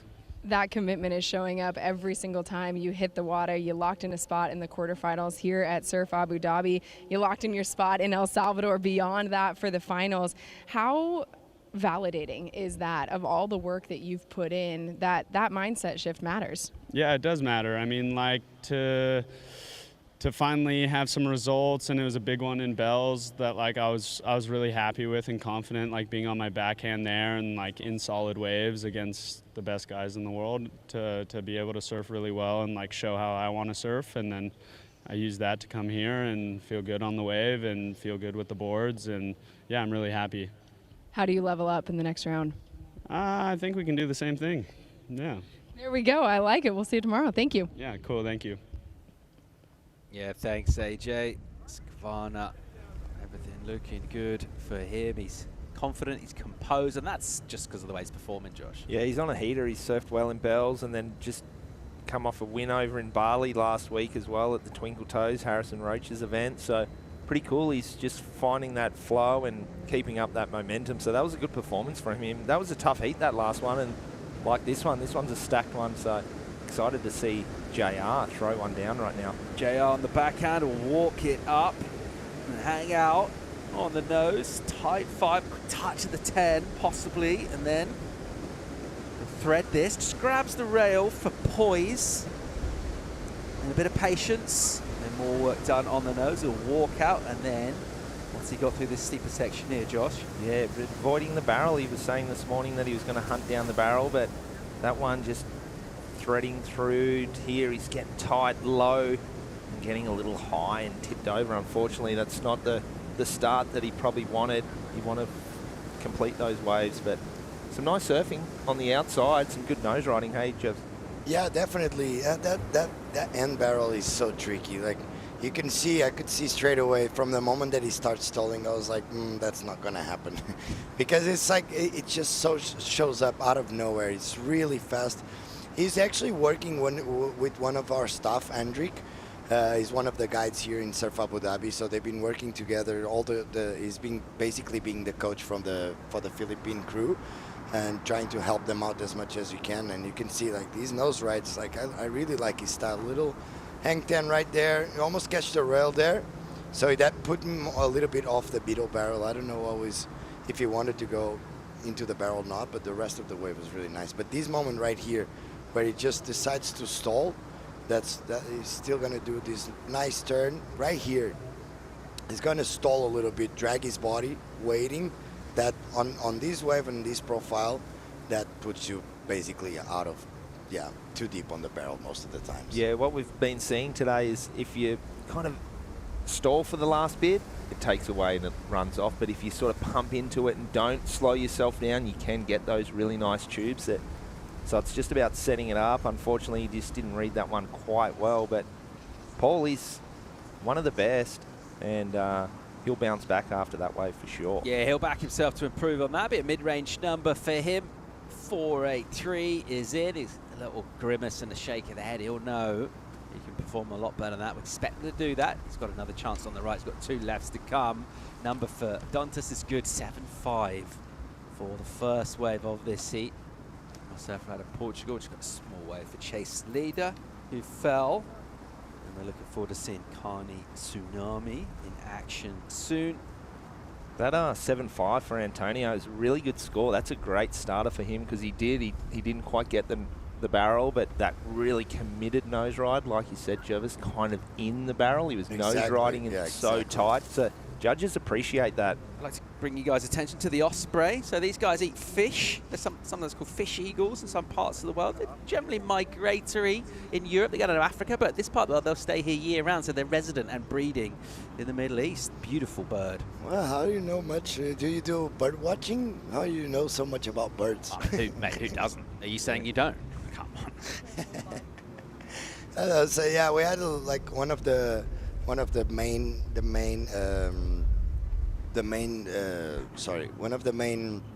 birds we have here is the falcon. So it's like a big in this part of the world. Yeah, they love a desert. Yeah, and it's actually one of the main symbols of the UAE.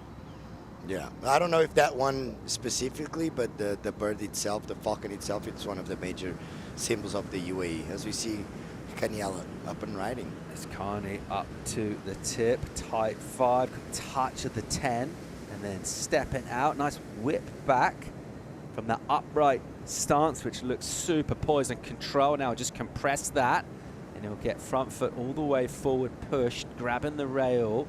He'll try and get cover, and then the entertaining high line from him, but a little too high. Maybe just got a little off beat there, trying to recover. Couldn't quite do it, Josh. Yeah, it's really hard to chase it, isn't it, when you start to get behind or you make these little mistakes and then you start pushing harder. It's unfortunate there for Carney because he's really good in the basin. He's comfortable out here, so he'll bounce back definitely for that one. I quite like the start of it. He got some nice nose work done just here. Nice high and tight, little 5-10 combo. So the judges would have really enjoyed that start. Great carve too. And then here he's just in front of it, so he was kind of trying to slow down and really get it happening, and side slip there too. Oh, this definitely. Yeah, so when he did that carve, if he went straight into the barrel, that's like the setup was so good. He just went on the face of the wave a little bit ahead of it too much. If he, from that carve straight into the barrel, that was the right moment for him to get barrel and start dragging that body.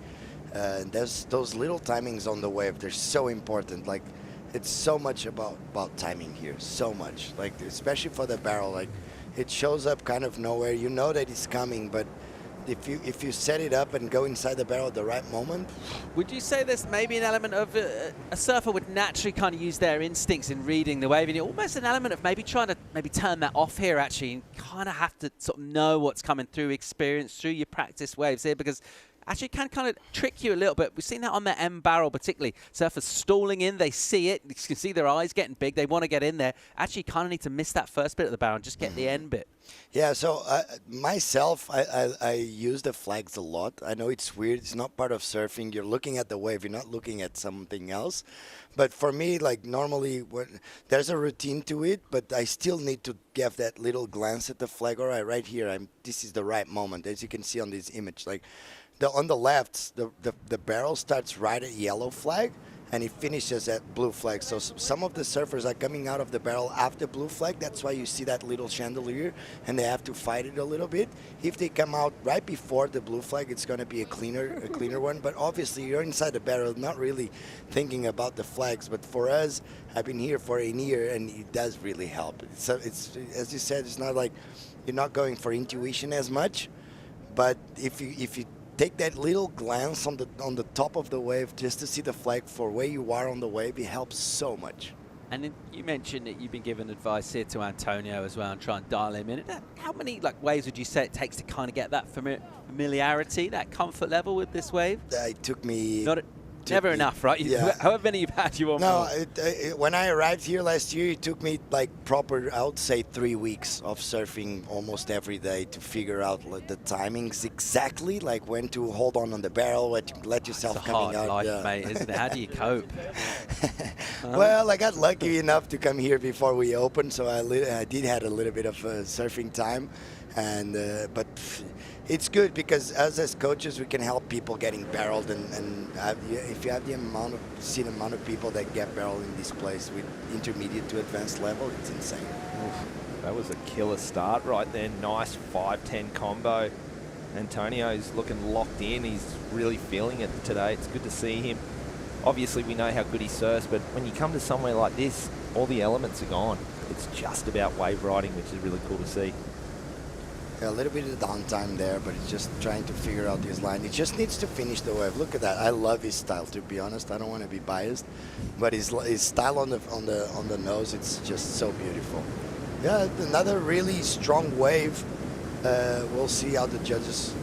They scored the first one pretty well, so I think the fact that he completed, now he has 2 rides and he can probably push a little bit more on the second half of the heat, try to get something different try to improve his score and make sure he's at least on that round 2, or maybe go straight into the quarterfinals. Well, at the moment, that start of the 7-5, where you would probably think the other surfers are probably having that kind of start, you know, so he's putting a lot of pressure on these sort of top dogs right now. He won the opening exchange, didn't he? And then not hanging around at all. This was really cool. And applying a bit of scoreboard pressure. Just looks like he's in flow. Sometimes you're just on.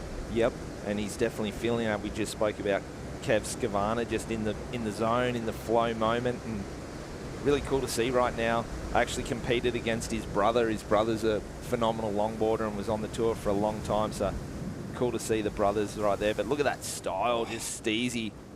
Looking like a Noah Shimabukura, Hawaiian, Californian surfer, just a beautiful backside surfer as well. So really nice wave there. Yeah, where he comes from is probably, it makes him a lot more comfortable on his backhand. He comes from São Pedro, which is like a long right-hand break in Cascais. It's basically from the in the Bay of Lisbon, basically works on a big swell. Yeah, so it's like it's such a longboard wave. That's why he's so comfortable on his backhand. I don't surf their place that much, but you can see like his backhand. He's probably more comfortable on his backhand than he is on the front side because of that. Oh, yeah, well, that's a really good wave. It's going to be interesting to see where that score goes, but somewhere in that similar range, if he's around that 7, he's definitely guaranteed in that top 6. Numbers for in. Sure. 6.83, good score, putting pressure on the big dogs. So really good to see.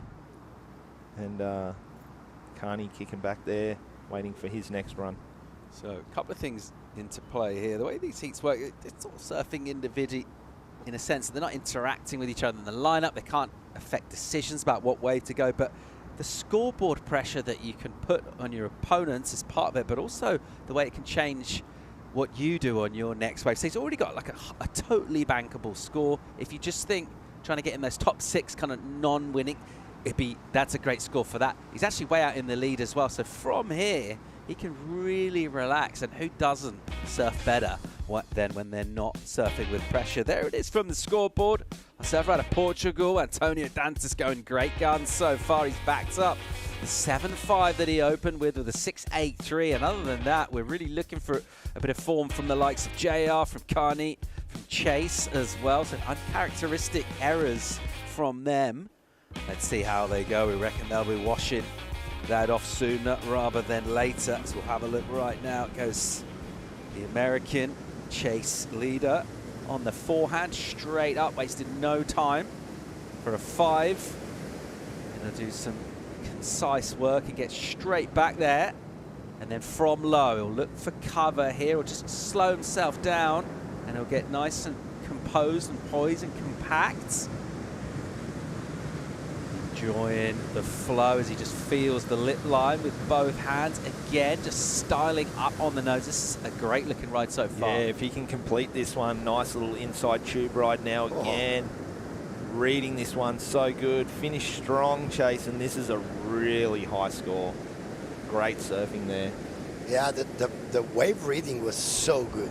Everything that he did was like on the perfect timing, I would say. No tension held in the body at all. Everything looks so relaxed and natural and loose. Really looked like he's enjoying himself. Even the moments kind of between the major point scoring, just flowing through everything, and that's going to feel really good after what happened on his right. Yeah, that 5-10 soul arch section, that was pretty insane. We haven't seen many of that sort of really tight, but how's this angle? The Surf Abu Dhabi flight cam right now, it's really cool to see. I like the composure walking to the nose, like not rushing at all. Gets a nice little shade, good little cover here. Not super deep, we can still see the nose of that board, but just here, you like that, didn't you, Paul? Love it. Here, this is the nose ride, really tight, soul arch. We haven't seen that through that section, much of that sort of tighter nose ride, and then boom, straight into this inside. So really high score. Excited to see where the judges go with this one. Yeah, it was very well surfed. I think on the practice days, he was one of the surfers who was getting deeper on the barrels, actually. And he was just going for it, which is something that I like, obviously. Like seeing people trying new things. This place is very hard. And watch him go for it. And one of the days, he even took the GoPro in his mouth to try to get some nice visions. And it's going to be interesting. Look, 817, that's a great, great wave. So it puts him right up there with Antonio. Massive for Chase Leader. He's gone excellent and really well earned those points into the excellent range for beautiful surfing. He just looks so relaxed and composed. We talked about his personality. He's got a bit of a character, isn't he? Kind of new energy on the tour. It's been a few surfers here for a while, and then we've got the next generation coming through. There's just something a little bit different about him. He's not in your kind of classic like sports mode of a competitive surfer. He brings something extra. We love that. Yeah, he's had a few bevies in his hand around the pool and just brings a bit of, you know, he's not rattled by anyone. He's one of the youngest guys here, but he's not taking a backward step, and it's good to see. You want to see these young guys come on and shake it up and take down some of these older guys. Like you said, we got a couple of world champs in their 40s, and nice to have some youth. But let's take a look at the leaderboard right now. So first place in the heat, they go straight to quarters, and then we're going to take the best 6 of the rest to go to round 2. This is where we are right now. You can see those numbers on the cutoff currently. It's 11 that sees Nacho 11.1 hanging on in 6th, so under a bit of a threat potentially from the seat and the next one. There's 2 more to go. He'll be watching nervously. Let's see how it all unfolds. We're expecting a significant response from this guy. Such an incredible surfer, entertainer, performer. Carney Stewart opens up with a carve, and then fleet of foot gets up for a beautiful poised 10. Critical section now, a 1 cover. He'll grab the outside rail, and he'll use the back arm all the way behind him. Footwork again, that super critical pocket, and just gliding through this. yeah, really nice patience in the cross stepping there. Smooth, little wobble there. This could set him up. He could be too deep. Yeah, it's a hard bit, isn't it? Like, you can't stall. You've got to race then stall, I think. It's so hard because the carving was beautiful, but if it brings you a little bit too deep, it's already too late. So it's not, especially on a board like this, that you can, on a short board, you can do a couple pumps and regain your speed.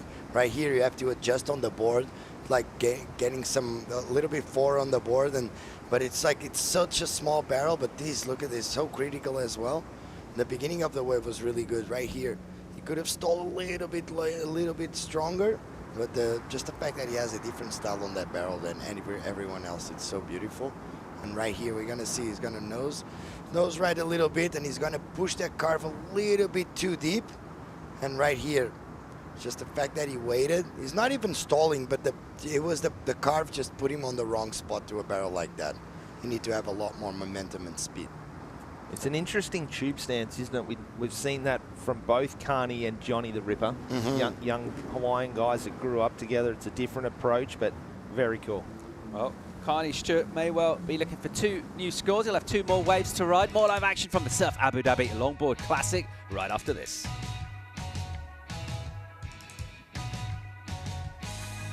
Where the desert meets the sea. We meet the Murphys at Surf Abu Dhabi. Could this be the most epic layover of their lives? Find your wave at Surf Abu Dhabi.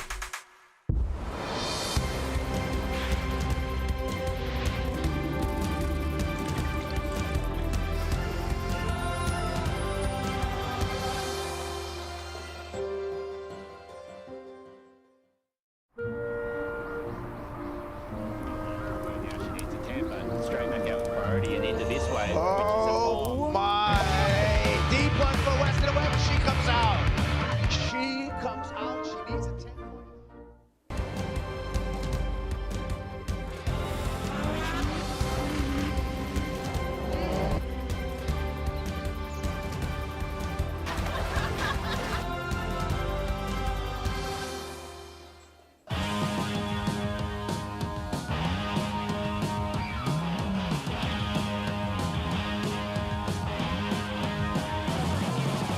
Yeah.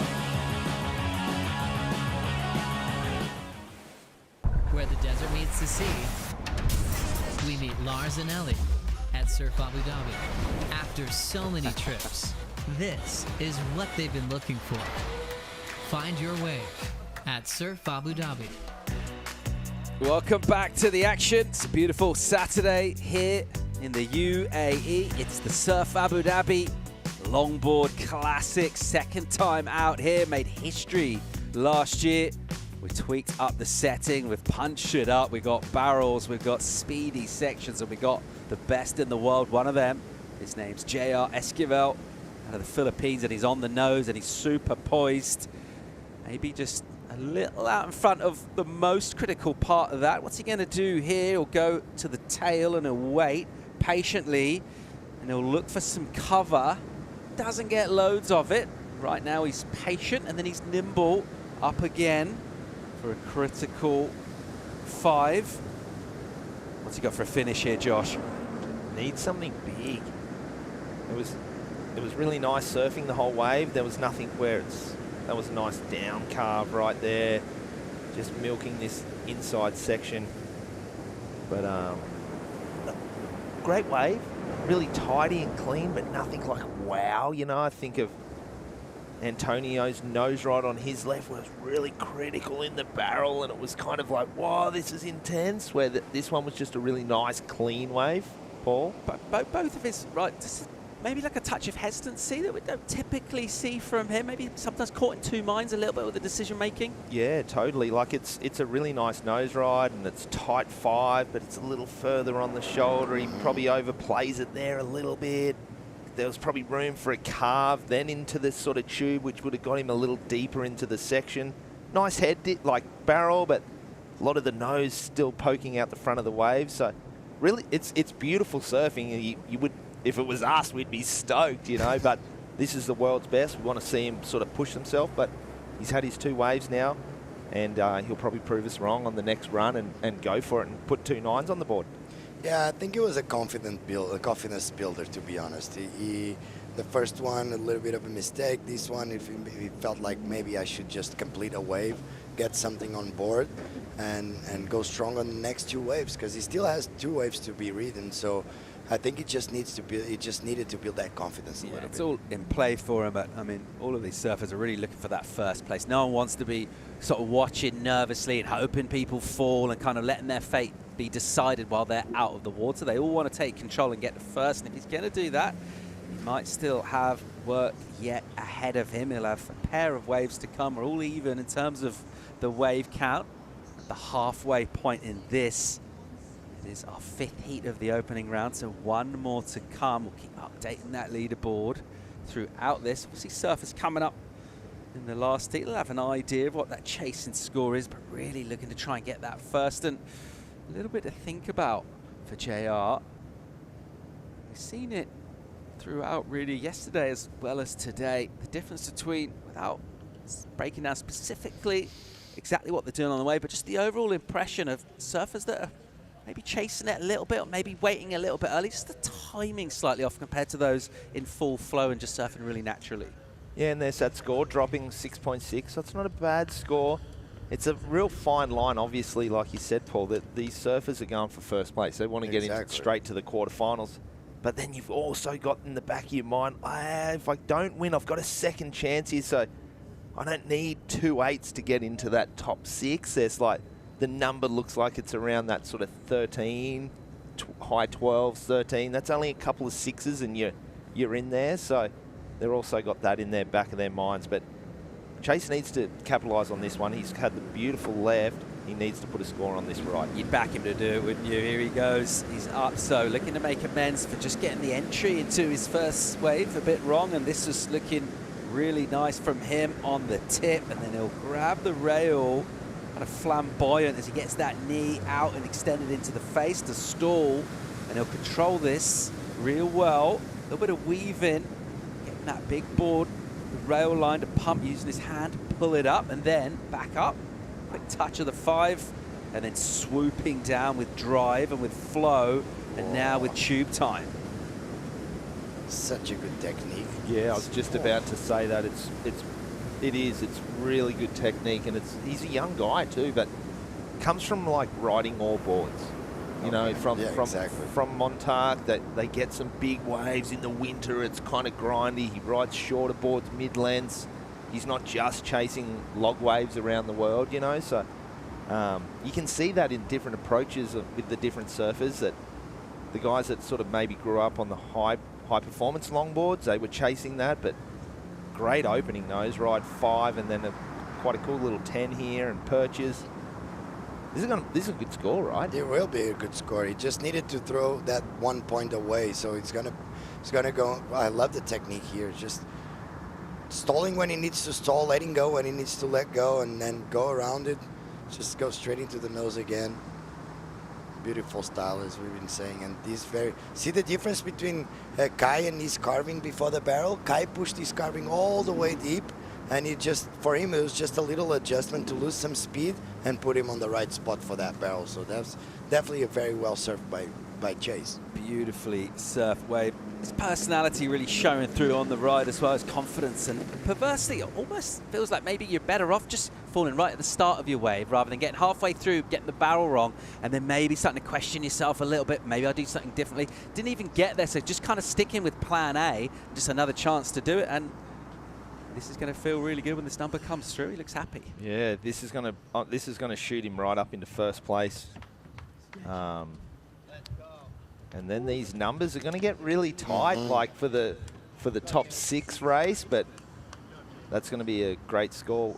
And there it is. It drops in there at a 7.1, rockets him into the lead. Good arrows from the East Coaster. Chase leader, double shackers, 7-1 is the reward from the panel. Yes. And he's got room to improve on his left as well, because he got a really nice tube on the left, but he didn't get as deep as what you guys had seen in the practice round. Definitely. Some of those tubes were gnarly. Definitely. So it's just, he still, as you said, still has room to improve. I'm really curious, obviously, to see Antonio right now. He has a 6.83 on his last. Oh, he's gonna have a left now. So still, all of them have room to improvement. To be honest, like we're looking at the best in the world. We just want to see those really, really high scores. And as you said, like the scores are so tight. And I was looking at the table, and there's still 2 heats remaining. So this one and another one, and the bottom line is on the 11 point. So, but at the same time, you kind of want to miss that round because only 2 of them gonna go through. So it's like you really want to shoot to that first place as much as you can. Let's see Antonio right here. Antonio Dantas on the forehand, a second left for him. His first one was good enough for a 7.5, pretty solid. Let's see he's going for the barrel. What he can do here. He's setting up. Jervis knows his compatriot. He wants to get tubed. Can he do that? He'll tuck in with style. Doesn't get crazy deep there. And a high line into a side slip to the flats and down hard. Yeah, unfortunate that he kind of didn't get deep enough in the tube to like kind of shoot him out, that he was still in that hollow, sucky section. It kind of dragged him high up the face there. And that was a really nice opening start as well. He got that crazy 5.10. nice carve back to the pocket to set up. He did all the right work. He just probably needed to drag his hand a little bit and get a little deeper. Yeah, you can see the exact moment where there's a moment that he does the setup and then he does one pump. And on the middle barrel, you want to stay as close to the pocket as possible. As soon as you're going to see, this is the replay of why he fall, but you can see like he does the perfect setup, the little fade, he waits on the bottom, and then when he goes onto the face of the wave, instead of just doing a little check turn and stay there, he pumps, and that little pump just puts you ahead of the barrel right in front of it. So unfortunately for him, but still 7.5, he still has one more right. He can improve on that 6.83, so. Highly entertaining heats in Heat 5 of our opening round. A bit of nominative determination from Chase Leader, who's doing exactly that in first. We'll conclude this heat right after the break. Where the desert meets the sea, we meet the Wolfpack at Surf Abu Dhabi.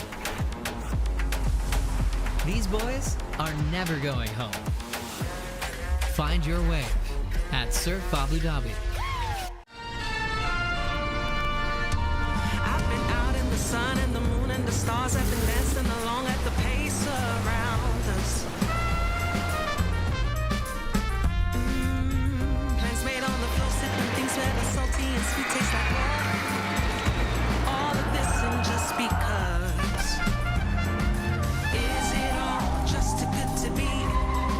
Baby, it's just you and me. Everything on the line in one day at a world-class venue in paradise. There's no hiding from your biggest rival. If you want that crown, you've got to take down the best. That was insane! Beating multiple sections, not giving up just yet. Just say you don't fear the failure, you're lying. I want to win, and I really mean that, and it's scary that that may not happen.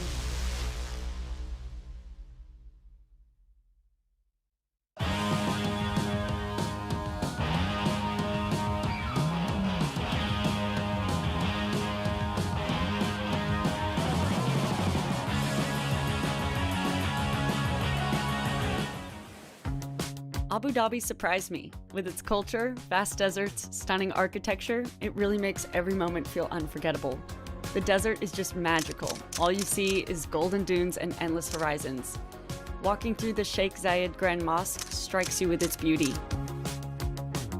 And just when I thought I'd seen it all, I found the perfect wave. One place, countless experiences. The world champ knows good place to take a surf trip. Abu Dhabi is the spot. Right now, we're watching JR Esquivel looking to make up ground here. And he's doing pretty well at doing that on his backhand on a right. Poise and composure with tip time. And now he's going to try and park this thing and get deep cover. He commits to the tube line, to the real hollow section, and then footwork immediately out. Critical section and loads of control on the nose. I love this. I just love seeing these top guys under pressure and then delivering. That was a really nice one. Yes, the barrel wasn't super deep, but he wrestled with it. Perfect form and technique, and then right at the end just got really slotted. So really good wave, Javis. Yeah, definitely. It's so, this place is, this format and the place itself, it's so hard, it's so nerve-wracking, and to see them just waiting, needing the score and just going for it and not holding back, really, really good. And then JR is, that looked like a good wave. He needs an 8.67 to go to first. If he can stay in tension with the 7-1, for example, from Chase, he's right back in there. So this is much more typically the way we expect him to perform. Yeah, and it was really nice. Here he's just sort of waiting and stalling, but again, perfect technique, butt dragging, chucking that hip in, board slipping down the face, but this bit there, just shuffled forward just a little bit just to make sure he had that forward momentum, and then a really nice tight that five. Was beautiful. The footwork from JR is some of the best on the tour. It's really precise. One more little squeezing, one more in. and then just a nice carve here. Just from a kind of an overall slightly zoomed out feel to the ride, there's none of that sort of in-between hesitancy or indecision or kind of waiting for the next section. Everything looked really intentional, smooth, powerful, controlled. Team Philippines loving that one, as did we. That was a really nice wave and beautiful board choice. Like, we don't really tap into too much of that, but Luffy, Portuguese shaper, just a nice little round tail, just nothing too extreme, and just fits in the wave nice, great nose riding, and then when he gets on the tail, it releases nice and drives and accelerates out of those turns. So he's back in the heat here. He's got himself a 7 for that last wave, which will mean it will be an excellent number that he requires. He'll have another left to do that. So he's put himself in a position to have a run at first. His momentum's definitely heading in the right direction. His scores are on the up and up. So that'll feel good. He would have been hoping for, obviously, for a bit more. What he's done is he's given himself a real shot if he can bring his best on the left. However, several other surfers want to have something to say about that. So, Paul, we got like 3 surfers right now. Leader, 15, he's going straight to the quarters at this stage. But Antonio and JR, with those scores of a 14.33 and a 13.6, that rockets them both into 2nd and 3rd position, which we're going to see a couple of big names. Kyler Slint could be dropping out of that list. Nacho as well dropping out. So this is pretty gnarly. And the one that's kind of surprising that's still not in this position is Carney. And he's one of the best in the pool. But so Sid's move next, isn't it? And if there has been a bit of a narrative in this, it's surfers that have had maybe slightly inauspicious starts have really stepped up and improved. Let's see if he can pick up that baton right here. Here goes the Hawaiian Stewart on a left. He'll drift the takeoff and go straight up. He uses that big frame to look super poised in a tight 5 and a high line. He'll just adjust. He'll quick touch of the 10 and then out. And he'll drive with control. Clean rails. Back for more time up on the tip. The bottom turn opens up the wave for him. He'll use that wave face and then from a mid-board position, set up here onto the steep section. He'll tuck from really far forward, almost cheetah 5-ing that tube stance. And then a really nice authoritative swoop, which is clean. And a little face splat for a kick out. Yeah, nice, really nice wave there. Needs a 917 to jump right up into the lead. I don't think the judges are going to go there with that score, but it's going to get him right back in the heat. That was a really well-surfed wave this start. Nice 5-10, couple of 5s back up for a nice little tip ride, so really well done. Yeah, I think it was smart of him just skipping that middle barrel, as you can see here, because normally I would say he's one of the surfers that doesn't really skip the barrel, but he just needs a score to at least, as you said, like the leaderboard, with a couple of scores, he can still have a shot at it. 917 is never an easy score, but Kai doing very well, being really smart here. Nice little barrel, love that different stance, and finish it off with a nice roundhouse cutback. So it's going to be interesting. I think he's going to put him like right there with all of them. Among other things, I'm just impressed with the geometry. He's a big guy. Exactly. He's a tall human. To be able to get that tight in the tube there, really, really impressive. But he knows he's in a heat here and he knows he's under a bit of pressure. I think the good thing for him is he just put a really good score on the board on the left. He's still got another right. True. Yeah. And just like JR, we're seeing these like champs like raise to the occasion. They're under pressure. There's a lot riding on these results and these waves. So really stoked just to see him do that. It's going to be interesting. Everyone's sitting around waiting. And you come out of the water, you're kind of warm as well, and it's hot in the pool, and then you're trying to like calm and get composed before your next wave. But it's really interesting. Where do you think we're going with that score? Like, are we comparing it to backside waves of Chase, which was actually a right? Was that 7-1? Yeah. Got a nice little tube. Yeah. There it is. What do you think? Number drops in, mate. It's a 6-7-3. It's a definite improvement for him. And it will help help him out with his overall total. He's still got another wave to go. He'll be trying to improve on a 6-1 for that. That 6-7-3 will be remaining in his top two. We'll be keeping that. That's his high score on the left. So that's staying in his scoreline, which means the number he's looking at to threaten chase leader in first will be 8-5-4. He'll need to go excellent. Bit of a theme, that one, for surfers in the hunt after chase. Meanwhile, we'll see the fourth and final wave, a second right for our Portuguese surfer Antonio Dantas, who had a really strong start and a bit of comeback energy around him. No real surprises there. Let's see how he'll respond on this right-hander. The goofy steps up twice to the nose, quick 10, a bit more. Wow, again. 3/10. Start that thing off. That was pretty epic. Confident start. Yep. Looks like he's going to avoid the barrel right now, so he's going to have to get some serious work done. That's really critical. Another nose ride. Would love to see a little turn through this midsection and then race and finish it off. He's definitely put himself in front of this barrel on this inside, so maybe a nice little top turn. Whip it.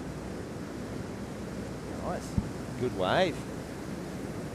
Yeah, for me, those nose rides were really nice, and that middle turn before that steep section, and I hope he improves on the 683. He needs a 778 to go to first, so it's gonna be interesting because it was a very complete ride, very similar to his front side best wave, that 7.5.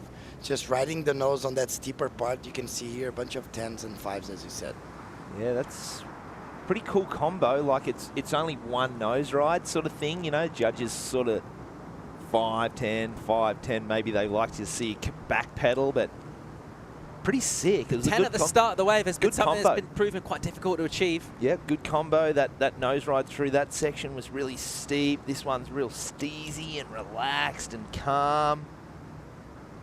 Hands high, and then driving through here. Would like to get a little work done through this section. Nice turn, extending out of that one. So, yeah, really. So all these scores right now, first to fourth, all jump themselves into that top 6.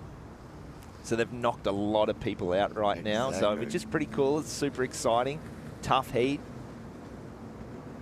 7-7-8 to jump up. It's always hard when the barrel's not involved, but we did see Taylor Jensen get some excellent score waves earlier today, and he avoided the barrel on his first wave and just did beautiful surfing.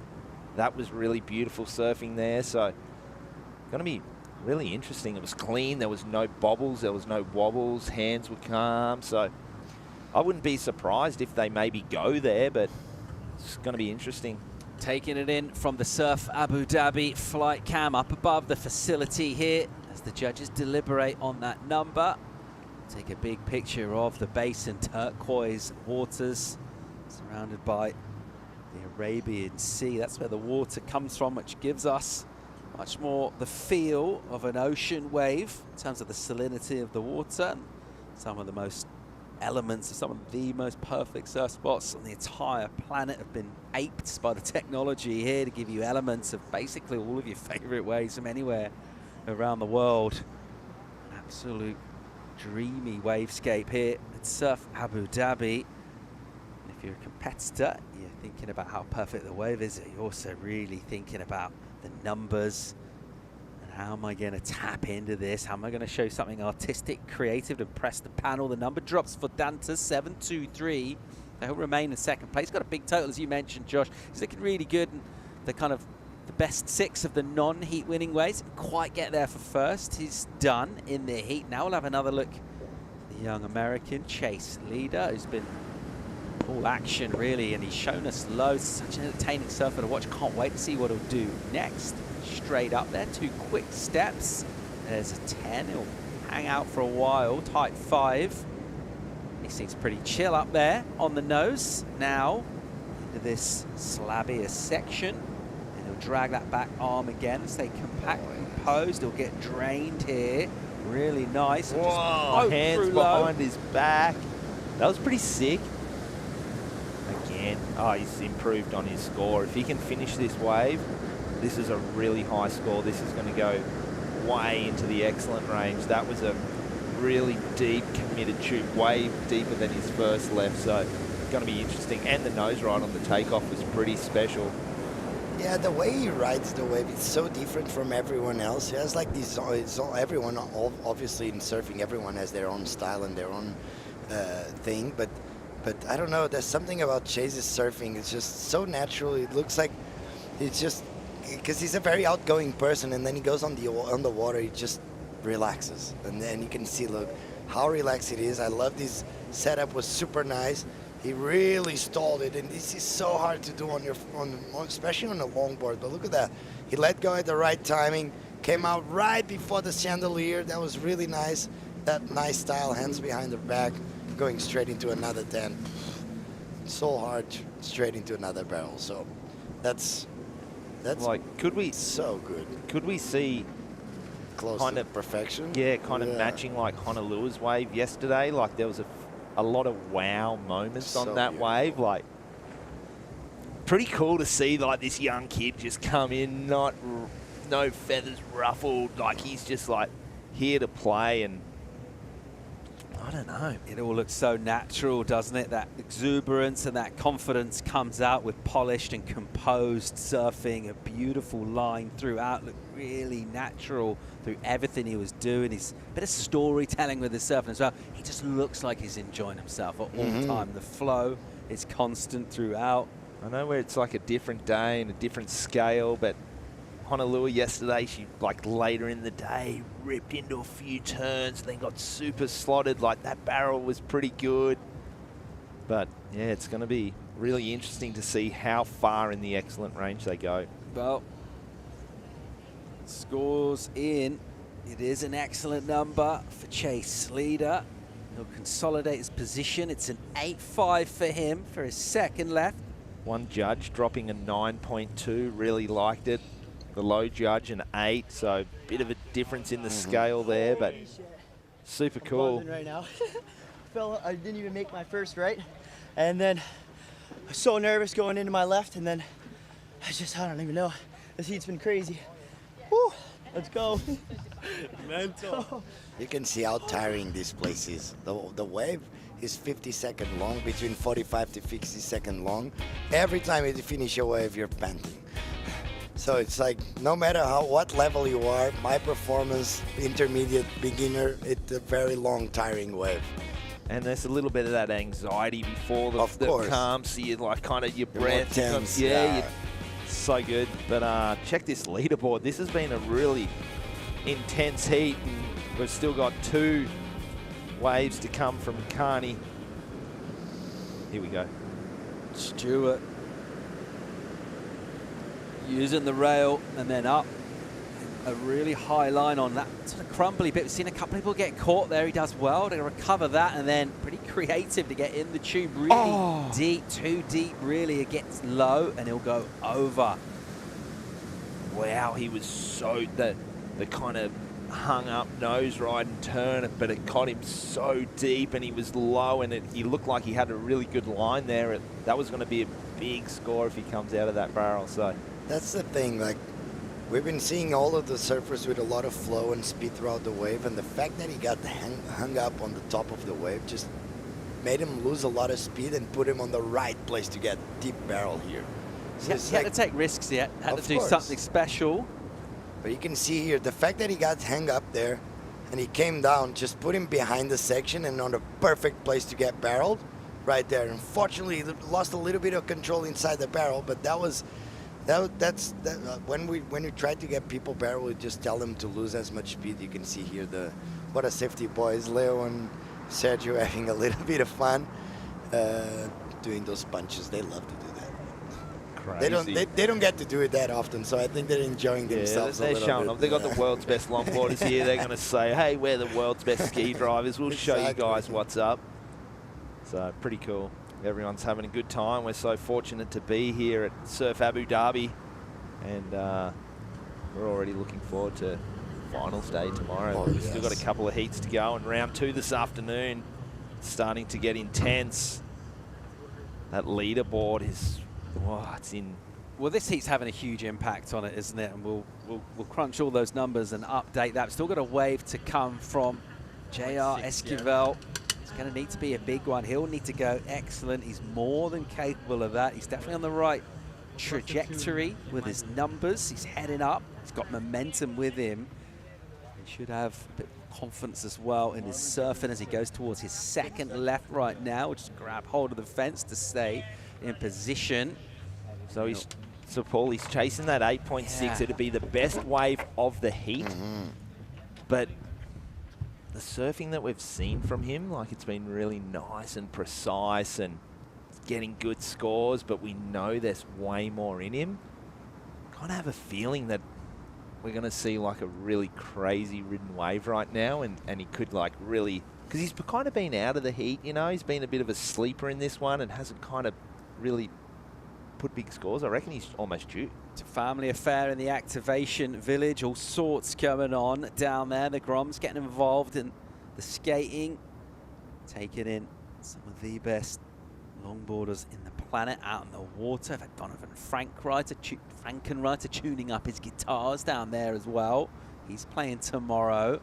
It's going to be a really, really big show down here at Surf Abu Dhabi. Right now we're really focusing in on J.R. Esquivel and that number of an 8.6. What does that look like? We're looking for some major nose rides, some tube time turns as well. All of those elements key to that big excellent score. He's got to put it together, but he is a really good tube rider, and it is front side for him, so he needs to push a little harder, I think. As you said, he has been surfing really good, really clean, but I feel like we haven't seen him going to try and take that risk, so we'll see. I'm pretty sure we're going to see some nice surfing, some bigger risk on this wave. Let's see.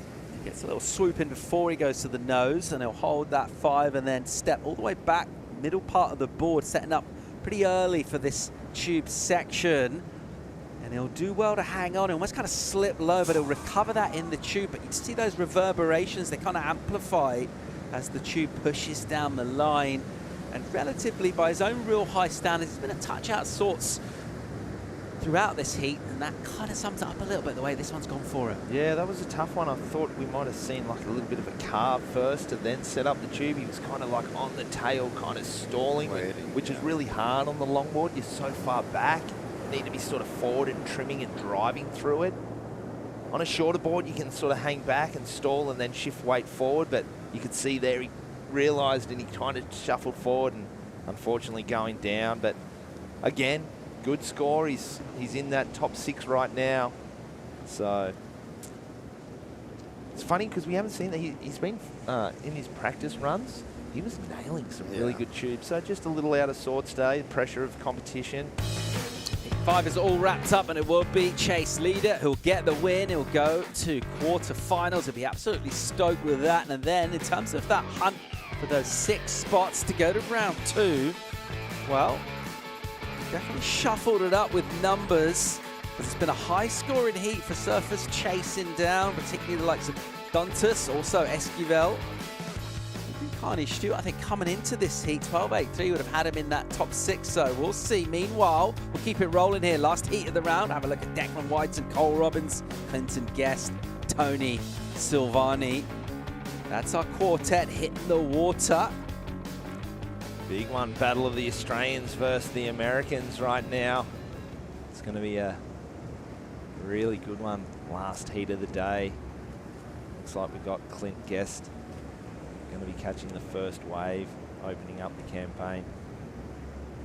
Good to have him here at the event. He's got the wild card spot. Really good Aussie champ, multiple Aussie champ. Had a good performance at Bells Beach also. And just a really good kid.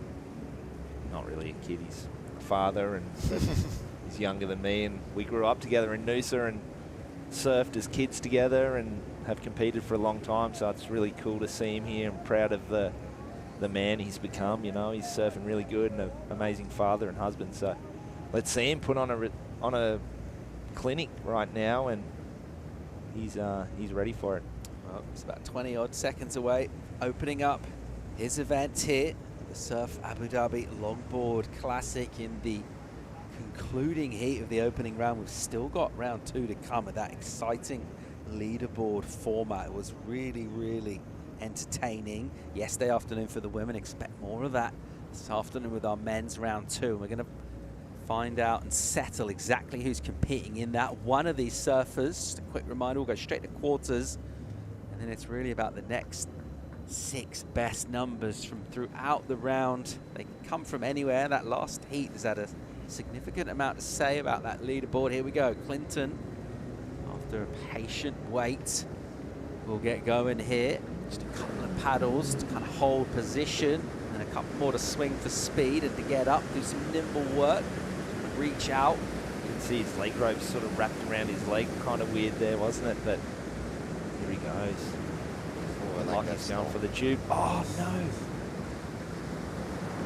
Ah, that's unlucky because Clinton's pretty good in the tube. He's relocated for a few years. He was living on the Gold Coast, surfing in the Burleigh Longboard Club, so he's surfing Burleigh heads, and he's no stranger to the tube, so unfortunately just misreading that one. You mentioned the leg. You saw him flick it off, but maybe that put him off a little bit. It's looking got a little bit low, did he, in that tube? Yeah. It was, it was interesting, but you could see it tangled around his legs. That sort of distracts you a little bit, and then that section just comes up really quickly. So unfortunate for Clint, but he's got more opportunities to come, and he'll ice them. Oh, we're loving the action here at Surf Abu Dhabi. Philippe Jervis, thanks for coming in. Thank you, guys. Chatting with Absolute us, using pleasure. your expertise here. Keep doing what you do. Thank you so much. You guys as well. Enjoy the rest of your day. I'll be around. Love it, mate. We'll go for a quick break here. When we come back, we'll bring in Sam and Carla for the call. More live action from Surf Abu Dhabi Longboard Classic real soon.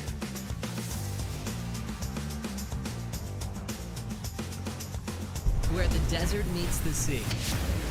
We meet the Murphys at Surf Abu Dhabi. Could this be the most epic layover of their lives? Find your wave at Surf Abu Dhabi.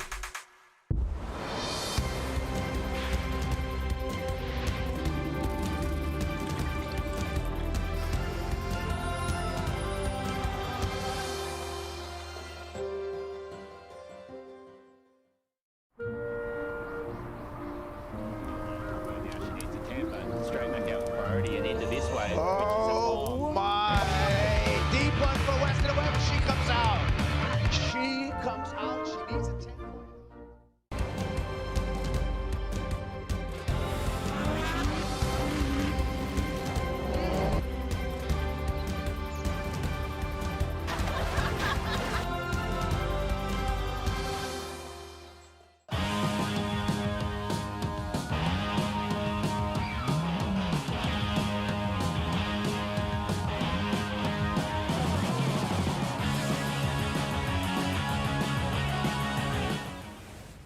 Where the desert meets the sea, we meet Lars and Ellie at Surf Abu Dhabi. After so many trips, this is what they've been looking for. Find your wave at Surf Abu Dhabi. Welcome back to the Surf Abu Dhabi flight cam as we feast on those aquamarine blues at this incredibly innovative site on the edge of the desert here on Hudayriyat Island in Abu Dhabi, the United Arab Emirates. 7 emirates that constitute this wonderful country, and we're right in the heart of it. My name is Sam Bleakley. Thanks so much for tuning in. This is Carla Rowland-Zamora, my sister from Malibu. And Carla, we've had an incredible amount of momentum, but now it's getting super clutch because it's the last heat of the men's opening rounds. And if you don't win, you want to get in a very competitive top 6 leaderboard for round 2. Yeah, and we made some predictions before we had our break there that last heat was going to make some upsets and change kind of the top 6 leaderboard, and that it did. 3 of those surfers who didn't advance currently move now into that top 6 up and riding. Tony Silvani takes the fall, so 2 scores now to drop. We've got Clinton Guest coming in with a 2.0. Silvani gets his first wave. He'll come in as a low score as well. So 2 falls early for 2 very seasoned competitors, Guest and Silvani. Super talented, but of course you have those 4 rides, so they've got 3 more opportunities, and of course We saw some amazing exchanges of huge scores in that last round. The likes of J.R. Esquivel, Connie Ellis-Stewart, and Antonio Dantas all trading licks, trading blows. But somebody who really stood out was our Montauk style master, the goofy fiddler on his Michael Takayama board, Chase Leader. He's got a spot in the quarterfinals, and he's on the glass with AJ McCord. And he's still buzzing, understandably so, Chase. That was an incredible heat. I want to first talk about your contributions to it, because you fell on that right and then got back up and locked in. How'd you do it? I don't know. I was just, after that right I faded out of, I was like, okay, now I got to regroup.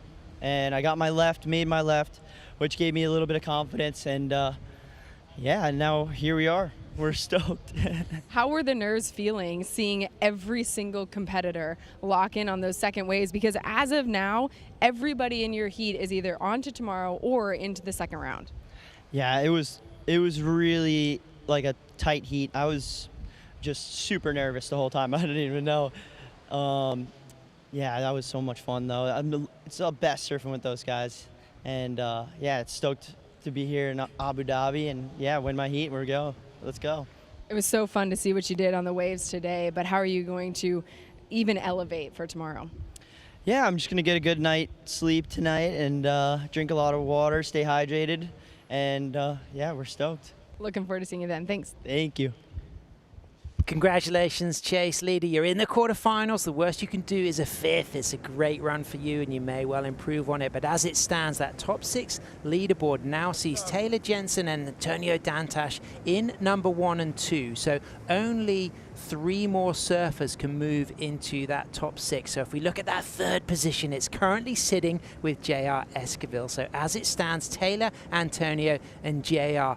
will book a spot in that elimination round 2 in that top 6, because if we look at Taka, Sam, and Connie, they're positioned in 4th, 5th, and 6th respectively, and only 3 of these surfers can join that top 6. So well done, Taylor, Antonio, and JR. You're still in the mix, but right now it is Declan Whiten in red looking to strike, Carla. Yeah, I'm excited to see his first ride and his campaign get underway. He was really exciting to watch in Bells. Unfortunately not making it all the way to the final, but really just in the free surfs, I remember at Bells, he was like playing with the waves, and just he made it look so easy and like just small, playful, noose or something, but it was quite large, powerful bells. And so it's going to be exciting to see how he applies all of that knowledge and technical prowess to this waves. Absolutely, and here working with Harley Ingleby, 2009 and 14 WSL World Longboard champions, supporting both Declan and Tully. Declan, of course, a multiple Australian champion himself on his Steve O'Donnell boards, and he's up and riding on the front side, off the mid line, cross steps to a high line, holds that 5 arm up, walks out cleanly at that opening nose ride into a big drop knee, sweeping top turn to down calf, really deep on that section, pulls in from behind the corner and right into the bowl and out of the barrel cleanly. Radical work, and then backed up by clean, crisp footwork into another nose ride, Carla, and that was an outstanding line to come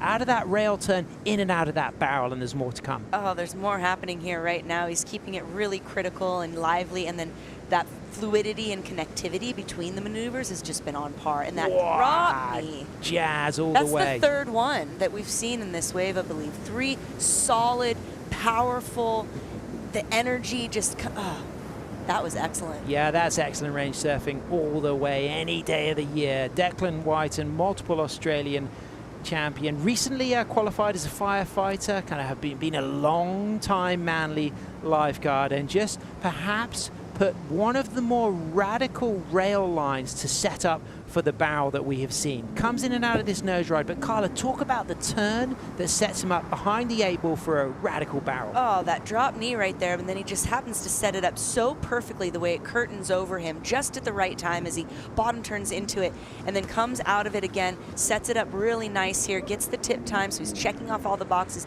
but it's these turns that he does with the drop knee and maintaining the speed as he continues through the wave, just really solid. I love the connectivity and the fluidity. The nose rides are just like the added touch. It's just these turns for me that are so strong and so fluid, and we're not seeing that everywhere. So textbook all the way. I mean, this is the early drop knee, so this gets him so deep, and then he just comes in right behind the barrel and just slots in perfectly, drives up but keeps it cool, follows that arm, and as things start to open out, he accelerates and he drops a 910 for his opening wave, and it's thanks to maneuvers like that. That is a way to do a drop knee turn regular footers around the world.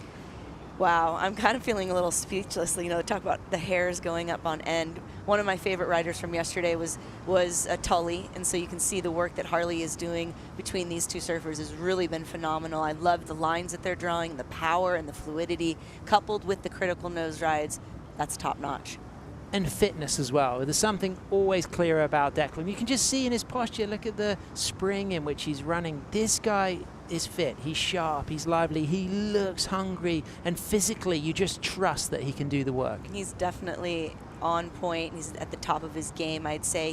He's been working his way up the ranks over the years, and there's been some near misses, right, and moments that he could have been much closer, and I think this could be his moment right now. Yeah, and he's had big results. A third in Bells this year. He got a second in Bells in 2023, losing in the final to Kai Salas. He's won the Gold Coast LQS Open at home in Australia in 2024. He's been a regular within the top 10, and now he's demonstrating that this is going to be potentially his year to go for his world title. As Cole Robbins, silky surfing regular footer from Santa Barbara on the Wayne Rich boards. Big shout out to Wayne Rich, of course, represented here by Cole. And a big shout out to his twin brother Brett. Oh. And the family, had a baby. Mike and Neela. You know, Brett had a Brett had recently had a baby, yes. So Uncle Cole now, as he gets his campaign underway on his first left. Cole super excited to be back on tour. I've known Cole a long time. As we see him getting that tip time there, he's going to wrap it back around. Whoa, deep on this section though. Is he going to make it, Carla? Looks like he's going to get that hand drag in there, grabbing the rail. He's going to get just a little bit of tuck time. Almost gets his shoulder stuck in there, which would have slowed him down, but he keeps holding that line just right there as he gets some steps up forward. Still working to get to the nose there, gets the 5 up. There it is, locks on the 5, moving through to the inside, getting shiny and sparkly as he just sets himself up for the bowl. He's ahead of it here, so he should be able to put that board on rail if he keeps his cool, and there's that big sweeping turn to end things with charisma. Yeah, definitely a strong left for Cole. He's really going to be favoring those rights coming from Rincon in the Santa Barbara area. Grew up with Cole. I remember Cole when he was in his teens. We actually pretty much stole them from the Malibu, or from the Santa Barbara area to bring on to the MSA, Malibu Surfing Association. So yeah, great to see him here in the top level field as we see that replay here, him getting to the tip and then that wrap around right away. Gets really deep here. I'm expecting maybe that things are going to get really chandeliery here, but the speed and the drive he gets and the hold out of his Wayne Rich board there, it's a new board, the classic model, the Harmonic 67, but this coming out in a 9.5, a custom for this trip. He's got 2 boards, and he got that nose ride cleaner in the middle of the ride as well, Carla. Yeah, he's definitely checking off all the boxes here, and almost goes for a little backhand drag there, and then that final wrap around to finish it off, just give it that final bow, that final chef's kiss at the end. He's feeling good about that opening ride. And he will be one of those surfers that would have risen to the occasion after hearing Declan's score. You know, some people may have like crumpled a little bit under that pressure, but not Cole Robbins. He's going to rise to the occasion. No, and I think that's because they do have similar approaches as far as the lines they draw and the traditional aesthetic that they have with the surfing. That will be dedicated to his twin brother, Brett, who has recently become a dad. Yes, yes, yes. New baby, Uncle Cole here coming up. And it looks like we do have some scores that dropped for Declan's first ride, Sam. Yeah, 9.10, pretty incredible and deservedly so. Excellent range surfing all the way. And Cole could well get himself on an excellent range score as well. Will it be up into the 8s? We're going to see. It certainly looked to me like a big contender for a massive score. I definitely think we're going to see a strong score out of this for his first ride. I'm not sure it's going to hit that 9.1 that Declan was able to put together, but that's not the end of the story here. Cole's got lots of rides to come ahead, and his rights, which are going to be definitely really strong and exciting to see. So Clinton Guest with a 2, Tony Silvani with a 0.57. Cole, we're expecting something good. Maybe it's not going to be excellent range. The judges will deliver that score pretty soon, but let's see a little bit of body language here when he gets it.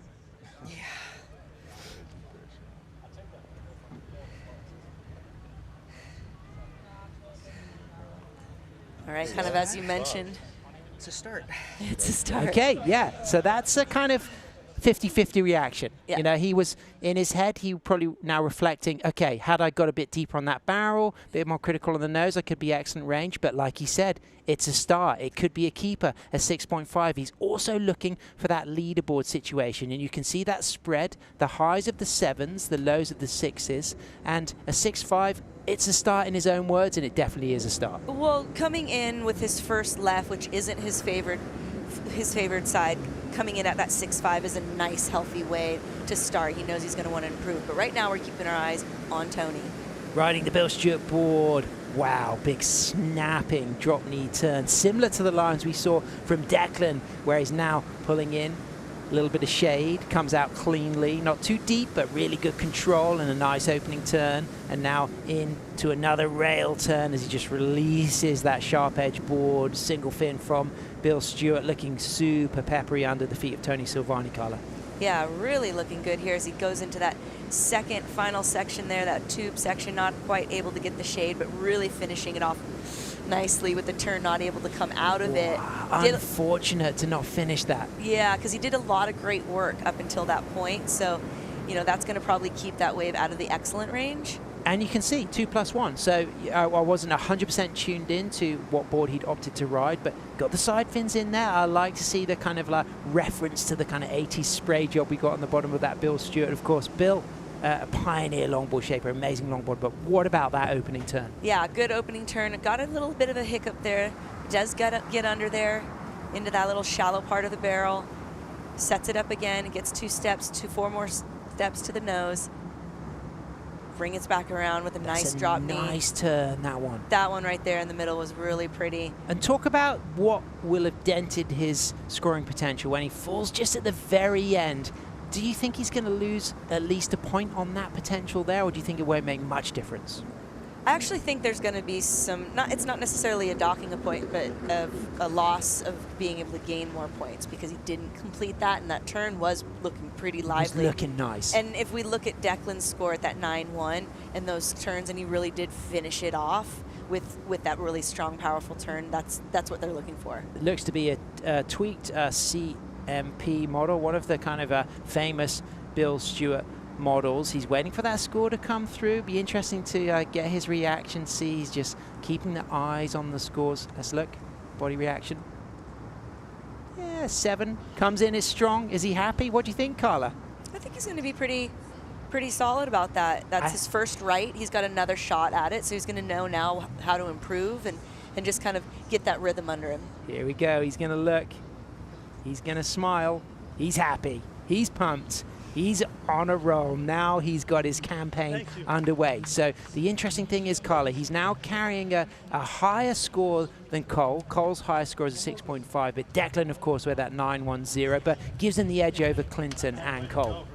Yeah, it definitely gives him a bit of an edge at the moment, but that all can change really quickly when these surfers get their chance to get their rides. Well, Carla, here are the scores. Whiten with a 9.10. Silvani now 2 waves ridden. That's 7 and that 0.57. Cole and Guest both have 1 wave ridden. A 6.5 for Cole Robbins and Clinton Guest with that 2. And you've got to put your money on some of those strong backup scores now. The fact that already Declan carrying a 9.10 and Silvani carrying a near excellent 7.57.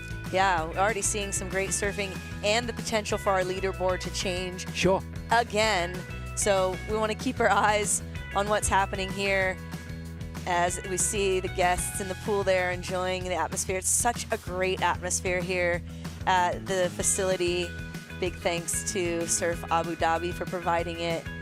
You can see everybody getting pumped up as we get pumped up to watch. Clinton Guest on his Skin Dog Surfboard's double scoop there on the OG model.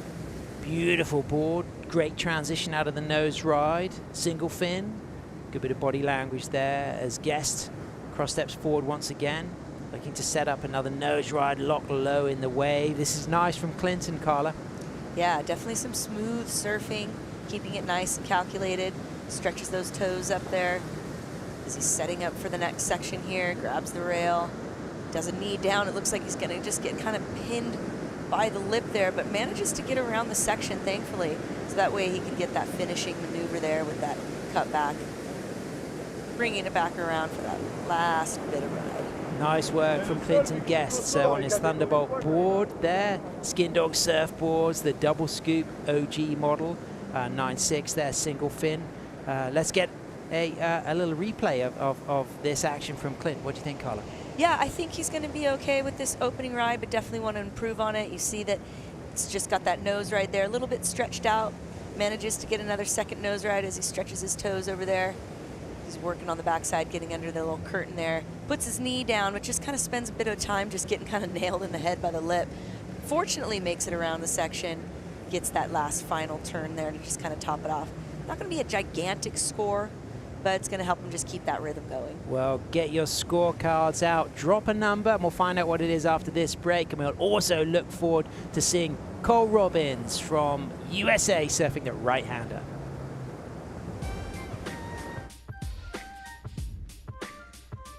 See, we meet Lars and Ellie at Surf Abu Dhabi. After so many trips, this is what they've been looking for. Find your wave at Surf Abu Dhabi. Everything on the line in one day at a world-class venue in paradise. There's no hiding from your biggest rival. If you want that crown, you've got to take down the best. That was insane! Beating multiple sections, not giving up just yet. If you say you don't fear the failure, you're lying. I want to win, and I really mean that, and it's scary that that may not happen.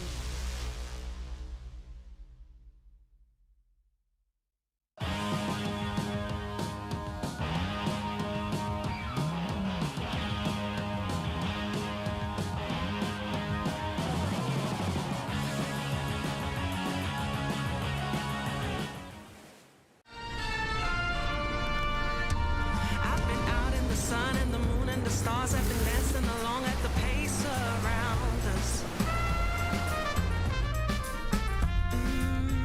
Plans made on the floor, sipping things where the salty and sweet taste like water. All of this and just because. Is it all just too good to be? Baby, it's just you and me. The Surf Abu Dhabi Longboard Classic is brought to you by Modon, Connected Living, by Surf Abu Dhabi, Find Your Wave, and by Experience Abu Dhabi, official tourism partner of the 2025 Surf Abu Dhabi Longboard Classic. Welcome back to the global sports hub of Abu Dhabi for the Surf Abu Dhabi Longboard Classic as Santa Barbara and Cole Robbins is up and riding on a velvet right-hander, aquamarine blue and reminiscent in quality to his home patch of the perfect point break of Rincon as he locks in on his Wainwright board into the bowl, into the barrel, follows that leading arm, gets some shade and comes out clean, removes that leash from his back foot, runs up to the tip, Carla, and he's locked in a really radical nose ride. Super awesome surfing as he grinds it down there, sets it up again here. He's waiting for that opening little curtain section there as he tucks in once again. It's just Here we go, breaking Carla. on his back, but he makes it, gives a nice celebratory shout out. Wow.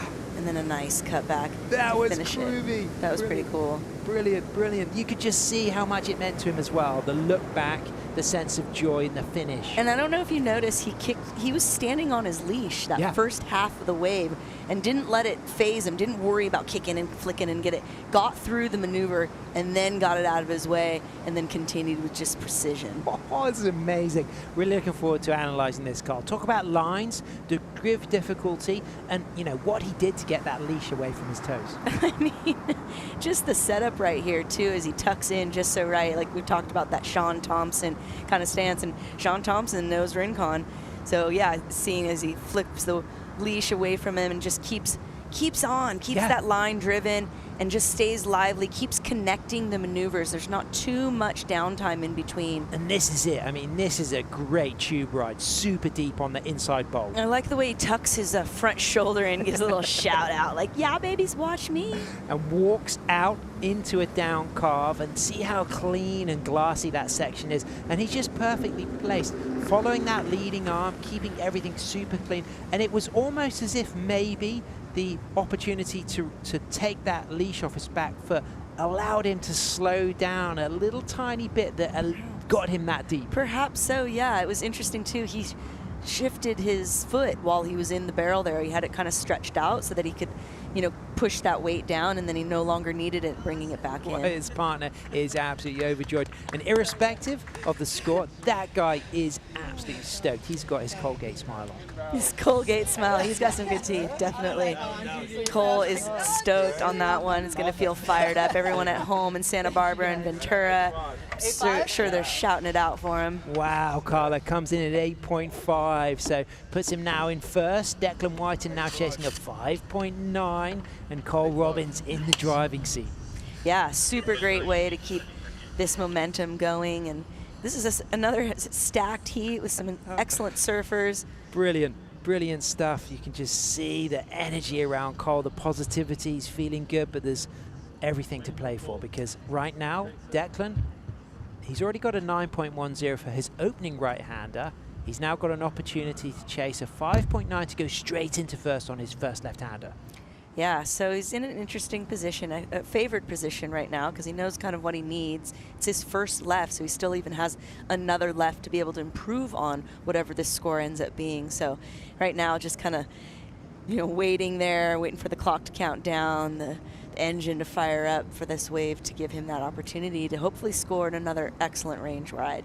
1 minute long rides, of course, that W-shaped bathymetry, the reef, and the fact that that patented hydrofoil system just displaces the water and allows this wave to rise and shine as Declan goes straight to a 5, holds that 5 nicely, Carla. Good start, straight now into a drop knee setup. Yeah, using that drop knee both on the rights and the lefts, using it really smartly as he drives down the line here, sets up for another nose ride. We're seeing lots of 5s from everyone. I'd like to see some tight 5s, maybe some 10s, as he just continues to work it down, using that tail. And I like how he brought it down there. The bottom almost came out on him, but he kept that nose up so he could set up for the next nose ride. And here we go for the inside tube ride. Whoa, pig dog stance, just got that arm dragging, that outside arm on the rail, holding, and then coming out cleanly onto a nice sweeping turn, just compresses and finishes that. And chasing a 5.9, I like the security throughout that ride. You know, no mistakes. You know, it's not going to be a massive score, but it's solid, and it may well be the score that he needs to move to first. 100%, I agree with that. I think it was very solid. I don't think it was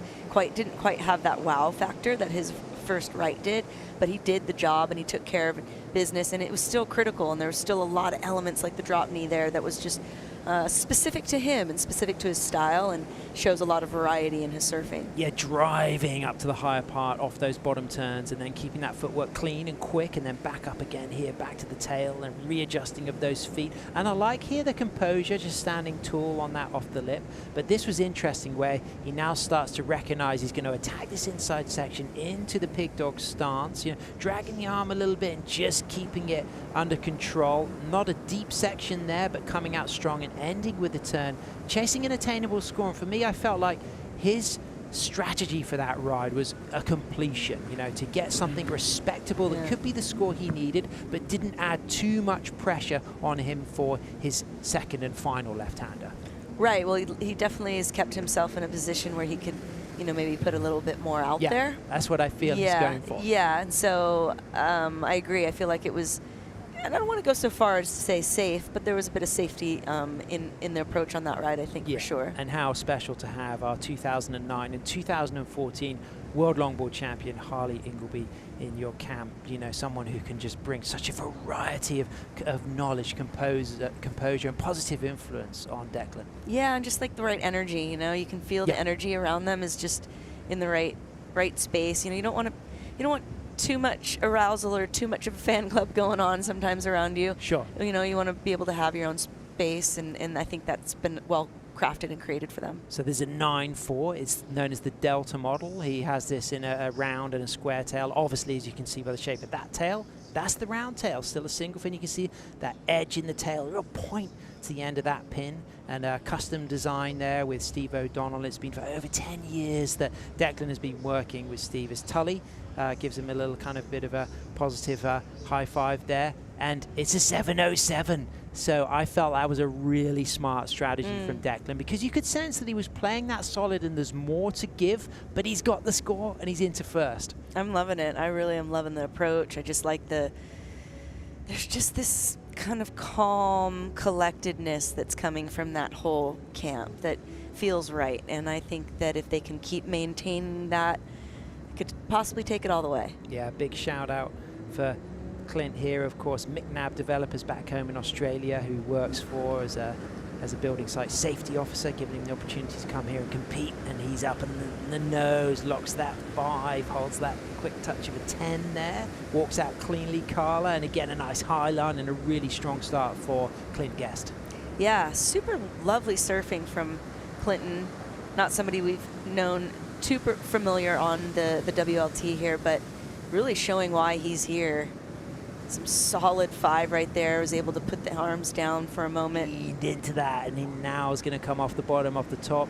Comes high, stalls it, now slows down, but then accelerates as he just eyes up the bowl. And now he can go back on rail. And there's a nice down carve. Comes off the bottom with some more cross steps and touches the 5 right at the end of the wave. And that's a place where we've not seen many surfers squeak in a last nose ride. He feels good about that. Definitely. This is a really strong heat so far. Everyone really kind of putting some stuff down, feeling good. Clinton bringing that to the table. Yeah, and no stranger to sucky waves, you know, having cut his teeth at the likes of Burley and Noosa. He knows those kind of sucky waves at the likes of Greenmount, and he can fit that longboard into a really driving pocket. As we can see, a great demonstration of the full repertoire. I love the way he finished as well here, Carla. Well, yeah, and this was important for him because his opening right was only a 2.0, so this ride was definitely, you know, playing a big role in his campaign here, and he, you know, put it down and came to the table and came to the, you know, bring out the stops here. I like the way he tucks it in here at the end there, and as you mentioned, he kind of found that last moment. He gets a turn and then sets up one more time and gets another tip time, as you mentioned. We haven't really seen that right at the end, and then one more final. Great use at the end of the wave there, and he's stoked, he's pumped. He's been a multiple Australian longboard and logger champ. Open longboard champ in 14 and 223, and a logger champ in 2013, 218, 219. So he's been at the top of his game for a long time. Huge NBA fan, supports the Boston Celtics, and he's going to be coming out pretty stoked, waiting for that score to drop for Clint Guest. So kicked off with that opening 2 for his first right after an uncharacteristic fall, and drops a 5.67, Carla. Yeah, it definitely gets that 2 out of the deal. It might have wanted to go a bit higher than that, but 5.67 is where it lands, and that's where he's going to be sitting with. There's Skin Dog, of course, designed and shaped that board. Let's tune in. Yeah, the only difference is the turn. Yeah. I feel like the nose rides. Nose rides are set, especially the middle one. Got left through the. That's what I want to do, man. I'm stoked with the nosy. Yeah, Clint, great to hear that. Skin Dog just kind of breaking apart the fact here, when does it go excellent, maybe more radical on the turns, but those nose rides, in the phrase of Skin Dog, sick and rewarded. And what a unique experience for both rider and shaper to be able to immediately come out and talk about how your surfboard's working, and the shaper being able to watch it happen, you know, in the moment. Not only is he riding his own boards, but there really is something to say about watching others ride your equipment, and that's a special, unique opportunity. Absolutely, and of course, this fusion of cultural heritage and beauty that is Surf Abu Dhabi, a world-class sanctuary where all these elite facilities come together with great food and world-class waves. And we're here in day 2 of the Surf Abu Dhabi Longboard Classic, and right now it's our surfing green Tony Silvani looking to solidify his position here on the backside, straight into a 5, holds that 5, cool and locked on the nose. Silvani, based in North Carolina, Carolina Beach. He has a fantastic surf school there at Hamlet Avenue as he gets locked on the nose once again on his Stewart, and that is a great amount of tip time, Carla. Yeah, definitely locking in that tip time and then coupling it with these nice whipping turns, keeping everything exciting and lively. And then as he's gonna kind of pig dog there, drop the knee down, drag the hand, looking for the shade time. Doesn't quite get deep enough, but really working the tail and the rail work. Nice sweeping wraparound turn to end things off. Couple more cross steps, changes direction right through to the shallows, and Silvani is going to certainly improve on his opening left where he took a fall, so he's going to get a score. And let's remember now he's got that right score of a 7, so all of the surfers have got one really solid score, but it's Declan who's the front runner with those 9s and 7s as we get to appreciate this long 5. Yeah, we get the nice long 5, and then he whips it around really quickly as he down carves it back into the section there, gets the nose time again. As we get the drone shot there, the flight cam, get that long nose ride through that middle section, then when he walks it back, whips it around again, setting up for more nose time there, getting the nice 5. And then grabbing the rail, dropping the knee down. You can really see the force of the water as the hand gets kind of like whipped around, and then finally wrapping it around at the end there to give it a nice finish. Well, it's an all-regular foot affair as Silvani, Guest, Robbins and Whiten battle it out. Australia, USA, Australia, USA. Trading licks, trading blows. Who's going to take the win? We'll find out as we continue this fantastic last heat of opening round 1 of the men's at the Surf Abu Dhabi Longboard Classic.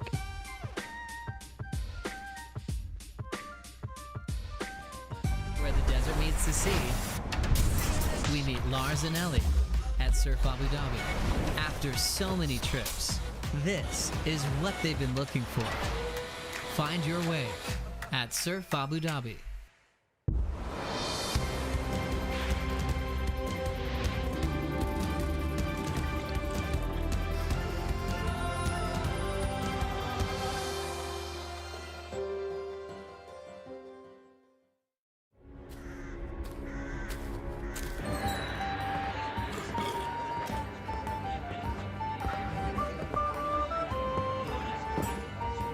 Shall we?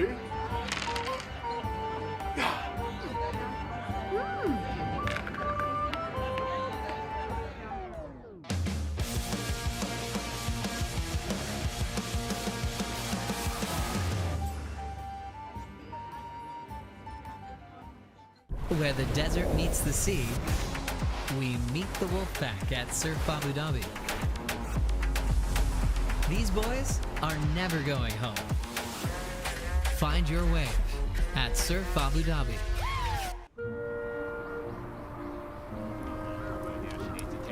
Straight back out priority and into this wave. Oh my! Deep one for West of the Web. She comes out. She comes out. She needs a 10. It's the second right-hander for Declan Whiten. He got a 5th in Huntington, a 3rd in Bells. And he's up and riding right now, having dropped a 9.10 for his opening ride, and he comes back in to the barrel, locks and follows that front arm as clean and cool as he did on his opening 9.10, and then cross steps forward, Carla, and he's already kicked things off with a great start again on a right-hander with a big snapping top turn. It's feeling a bit deja vu, even from the wall of water making his hair go down. He's now got this Beatles haircut, right? As he goes into the second tube right there, nice and clean, in and out. I think we're going to see another one of these drop knee turns right there. He's like, why mess with the formula? I know I got a 9-1. I think I'll just go ahead and do that again. Favorite Beatles tune? It was a hard day's night. No, that's not my favorite. There's Mine too many. would be Paperback Writer. If you haven't heard that one, that's a beauty. Paperback Writer. That's a good one. I actually like Blackbird. Yeah, that's an absolute That's beauty. actually my favorite. It's going to be a good score. I don't think it's going to be as high as his 9.0 though. Probably not, because it's a bit predictable, I think. It just had all the same of the recipe. I would have liked to see maybe a tighter 5 and a 10. I do like the way that he stalled into this. And that was pretty darn deep, Sam, so I don't know. Like, I think this is going excellent range no matter what. Yeah, I agree. I think the 910 just had an extra high risk factor on the entry and the exit to that tube at the start and a more dynamic finish. But I think if he needed a big score on the right, then he got it. But it just so happens he's already got a He 9.10. doesn't really need it exactly. So this is just kind of for fun, really. It's going to be on that left that he's going to want to up his game from that 707. But look at the drop knee. This is just a great for everyone watching. I mean, this is the classic. You see how he has to step his foot all the way back to drop his knee, and then he wraps it. It really is a roundhouse, or cut back there, and he whips it, and it returns with the whitewater. I mean, I will admit there was an element of precision though about that ride. It felt like a little bit more higher risk throughout the opening 9-1-0, but that just had everything kind of seamlessly stitched together. It was. When I start to watch the replay, the score grows in my mind. I think it's going to be excellent range. Oh, I mean, sometimes we do that then, and we end up putting our foot in our mouth. That's but fine. it really, we can it do really that. does. We It can does. surmise. It really does feel We're not like judging. We're just discussing. It's going into that excellent range. I wouldn't be surprised if it kind of gets close to, if not maybe slightly a nod above. I think it was a bit. The first one might have been a bit more critical. I do want to see a bit tighter nose rides. We've seen a lot of more stretched fives, so it'd be good to see a bit tighter fives. And well, there you go, Sam. There it is. It comes in higher, 9.27. For me, once I started to watch the replay, it was the way it was smoothly linked together. It was the same moves. There was a wow factor on the opening 9-1-0, and I didn't have the wow factor. And then I watched the replay, and I was like, oh my gosh. He's done everything the same, but so smoothly and so seamlessly that it's an even stronger ride, and that's why it's come out at a 9.27. Absolutely. He definitely, fixed those little holes and stitched those up and made it just slightly more improved. Mind-blowing. A 9.1 and a 9.27 for his rights. Betters his opening right. Now got a heat total of 16.34. Now means that Cole Robbins is chasing a 7.85, and Tony Silvani is chasing a 9.41. Yeah, well, already, just like we had in the last heat, these scores are so high that they're changing the leaderboard as we speak, as we see Cole up and riding on his left. Get a little bit of a hiccup there on the start, but manages to maintain control, gets the tip time. Now he's going to wrap it back around, get it to set up for that opening section here. Carla. Is he going to be able to make it out of this one? It's not going to be easy. Would there be lefts that he would ride at home in California, or is it all rights in his Santa Barbara area? We do not have a single left worthy of even calling it an actual left. There's a left that'll break at a certain time at the tide with the right swell at C Street. High tide Malibu. Every once in a while you can get left. But let's respect that opening 6.5. So that was a very strong score. Considering that he may well be looking to just get into that top 6 leaderboard. Here he's very deep. You started to realize early when he pulled into that he wasn't going to have the line to come out. Yeah, he didn't. You have to almost be thinking 1 or 2 sections ahead on this kind of wave, just so that you don't get stuck behind it in any way, and that can easily happen. Well, let's have a look at the scores and leaderboard update, because as it is with that 15.0, Robbins is in second, still chasing a score. And if we start to look at some of the people who are already in that top 6, Cole Robbins looks like he will make the cut if the situation remains unchanged. And now the pressure will be on Tony Silvani, who himself also has a chance to stay in the event to get into that leaderboard round 2. You can see the cutoff currently there at Connie Stewart there, and we got Jensen, Dantash, JR, Taka Inui, Sam Christensen, and Connie. But already, if you look at that number of that 15 for Cole with that 6, that last score coming through of a 2.5 doesn't go into his top 2. It puts him already. He's already in second place. Yeah. Cole is now in second. And Tony is in with the 13.93 because that actually, so it moves Connie and unfortunately Sam Christensen out of the running. So his only hope is that Clint Guest doesn't pass him. Exactly. And if that doesn't happen, then Tony is in there. He squeaks it through, and a bit like we saw yesterday, these final 2 heats have provided the lion's share of our top 6 surfers for round 2. Yeah, it's really been interesting how it's played out that way. I think it's just by chance, really, but I guess being able to kind of build on the momentum and seeing how other scores are dropping kind of helps you be able to make a game plan as the day goes on. So Silvani chasing a single score of 9.41 to move up into first, or looking to improve his heat total to then put the pressure on Clinton, Guest, who will be chasing a big score to potentially move into that top 6 leaderboard. And that's not just what's important. Getting a higher score is going to put him in a better position in his seeding. Yeah, because he is going into the top 6 already. But if he can up his points, he might be able to put himself more in like maybe the 3rd seed as opposed to the 4th seed. Yeah, and those high seeds surf last, low seeds first, so they kind of know what they need to do. And it's only one wave counting. You get one right, and then after that, one left. And so you get to really focus on your favorite side. Yeah, and we really saw how it was an advantage yesterday to be in that, you know, top seed, and know what you need to get. Yeah. You know, that said, Emily Lethbridge started things off, and she came off really excellent with like a 7 on one of her waves. So, you know, we're going to see some excellent scores coming through. Here we go. It's the 4th ride for Tony Silvani. All the rest of the surfers have one more ride as well. On the right, on his Bill Stewart, gets an opening 5. And then snaps that turn. He's very deep here, Carla. Is it going to be too deep, or can he drive through this section? I feel like he's gotten enough speed to kind of just get around it just in time. Spicy bottom turn to drive out of that section, then up to the nose, low in the wave, and then lifts that arm, walks back to the tail, and there's another spicy turn, Carla. He's risking it on the rail turns, but it's paying off. Yeah, he's definitely putting it down, and it's paying off right here. Love how he's dragging the hand. What are we going to end with, Carla?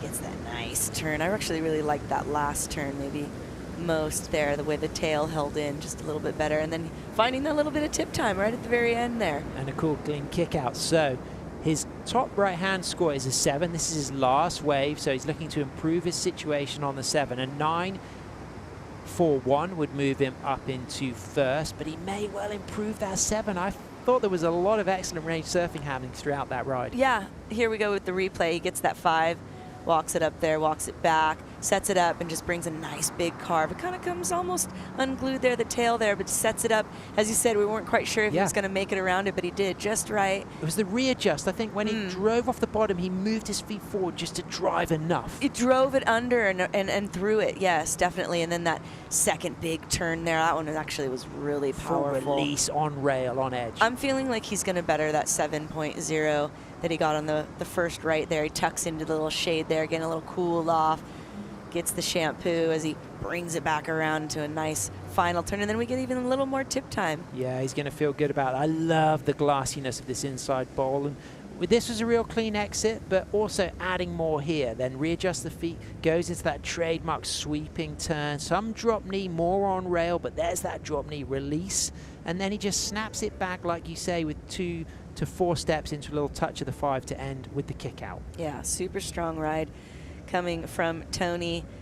Looks like he's going to drop a 7.20, so he does better. That 7.0 gives him a 14.13 total.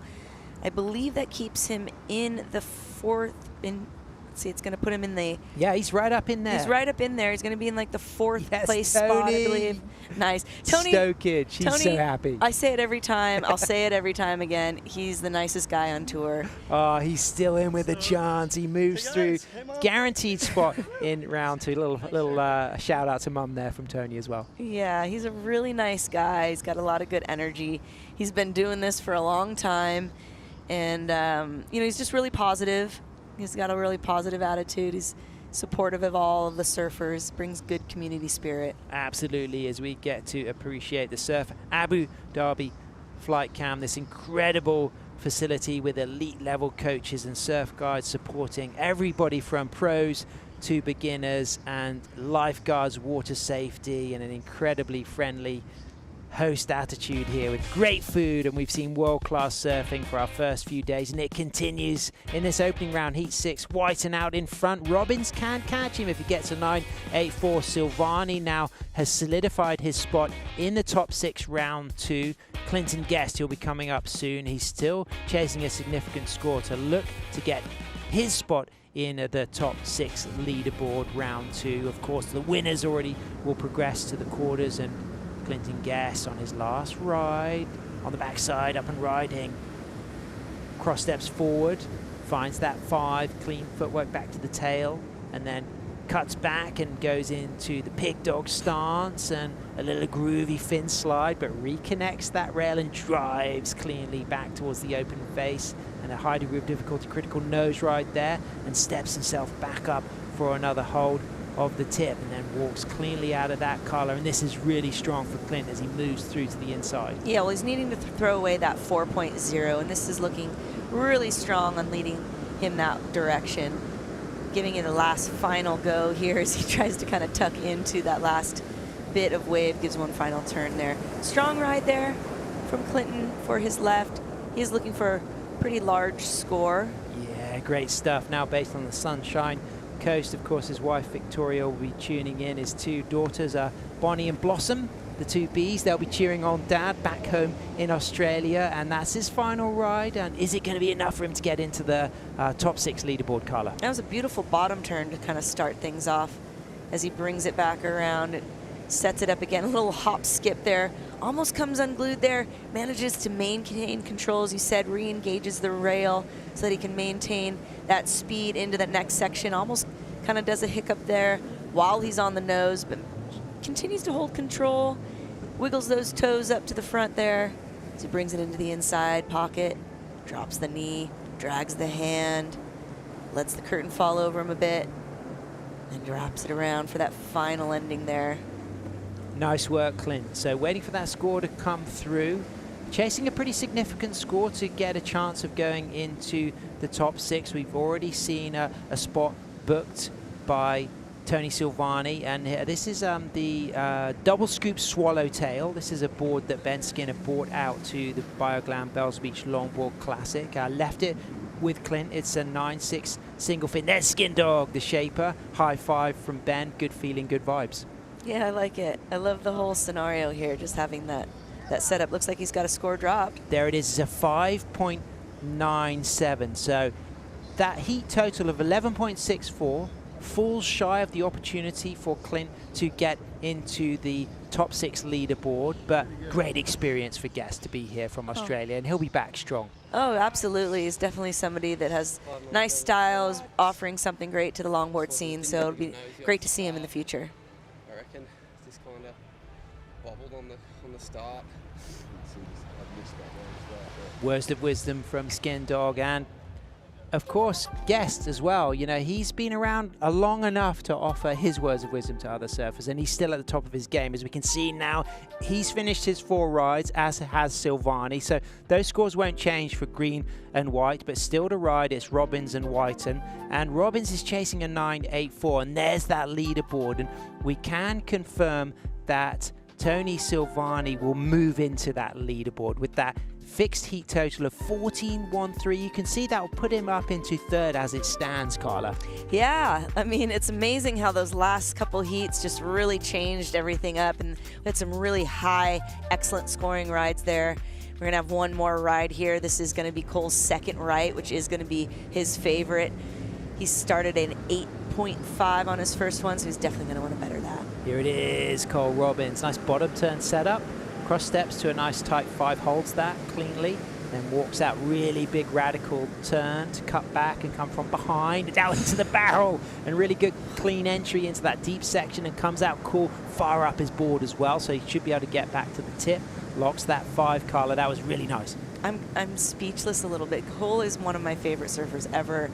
He's just so strong and powerful and has such a technicality to him that's next level. We'll see him set up for this next inside little barrel here as he tucks under there. Go on, Cole. Trying to muscle through that inside section. It just kind of squeezed down on his back there. You can see the color of his jersey kind of coming through the back of the wave there, but wow, what a great opening start. Yeah, and considering getting 8.5 for his first right-hander, I mean, if he'd made it out of that section, yes, could have bettered that perhaps, but he's still going to be carrying that 15-point heat total. If it doesn't change, he has booked himself a spot in the top 6. That's right, and I believe that puts him in the second second seed, so it puts him in a really nice position going into that round 2, where the 1 wave will count whipping it around here on the replay, and he just tucks under it from behind the barrel and manages to just stay with it, keeps that line driven. This is all Rincon knowledge here.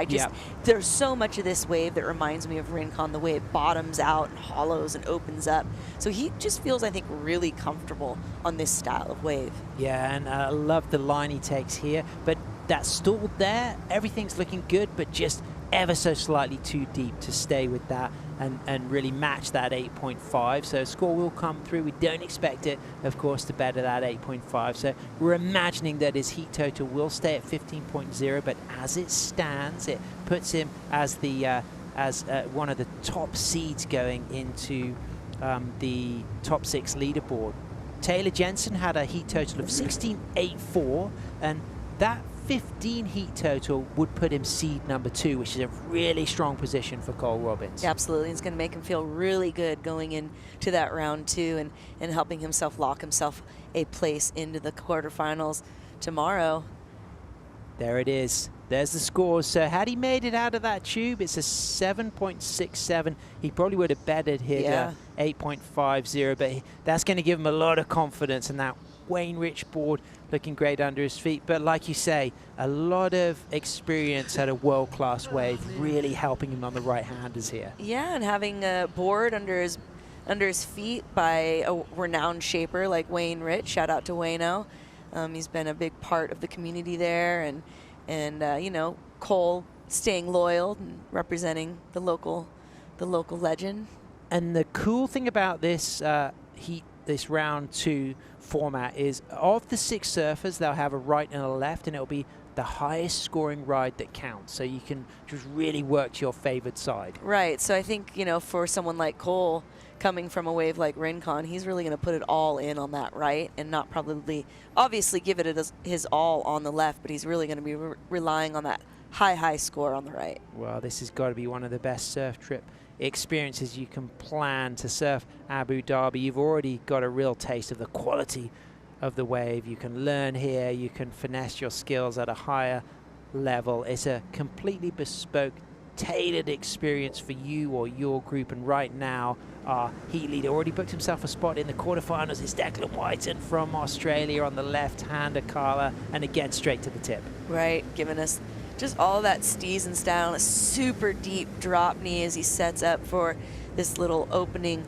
shade section there, drags the hand, grabbing the rail. Looks like, do you see him using the elbow? He's got his elbow in the wave to slow himself down, to keep him in there, holds and maintains stability to get some tip time. Another nice drop knee as he sets up again for a stretch 5. Then he's going to open it up for that last little barrel section there. There it is, locked in. Elbow. Loose. Elbow drag, and he's going to come out of that, Carla. What a fantastic way to finish for Declan. He is going to be a front runner on finals day tomorrow. The thing I love about that last little barrel section, because the wave starts to get quite a bit smaller as it moves in there, but there's still so much water rushing up the face, and those that are like dragging their arm, or as in his case, the elbow, you see it really getting torqued and moved back, like almost it could get, you know, torn around. You know, there's a lot of power and speed going on even in that smaller part of the wave there. You see here he gets that tip time, brings it back around in that deep drop knee as he grabs the rail along with it, grabs the rail again to hand drag, pig dog it under the curtain there, sets it up just really nicely.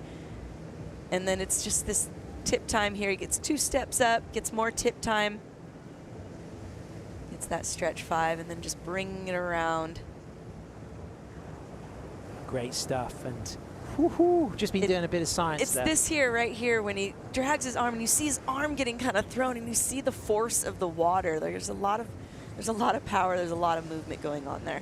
So that was a great last ride for Declan Whiten. He's booked himself a spot in the quarterfinals, but what we're interested in now is, yes, there's a score to drop, but it's about that top 6 leaderboard for round 2. And it looks like both Cole Robbins and Tony Silvani have booked themselves a spot into the top 6 leaderboard.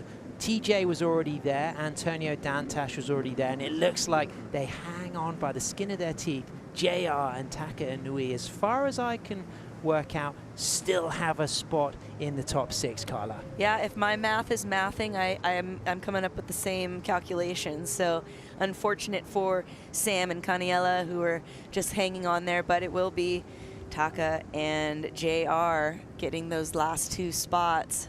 So that lower seed will be Taka and that higher seed will be TJ, but Cole coming in at another high seed. And how interesting that so many of those surfers have come from the penultimate and the last heat of the day, as Declan just ends in style to build confidence for finals day, as we really get to appreciate Hudayriyat Island in all its glory. We're on the southern tip, we're right there by the Arabian Sea. That's where the salt water comes in from, and you can see the W-shaped bathymetry of the reef there, and that's what sculpts the shape of the wave, Carla. Yeah, and much of this progress and development here is thanks to Modon, who's really helped building the community and really behind, you know, building surf culture here in Abu Dhabi. It's great for the the surfing community and all around. Well, representing Manly, he's booked himself a spot in the quarterfinals on finals day. Declan Whiten is with AJ.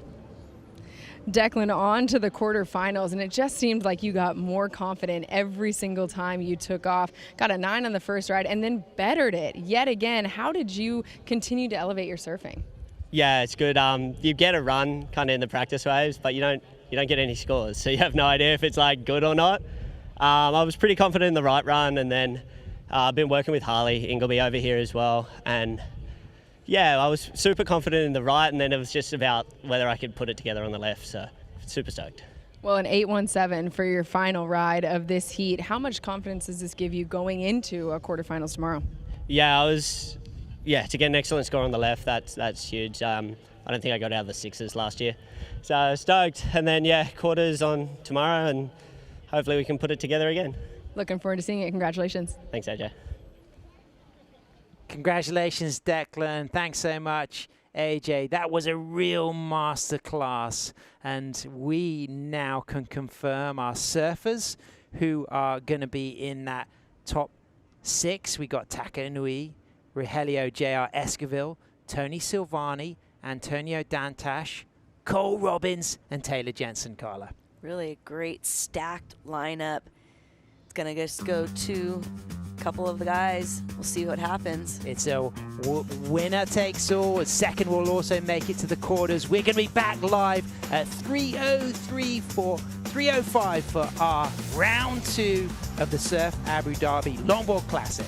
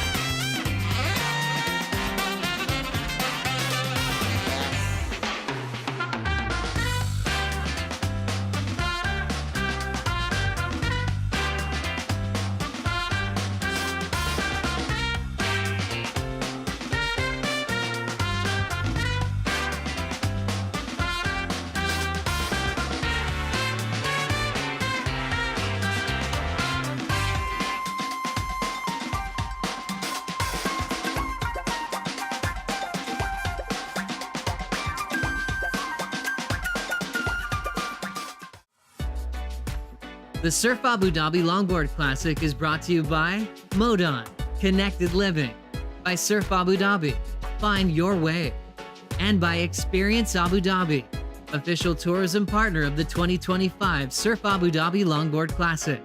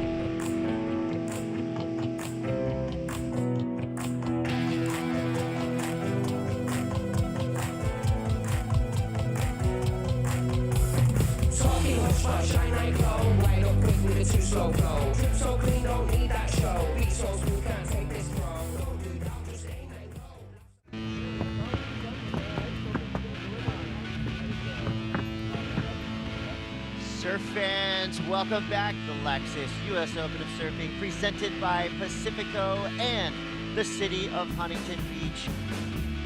It is the peak of summer here in beautiful Southern California. The lumber is out with beautiful logs. Day one competition, the Huntington Beach Longboard Classic.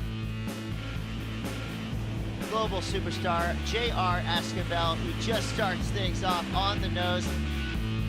Look at that 10. Nice. Proper. Yeah. Proper 10 right there.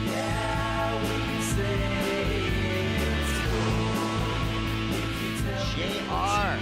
coming through as our first winner of the day.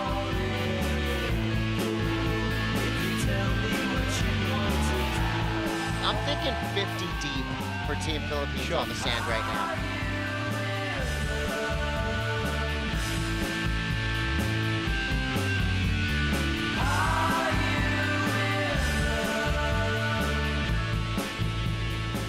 Johnny Ripper. Big victory for the local surfer out of Carlsbad.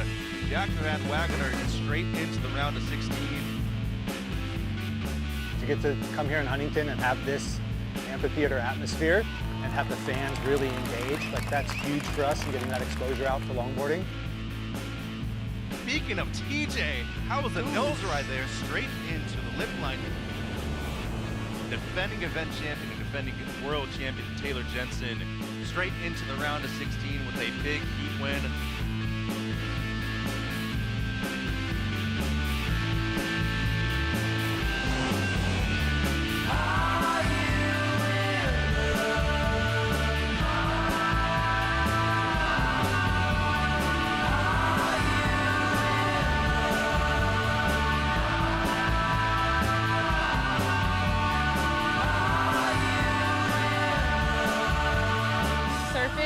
In my opinion, is the most therapeutic sport in the whole world. The feeling of riding waves in the ocean, like, there's no better feeling.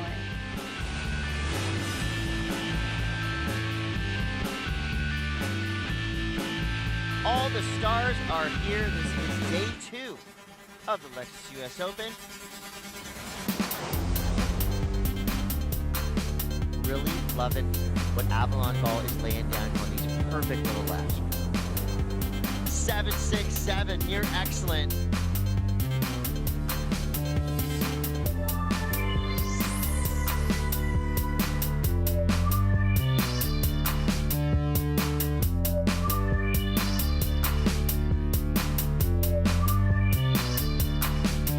The shocked reaction from Tully White's buzzer beater finish.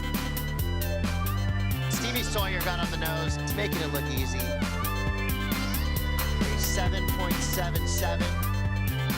We've got some of the best small wave surfers on the planet. The who's who of modern hot dog logging. Hot dogging. Oh, see, it can be treacherous out there.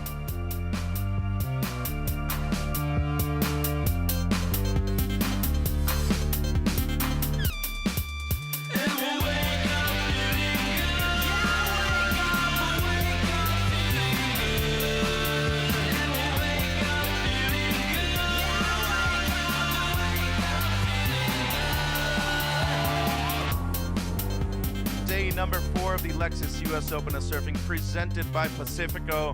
We will be crowning our men's and women's longboard champions.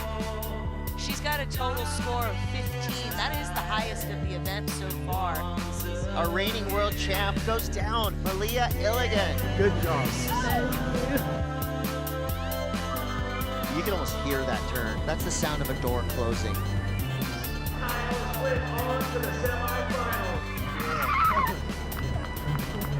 Oh my God!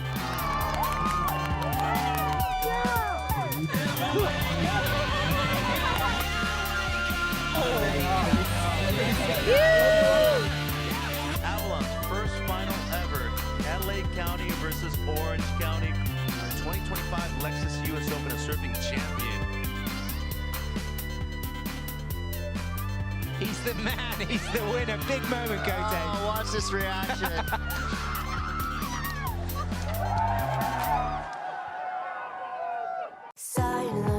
We've been watching some really great surf these last lay days, and there's been some really standouts, but really all that matters is today and what's going to happen today. And we have a perfect canvas and a perfect setting here to crown that world longboard champion.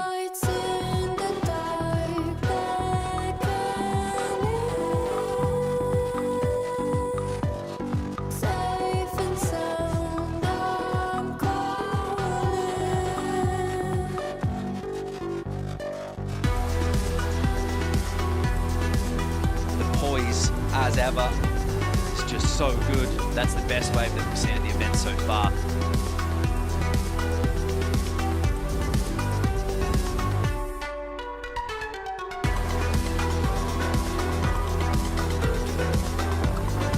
I definitely think I surpassed my expectations, so now I have nothing to lose, I guess. So I'm kind of just having a great time cruising. Ty's approach to every wave, it's put together. He's really good with his hands.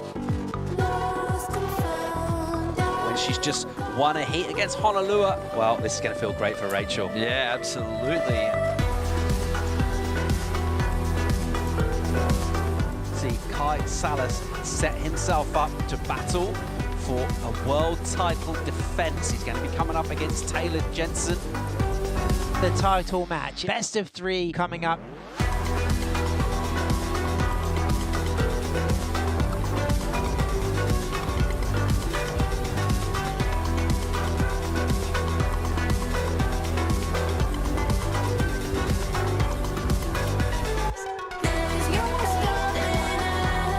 It's going to be Rachel Tilley, your world champion for 2024. Wow. Taylor Jensen in the yellow jersey here. He's a 4-time world champion.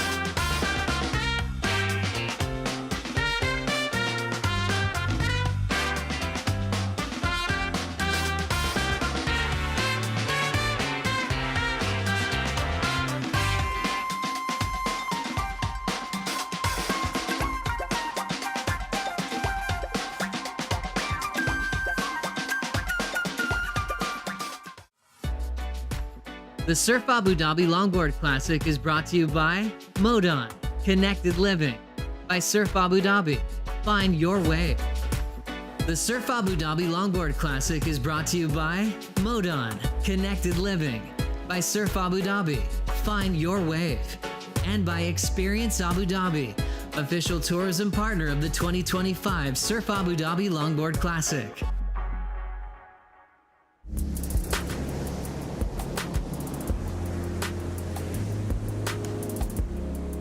From the very first lines drawn by longboarding's icons, world champions have always been more than winners. They've been style icons, craftsmen, storytellers of the glide. Joel Tudor carried the torch of tradition. Women like Kaylia Moniz and Daisy Shane redefined grace. Justin Quintal and Harrison Roach, duct tape renegades who turned artistry into world titles. And Taylor Jensen, a modern powerhouse whose 4 crowns have set the standard. Now a new chapter is being written. Rachel Tilley, Honolulu Bloomfield, Soleil Erico, modern leaders defining this generation.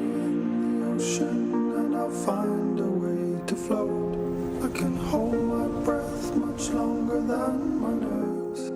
Because the title of World Longboard Champion has always meant more than a trophy. It's a connection, past to present, tradition to progression, the pioneers to the new wave. And in 2025, the chase is on.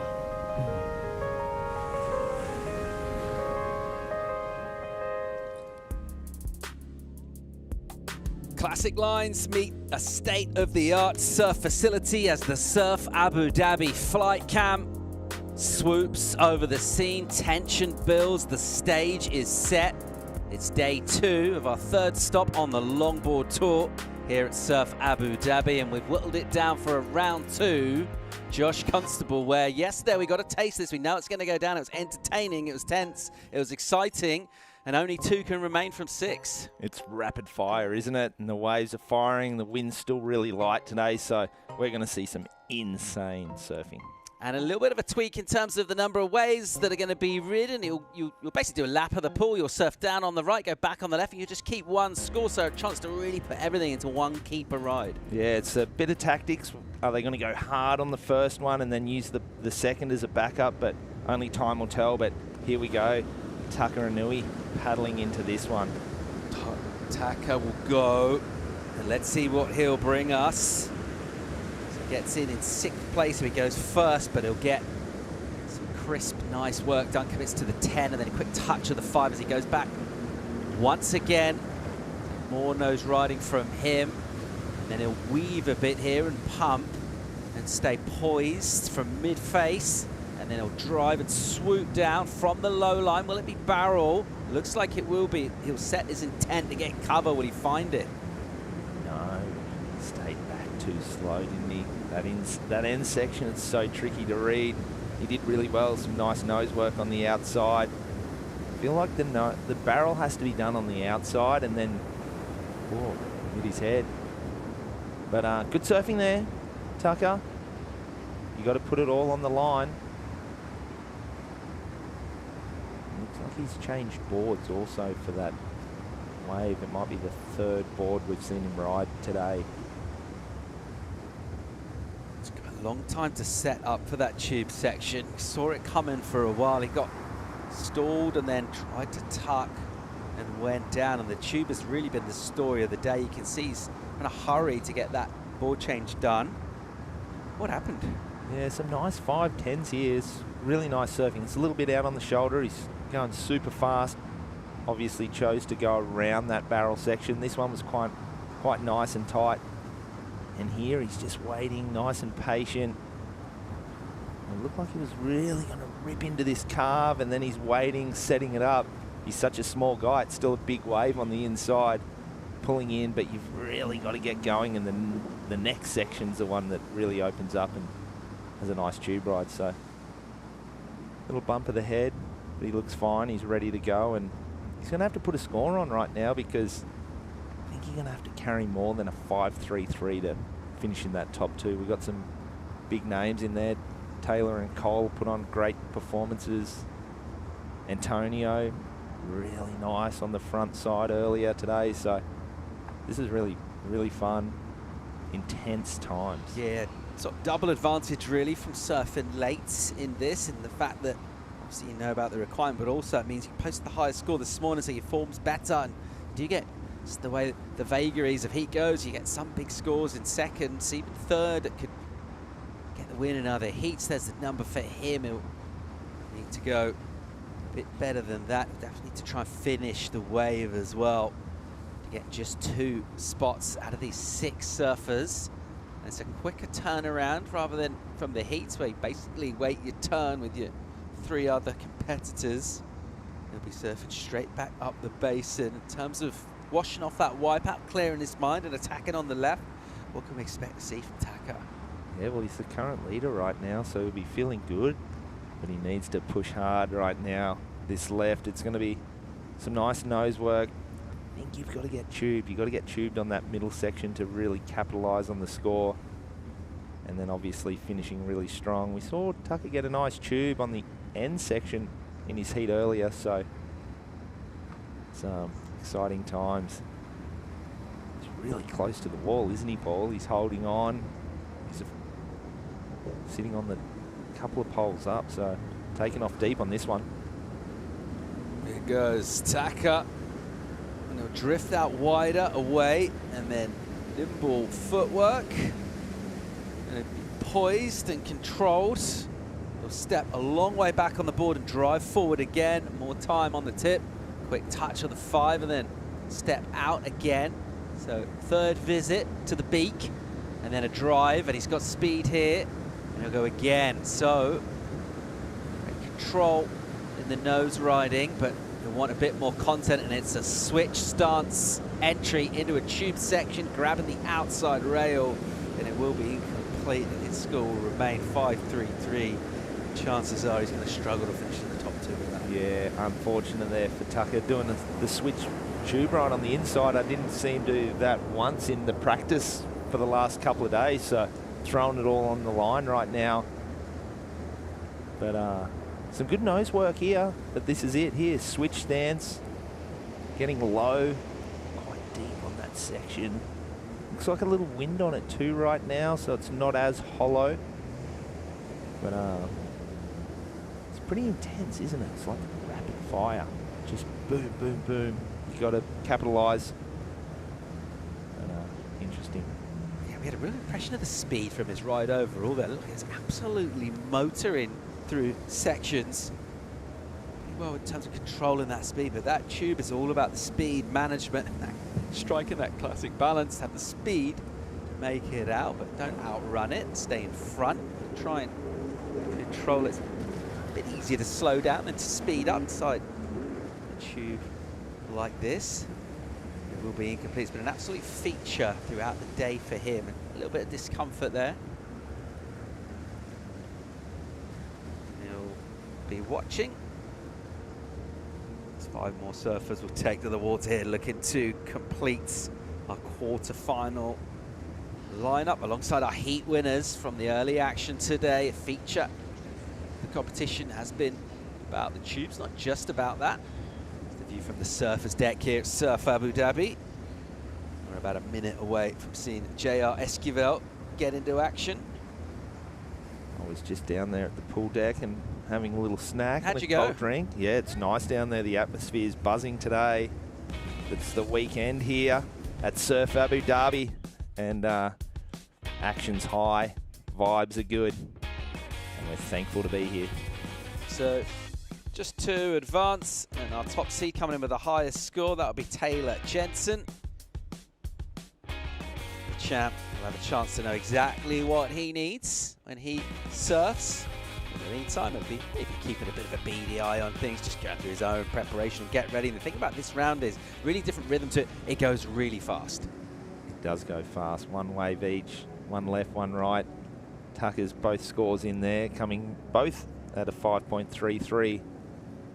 which is pretty interesting. Yeah, JR, the momentum for him. He built it throughout his heat. There was just a couple of heats to go. I wonder if he can carry on with that, just kind of pick up that upward trajectory that he had and bring it here for round 2. He's probably going to need to do that. He showed us kind of glimpses, but he wasn't in kind of classic form as such. Let's see how he goes about improving that right now with this, his first opportunity. Right, and a reminder, you need to keep one of these waves. So however you approach it, whether you focus on maybe you've got a favoured side, well, we'll find out as he will paddle and pop up smooth or drop down the wave, and then off the bottom, just angle to that nose ride, touch of the 10, step back, and then fading down, making it look really, really smooth. He kind of gets a little early for the stall, and he'll tuck in everything in the wave face, holding on to it. How many times have we seen the early stall into that tube has proved really, really problematic? Yeah, it is difficult. It's very, very difficult. Like you said, Paul, we're seeing the guys that are stalling and really dragging and waiting for it. It's tougher, especially on the right. The people that have been doing it well have been long extended nose rides into big carves down to the bottom, back to the power source, and then pulling straight up in, thinking of like a Declan.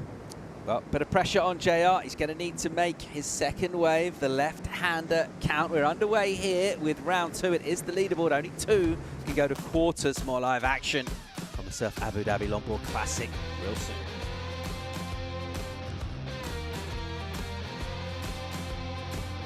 Where the desert meets the sea, we meet Lars and Ellie at Surf Abu Dhabi. After so many trips, this is what they've been looking for. Find your wave at Surf Abu Dhabi. Everything on the line in one day at a world-class venue in paradise. There's no hiding from your biggest rival. If you want that crown, you've got to take down the best. That was insane! Beating multiple sections, not giving up just yet. To say you don't fear the failure, you're lying. I want to win, and I really mean that, and it's scary that that may not happen.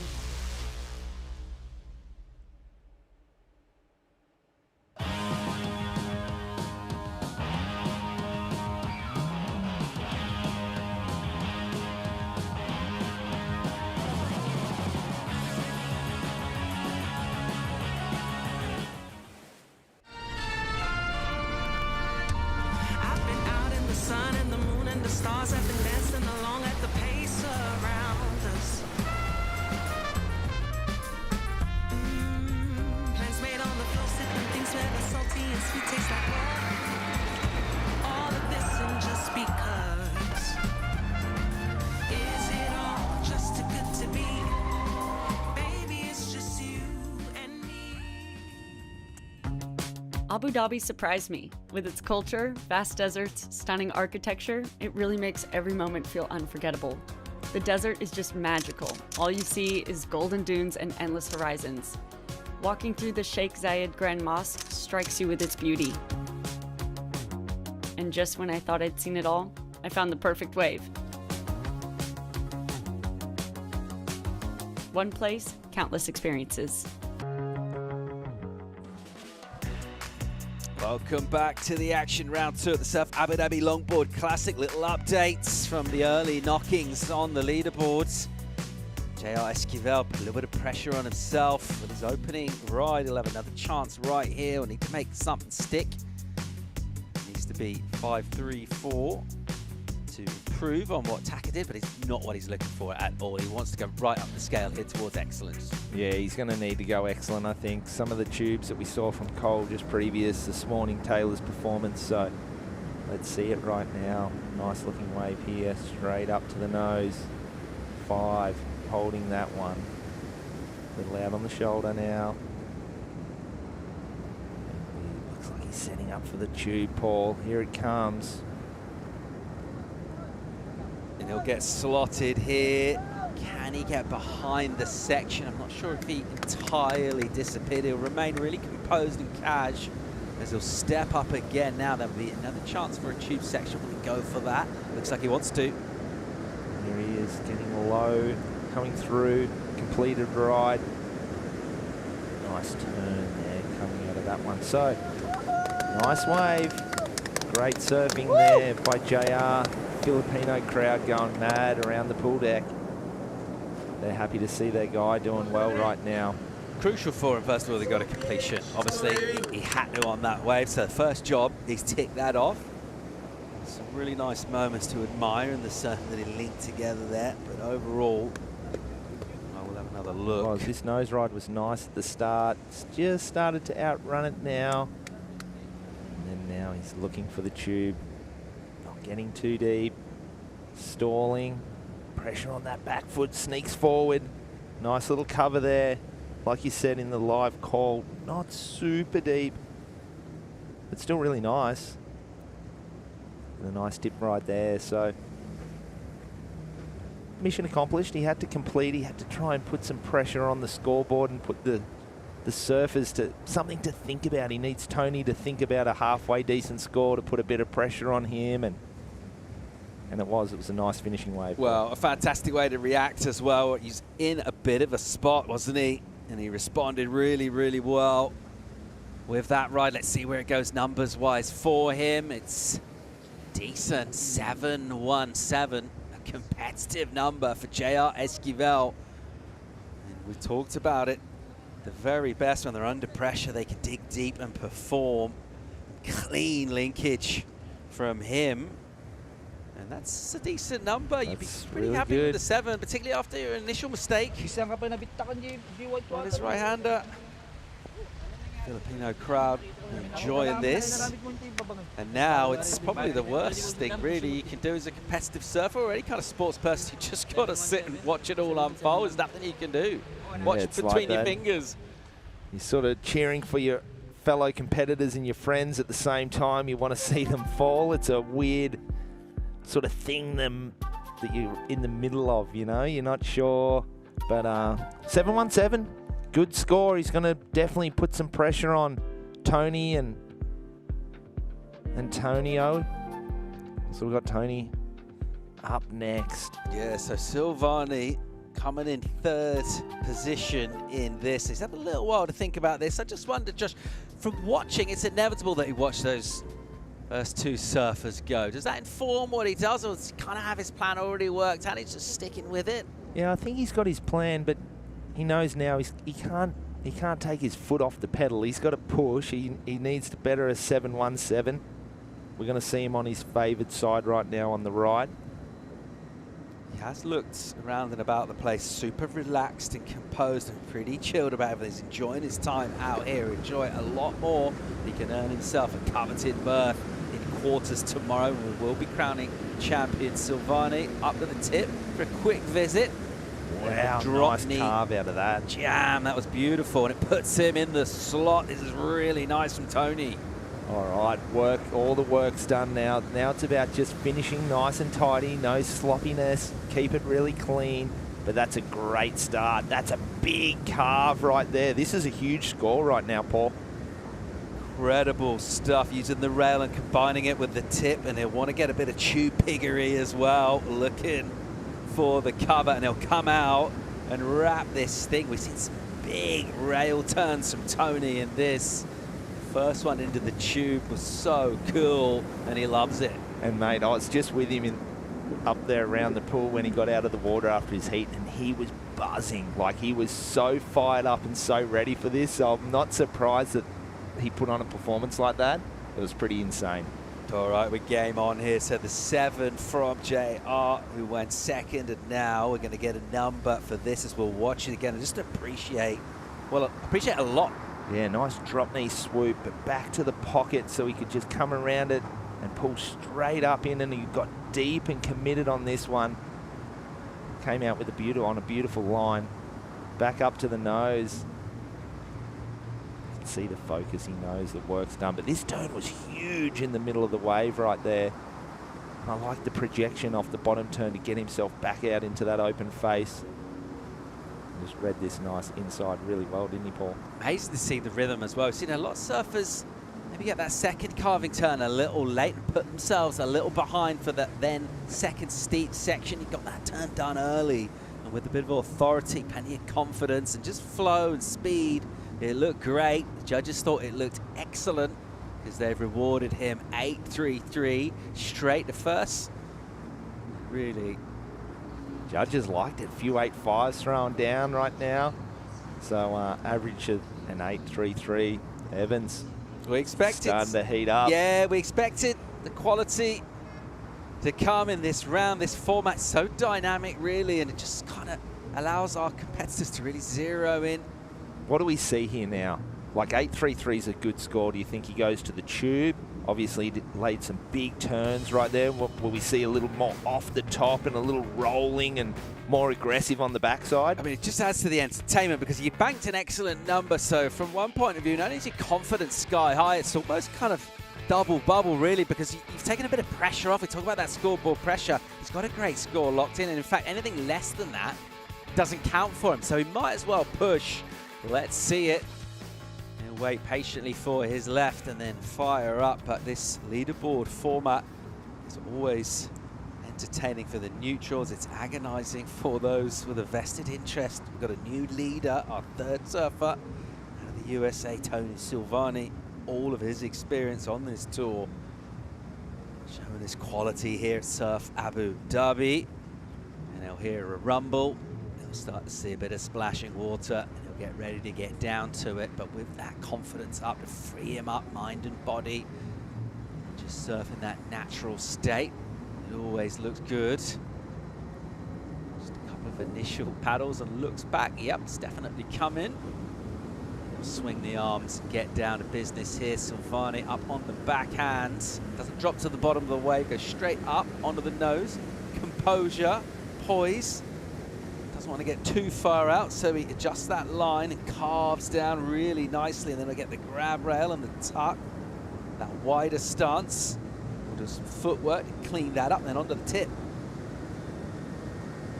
Here's the wave, it opens up a little bit, digging into that carve right there. Coming up to this inside speed section. Is he going to pull in? Looks like he's grabbing rail. Doesn't really find much shade there, but again, nice swooping turn. Nice wave. Don't think it's going to improve on the 8.33, but still keeping that momentum going into tomorrow. Hopefully, if he can hang on to one of these top two positions. See where the judges put this exactly. This campaign for the day is over. Will he stay alive in the event? Well, we'll find out soon enough. We'll have 3 more surfers to run. Have a look here. Yeah, nice nose ride. Dug in a little bit on that turn. Drop knee bottom turn out of that. Just couldn't slow himself down. And he just got stuck in that mid-trim right there. But again, completed wave. Tony's feeling it today. It's good to see.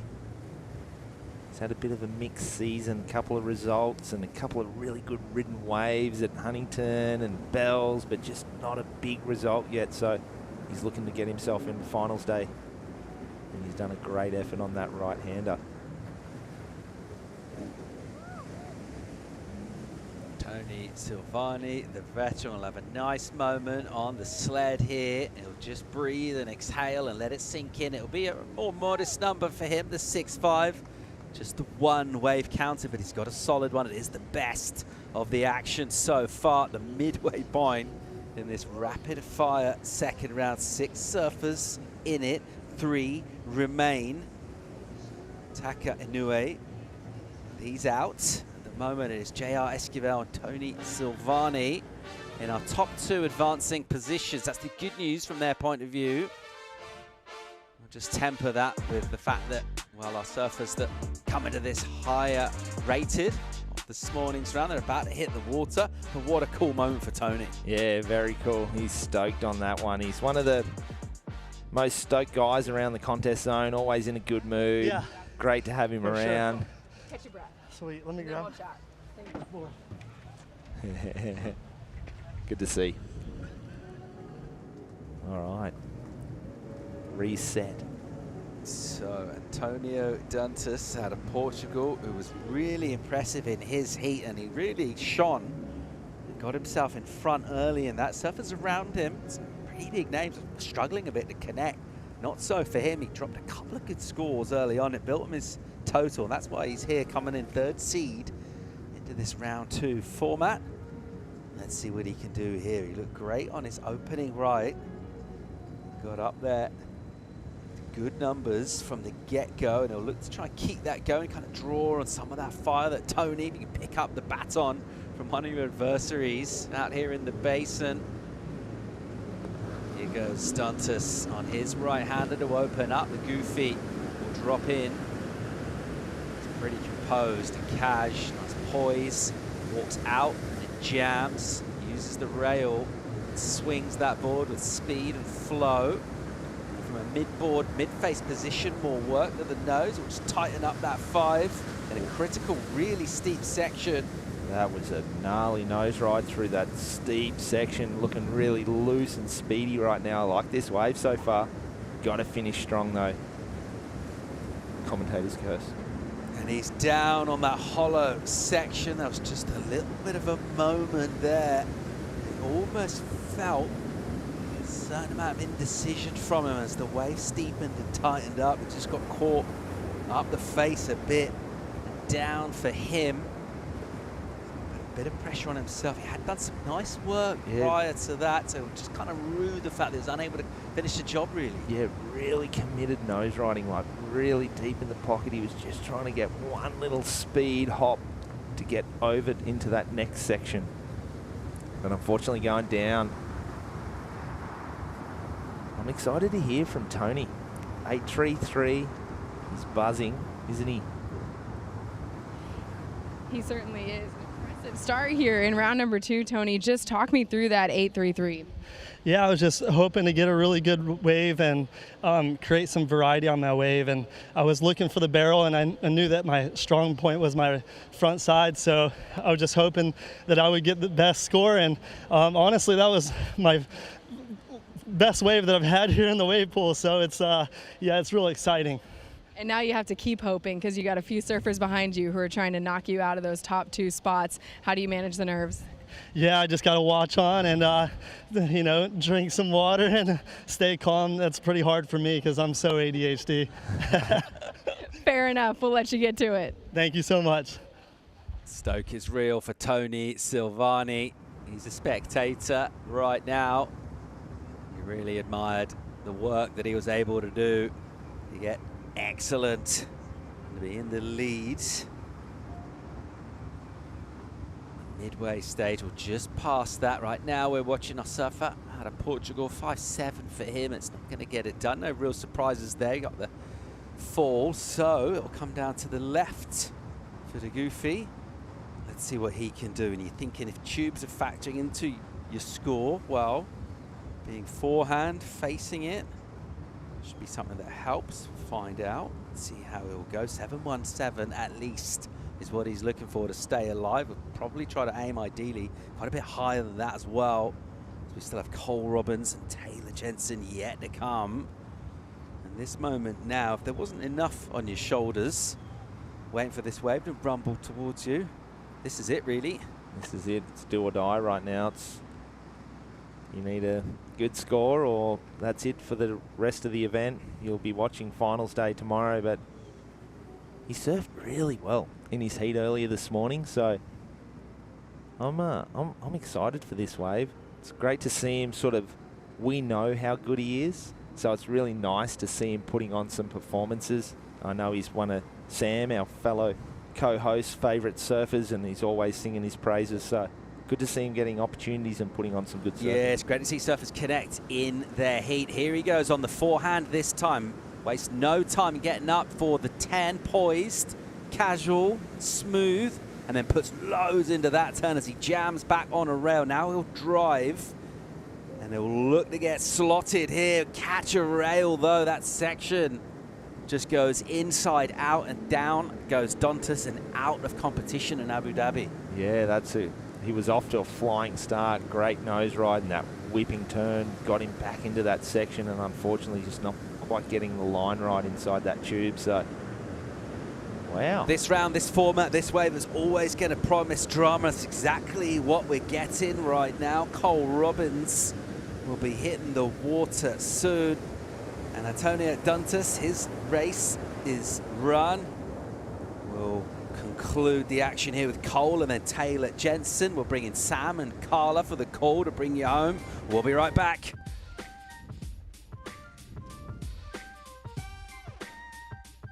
Where the desert meets the sea.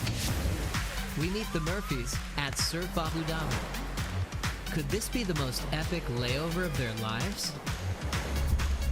Find your wave at Surf Abu Dhabi.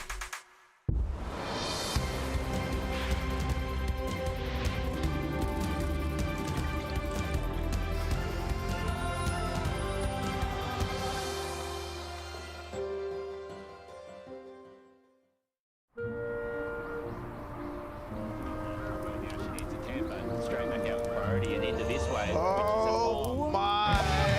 Deep one for Western Web. She comes out. She comes out. She needs a 10.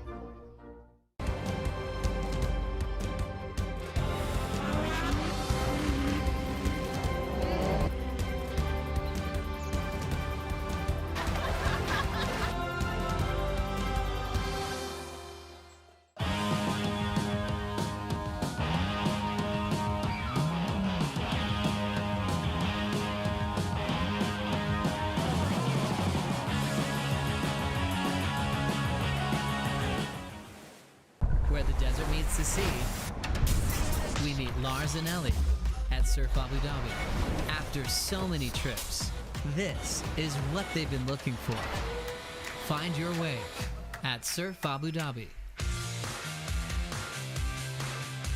Welcome back to Modon's masterwork developing Hudayriyat Island. We're at the southern tip of the Surf Abu Dhabi Longboard Classic. Of course, Modon developing these vibrant communities and action sports opportunities here in the United Arab Emirates as we shift into our top 2 seeds in that elimination round 2 with Cole Robbins coming up next, and then Taylor Jensen will have the chance to go for his top score. As it stands right now, it's Tony Silvani for USA with an 8.33, the highest score in second. Rogelio J.R. Esquivel from the Philippines, he's got a 7.17. So in order to get into the top 2 and advance to the quarterfinals on finals day tomorrow, Cole Robbins will need a 7.17 or better. He's got 2 opportunities. He'll kick off with the right, he'll back it up with the left. I'm Sam Bleakley, joined in the booth by Carla Rowland Zamora. Yeah, this is exciting. Exciting to see Cole take the run here in the second round. Being that second seed's definitely going to feel good and opening up on his favorite side, the right. Gets the quick footwork to the 5, gets a little bit tighter 5 in there, wraps it around with some speed and energy to hook under the curtain here. Looks like he's going to line it up quite nicely. He's dragging the hand just to give himself a little bit of less speed there to slow himself down. Gets to a nice tight 5, might have been a 10 there. Yep. Almost comes unglued, but he manages to hold his ground. Wow. I like how he's turning the board but looking, you know, in the direction that he's still going. Carla, he's charging through the inside bowl. He's going to come out clean. What can he add to finish things off? It's already going to be a great score, and he puts that board on rail.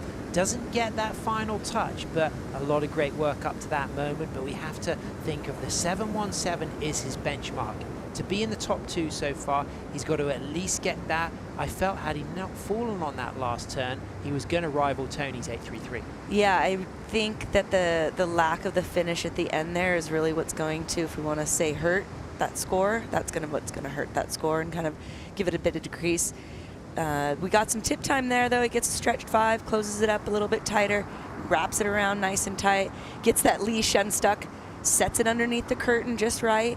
Well, what's interesting is his best left was a 6.5 earlier, so he's really going to have to better his performances from earlier to get the score he needs. But I love the way he locked in that 10 there, Carla. And what went wrong on this final turn, considering his line through to the inside bowl was precise? Yeah, everything lined up really nicely right here. He gets the tuck in there, drags the hand, slows himself down just enough. But as he brings it back around, the real important part is keeping that nose out of that bottoming out there, and that we've seen that a lot where the nose just isn't able to stay up above it, and yeah, he gets caught up there. So wait to see how that drops. We're still, judges probably taking a really fine look at that. Yeah, chance for the judges to look at the replays. They've got comparisons. There's still been some big scores for surfers who haven't completed their rides, but Tony Silvani's 833, the real benchmark, done with real control all the way through to the final maneuvers, and now an opportunity to express himself on the left-hander. Still awaiting that score, but he's just going to breathe and channel that inner energy and trust that he can do it on his backside. He's going to have to. The belief has got to be there, the self-belief. His self-talk needs to be positive right now. You know, despite the fact we come from an area where there aren't a lot of lefts, he needs to have belief in his technique, in his ability, and put it all out there. There's the leaderboard, an 833 for Silvani, a 717 for J.R. Esquivel. Dantash just out of the mix there with that 5.7, as is Taka Inui. Taylor Jensen still to come. He'll be surfing after this left-hander of Cole. Taylor will have a chance of a right, chance of a left. Top score counts. 2 surfers advancing to the quarterfinals for finals day tomorrow. Well, there it is. Cole dropping 7.67, so he edges JR out of the quarterfinal for tomorrow. That's going to be definitely a huge hit for JR, but Cole feeling pumped. Got the 7.67 on his more favored side, so now he's going to feel a little bit more comfortable going in on that left. As you mentioned, I think he scored something in the 6.5 range in the previous heat, so he's definitely going to want to better that, but he's feeling good now with that 7.67. As the Surf Abu Dhabi flight cam just settles into position and the submerged foil displaces the water and up and riding right now, chasing an improvement on his score to better his situation. He locks a 5, holds it. He's already in the top 2 with a 7.67 as he cuts back and then gets really deep here. Now low, grabs that rail, follows that leading arm in the pig dog stance with that knee, driving forward and comes out of that section and now climbs and drops on his Wayne Rich board. He's got a really risky high line there, and he's going to get some more footwork and find a 5 and hold a tight 5, and he's still in trim color.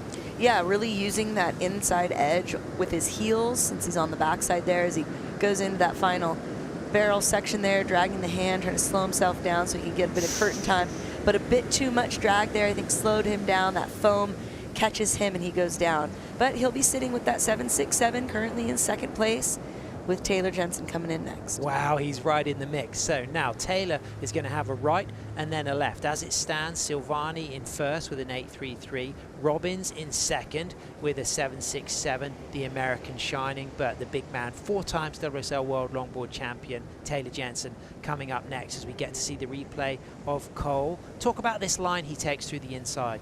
Yeah, he wraps it around kind of nicely here, sets it up, already tucking in for that curtain call as he drags his hand there. His boards were rather fast, so you can see he's trying to kind of slow himself down to make sure he can get that coverage. And then almost kind of coming unglued there as the tail slips out, but he manages to maintain control. High speed affair. Yeah, really kind of holding on. You know, it's this Rincon-esque wave, but now, Cole, now you're trying it on your backside. How do you like it, huh? Just held on a little bit long here, you know, really wanting to stall it, Yeah. but unfortunately just takes the nosedive. But a 7.67, I mean, the fact that he fell at the end of that wave, he would have been so delighted for that score to have crept him into the top 2. Absolutely. It's definitely a good score to have, but sitting in that second place position with Tony up in front there, 8.33, and then still having TJ to come into the mix there, yeah, you're still going to kind of feel a little bit anxious and nervous if you're going to make it into tomorrow. And this is the advantage of the #1 seed. TJ's last because he got the highest heat total as the highest place loser from that opening round, so that's why he goes last, and it means that he's got the full playing field of scores ahead of him. He knows exactly what he needs to go for. Right, now he just has to put it all together, which is something really easy, I think, for Taylor to do. He is quite possibly the most consistent competitive surfer on tour for a number of years now, so he's going to be opening up and looking for that excellent scoring ride, and I'm sure he's going to try to do so on both his right and his left. 3:45 local time PM here. You can see that kind of phosphine green light just starting to kick in as we move into that mid-afternoon, and Taylor Jensen in red on the board that he won his 4th World Longboard title on, his 9.8 single fin Singleton model that he designed with Firewire in collaboration with the great Stu Kenson under his body right now as he waits for that wave to come through, needing just a 7.68 to get into the top 2 and advance to the quarters. I feel like in the world of in the Jensen world, that's a fairly low score. So, yeah, I think Taylor is going to come out explosive. I think he's going to take care of business. I don't think we're going to really, I don't want to jinx it, right? But I think we're going to see some excellent surfing. Well, put it this way, Tony is guaranteed a spot in the quarterfinals, so it'll be interesting to keep our eyes on Cole here. There's 2 rides for Taylor Jensen. He's got the right to kick things off and then the left, and here he is up and riding, goes low, comes off the bottom, gets a high line, clean footsteps, holds a nice controlled 5 and walks really elegantly out of that nose ride in a big direction change, a sweeping top turn,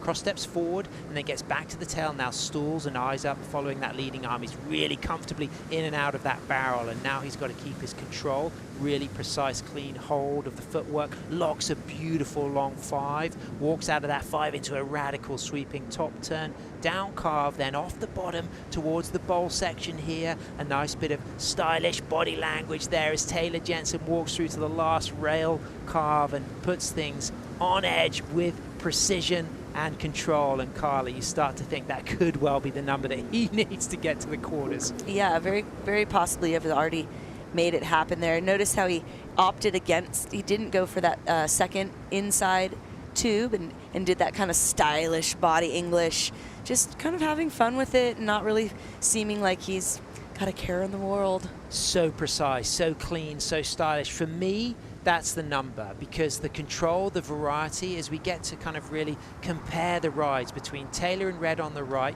and Cole dropping a 7.67 with a fall at the end. How do these compare, Carla? Well, right at first, you know, there was 4 uninterrupted steps that came from Cole in the beginning there, and Taylor's steps were a bit more slower and calculated. Both of them, though, really getting under the curtain nicely. Yeah, I think for sure Taylor's got it. Already from that deeper barrel, it's going to be close, but I just feel like the start of Taylor's ride, it just had that extra bit of clarity through all the critical maneuvers. Well, interesting to see. I think the beginning of Cole's ride is a bit stronger than Taylor's, but Taylor really puts it all together seamlessly as we kind of go through it. So, well, we'll see how it goes. Unfortunately, Cole not able to finish the ending there, so as we've already seen, that's definitely made a point of difference. Well, Carla, we got those scores coming through very soon. The judges will be analyzing the video replay. We had the opportunity there to compare both rides. The judges, of course, can also look back for reference points. They have that benchmark of Silvani's 8.33 on a right-hander. They have Cole Robbins's 7.67. Body language for Cole, I think that he thinks that Taylor's going to get it. Yeah. Definitely by the body language right there, he's gonna. I think he's got it, Carla. I just think there was just such beautiful link-up work between high degree of difficulty, critical sections, and I really appreciate the depth of the barrel. And there it is, an 8.6. TJ goes to numero uno on the leaderboard, and he has booked himself a spot in the quarterfinals, Carla. Excellent. I mean, I'm sure Taylor's stoked about that. Tony also being, you know, super happy. Unfortunately for Cole, I know how much Cole wants this and has really been working hard. You know, Cole was finished 3rd, I think it was in 2018 or so, and so he's been working hard to get back up the ranks and really been showing a good showing. But to shine under pressure, I mean, TJ came up against an on-fire Eduard Del Pero first thing this morning, heat number 1. He took a very close 2nd place. He's had to sit and wait and watch all of this leaderboard unfold, gets back in the water, keeps it calm on his first ride, delivers it, nails it, gets the ride that he needs to book himself a spot in the quarterfinal. That is the champ shining.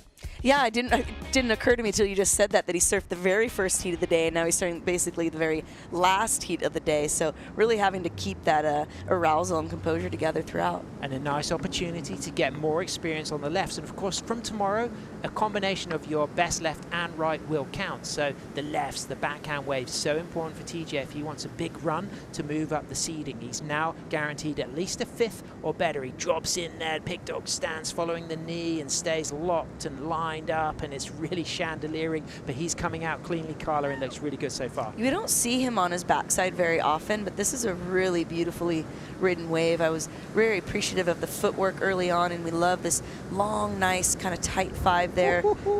Really looking good, keeping it cool and calm, composed, and then bringing it around for that final little whap off the white water Wanged there. it on the white Yeah. water there. But how's that afternoon glass and an opportunity for Taylor to express himself on the backside? He didn't need the score, but it's still going to be a strong score. Well, you made a good point.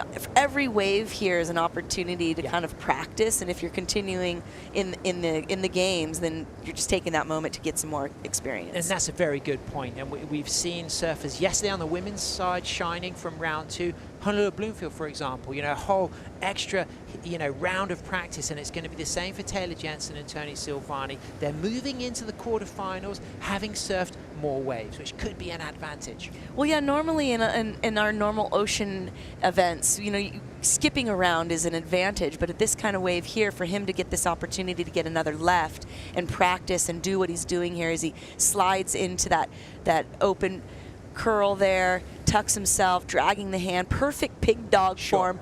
I hate calling it perfect pig dog form, sounds a bit of a juxtaposition there, but just wonderful footwork too that we're seeing on his backside here. Beautiful with that glistening water there. Sparkly flying diamond. Yeah, a bit of backlit action. And then sets himself up through to the inside here, and then he just goes on rail and gets a bit of rebound off that foam, not coming cleanly out of that final rail work, but it comes in at an 8.17, so another excellent range score. It's not the counting score because that 8.6 is better than Tony Silvani's 8.33, but had he needed that score, he still would have got in the top 2. I mean, just what we expect from Taylor, really. I think there's nothing, we'd expect nothing less from him. He's a consummate professional and just always is able to kind of put it down when he needs to. Yep, and that trusty 9.8 singleton, Stu Kenson, under his arm. That's the board he won his 4th world title on in 2024. He added to the world titles he won in 2017, 2012, 2011 across such a range of countries. 2011 he was competing in Sri Lanka and Italy to win a world title. 2012 he was competing in Hainan, China. 2017 in Taiwan. 2024 in El Salvador. That demonstrates the all-round capabilities of this absolute maestro. Well, yeah, and being connected with a famous family like the young Nat Young and that family, and having that kind of influence, I'm sure, has helped throughout his years. Congratulations.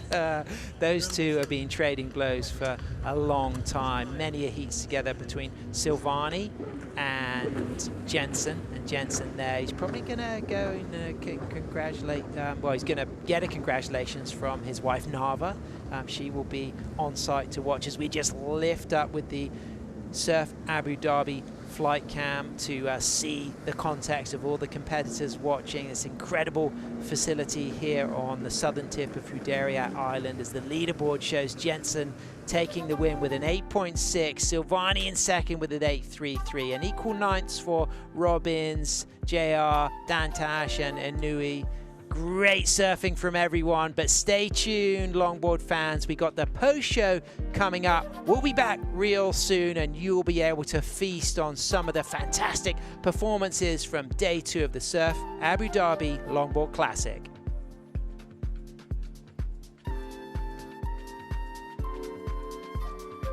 Where the desert meets the sea, we meet the Wolfpack at Surf Abu Dhabi. These boys are never going home. Find your wave at Surf Abu Dhabi. I've been out in the sun and the moon and the stars have been dancing along at the pace around us. Plans made on the floor, sipping things where the salty and sweet taste like water. All of this and just because. Is it all just too good to be? Baby, it's just you and me. Everything on the line in one day at a world-class venue in Paradise. There's no hiding from your biggest rival. If you want that crown, you've got to take down the best. That was insane! Beating multiple sections, not giving up just yet. Just say you don't fear the failure, you're lying. I want to win, and I really mean that, and it's scary that may not happen.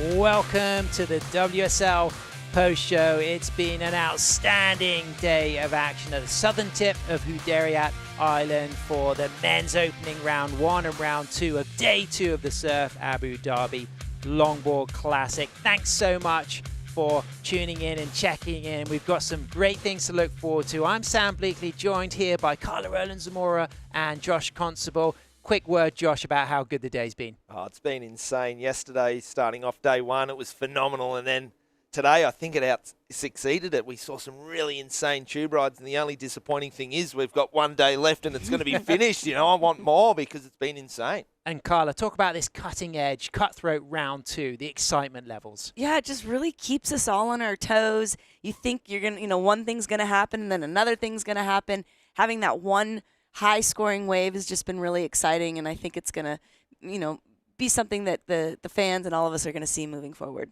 Well, someone who shone in this round 2, he got the highest score. He's booked himself a spot in the quarterfinals. It's 4 times world longboard champion Taylor Jensen on the glass with AJ McCord. And looking calm, cool, and collected despite the pressure. Taylor, what was going through your head knowing you had to get a pretty solid score to lock in a spot to tomorrow? Yeah, that's a pressure cooker thing. I've never been in an experience like that where you kind of know everybody's scores. Everybody's like, oh no, you want to be the highest seed so that you go last. I was like, but then all the pressure's on you. So yeah, I just want to go out and surf a good wave and just do what I can do. And yeah, it worked. Well, you surfed 2 of them, so you locked in your spot for tomorrow. What do you want to learn from today to take into the quarters? I screwed up a couple waves and I figured out exactly what I did wrong. And that last wave felt like it was better, but I still see room for improvement. So yeah, I'll just go out there and put that together again. And the left, I'm feeling more comfortable on now. I didn't make one in practice, so nice to kind of put it together and yeah, see what tomorrow brings. And we were talking about equipment for the Surf Abu Dhabi competition. And just with this basin, what have you learned about how to ride the equipment that you brought? Yeah, look, I think the guys with the 2+1s are kind of getting a little bit more edge and bite and drive out of their boards so they can make more use out of the quick sections, which, yeah, I'll probably think about that next time, but I've got my singleton, the board works in anything, so yeah, I'll just run with that and keep it going. We'll see you tomorrow. Thanks, AJ. Great stuff. Brilliant work, AJ. And Taylor Jensen just shining under pressure. Josh, you beat Taylor at cards earlier this week as well. You know how competitive that guy is. Yeah, we had fun with but we're not going to play again. I'm just going to keep that title one up on him now. So. Don't go for the rematch. You got 1 up. Yeah, but something that Taylor just said, he goes, he's got room for improvement. Yep. Which is really scary because he's surfing so good and posting really good scores. Yeah. For him to think that there's more in the tank, man, I'm excited to watch tomorrow. Yeah. And Carla, reflecting on the drive that some of the surfers on the 2+1s are getting to use the face these sections, but Taylor still using his trusty 9/8 singleton, single fin. Yeah, but acknowledging that those side bites actually were in favor for some people and being able to get those long, drawn-out turns and expelling that speed from that steeper section did help some people. Not to say the single fins don't work, but there was an advantage sometimes to those side bites. It'd be super cool. Let's have a little comparison of Tony's 833. Bearing in mind, he's on the Bill Stewart CMP. This is a 2+1. It's a thruster with a sharp edge. What do you think? Yeah, beautiful driving carve and got back to the power source, which got him behind it so he could get really deep. That was a really good tube. And I feel like when you get the nose ride carve in the tube, the rest of the wave is just filling in the dots and making sure you're finishing. But this carve as well, we saw earlier in the day, he kept going to the drop knee. It's nice to see a different variation in the turn. But you can see it, yes, it's a side fin thing, but it's also edge in the tail and just a rocker thing. So this is concave bottoms rather than rolly Vs.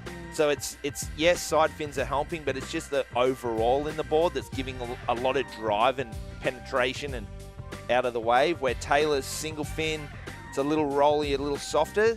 He's a big guy, he can still drive it and power it, but it's just a different acceleration out of the turn. Sure, but Carla proving his pocket work is perfect on this 9/8. Oh yeah, he just slots himself in there so wonderfully. But for me, really, what stood out was actually his footwork and just the cleanliness of his footwork. He doesn't have a small foot, but he just makes it look very dance-like, and it just has such a beautiful aesthetic to it. Just throwing in that English there as well. Yeah, and I think he topped that off on the left as well. Just really staying consistent and giving us just beautiful surfing in and out.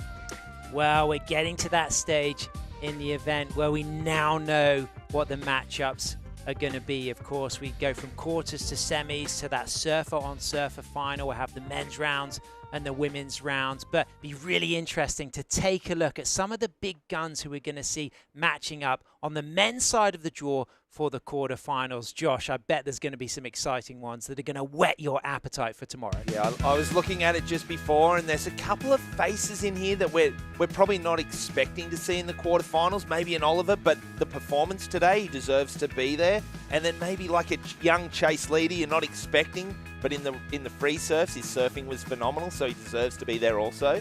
And Carla, look at number 2. Yeah, we got Taylor and Tony. I mean, they're both the two that kind of just got through that round 2, and now they're going to hit it up in the quarterfinal heat. I like the look of 4, Declan and Stevie Sawyer. Stevie, reigning defending champion of the Surf Abu Dhabi Longboard Classic, but Declan, we have to celebrate him. But let's not forget how strong Kevin and Chase were. 2 goofy footers matching up in number 3, Josh. Yeah, number 3's interesting, but for me today, Declan and Edward, those guys were the standout performers in the way of rail turns and really, really deep tube riding. So tomorrow, and they're opposite ends of the draw, so who knows? Could it get to the pointy end of the competition and they both meet up? But only time will tell. Well, Carla, let's take a look at the women's quarterfinals, because off the bat, what really whets your appetite as we see these big women matching up against Oh, well, right off the bat, I mean, we see some friends matching up there in quarterfinal 4 with Khalees and Honolulu, but we'll be starting it off with Rachel and Tully, and I've really been behind Tully right now. I like the way she's been approaching this wave, so I think that's going to be a really exciting heat to watch. Josh, stand out for you, somebody who you've seen starting to shine in the conditions here. I love Avalon this year. I find like we've got an improved, we've got someone that's got hunger and desire this year. So Agreed. I'm really looking forward. But all those quarterfinals, you're not surprised if that's the final. Yeah. Like that's intense. That's really, so when we drop 4 out of that and go into the semi-finals, they are going to be stacked. And what'll be interesting for me is quarter 3, the different approaches between Chloe Kalmon and Natsumi Teoka. Chloe, silky, composed. Natsumi, a lot of determination, those quick footwork. And she just comes off the back of winning a pretty prestigious event in Bali, the Twinkle Toes event, which hosted a lot of good names, and she beat Avalon Gould in that. Yeah, she did. So she's in form. Kevin, amazing result at Bells. He won the men's side over there at Twinkle Toes. So they're carrying momentum from Bali into here. They're both into the quarterfinals. It's going to be really fun tomorrow. Well, let's have a look at the top 5. And we kicked off with the Frenchman, born in Marseille, raised in Biarritz, based there. And Carla, he was just strong, determined, driven, and went excellent range on all his rides. The flow that he brought in his wave riding was really top-notch. Just really slotting himself in. He's compact, getting really deep here in his barrels and then making it out just straight through the keyhole. Just a little clip there, but then bringing in also the footwork and the nose riding. Just wonderful, excellent rated surfing. He gets a 9-point score for this fantastic double tube ride with rail work, but somebody who also stood out, Josh Constable, going into that 9-point range. At number 4, it was Kevin Scavano. Yeah, this was a really cool wave. Just unique lines, throwing different approaches as well, and using the whole wave, dropping, climbing, carving back to the pocket. Some really nice, like right here, just waiting for it. Unfortunately not coming, but this turn here, nose ride into this finishing, it was like pretty special, like kind of mind-blowing that you're thinking, man, this wave's kind of big, and I'm going to switch right now and try and pull in like crazy, and super slotted. The subtle switch was one of my favorite things today. Coming in at number 3, this is Declan Whiten's 910, Carla. I mean, we saw 2 waves that he pretty much did exactly this on. Just the powerful drop knee turns with so much power and speed, but then also coupling with the good footwork, the nose riding, and again, that drop knee just showing so much power, speed, and flow. But what was fantastic, Josh, as me and Carla were calling this, we loved this first wave. It was just outstanding, but it had us on the edge of our seats. And then he went into his second opportunity for a right-hander, and we thought, wow, okay, this is great. But because we'd seen it done before, the wow factor wasn't as good until we watched the replay and realized he did everything even better, even cleaner, even smoother, and he's rewarded a bigger score of a 9.27, Josh. Yeah, it was crazy. These drop knee whips that we're seeing, like he's got his coach here this week, Harley Ingleby. Yeah. And I have flashes of Harley, like Sure. competing against him for years and seeing that. But the whip, the drop knee whip into that bottom turn straight into the clean tube ride, like for me, like that's really the positioning and getting him super deep. But somebody who really shone, coming in at number 1, Carla, a 9.43 for this right-hander from the Frenchman, Edouard Delperro. And he's always a lively surfer and always really entertaining to watch. But he was just really able to tuck into these tube rides and get in that shade time. It was just so seamless. No hands needed, no dragging, no grab railing. And then again, just giving us the tight, classic nose rides. Yeah, Carla, I think the judges really appreciate that turn to coming straight into the tube and not searching for it, hand dragging, trying to slow down. And he's doing it so well. And that was him and Declan were both standouts for that today. And interesting to see them both now, like very similar approaches. But if you think of Declan, there's a little bit more like pizzazz and a little bit more power and speed out of those drop knees. So if you saw him like in the same heat putting on displays like that, it'll be interesting to see where the judges go. Well, that really set the scale. That was the first heat of the day. Edward going twice into the high 9s. We got a lot to look forward to tomorrow because it's finals day at the Surf Abu Dhabi Longboard Classic. So we'll tune in with you bright and early, and right now you can enjoy the highlights from what has been an absolutely splendid day of world-class longboarding. Yeah, I'm 101, number 1, we the best, it's another one. I say it with my chest, I'm telling everyone. Diamond Cup, 101, number 1, number 1, we the best, it's another one. I say it with my chest, I'm telling everyone. Diamond Cup, that's a hole-in-one. Feeling like $1 million in my tux. Feeling like I got the Midas touch. Ladies falling in love, hello love. Come and join the entourage, rolling with some megastars. Everyone knows who we are. We're just having such a laugh in the club. What's up, what's up, what's up, what's up? Everybody showing us love, we party hard. We proceed to the bar, showing up most respect to the bar staff. To the bar staff. Yesterday was yesterday. We don't sip on lemonade, we don't sip on Alizé. We sip on mixes levitate. Make the problems fly away, wherever is wherever, wherever the weather, we pray for the better. Yeah, I'm 101, number 1, we the best, it's another one. I say it with my chest, I'm telling everyone. Diamond Cup, 101, number 1, number 1, we the best, it's another one. I say it with my chest, I'm telling everyone. Diamond Cup, that's a hole-in-one. I woke up this morning, that's a W. That's a bonus when you're making revenue. Stepping out in something fresh, something new. Penthouse suite, world, better view. I'm fully connected, respected. It's fully perfected, perfection. I'm rolling with angels, protection. The lights too bright, that's attention.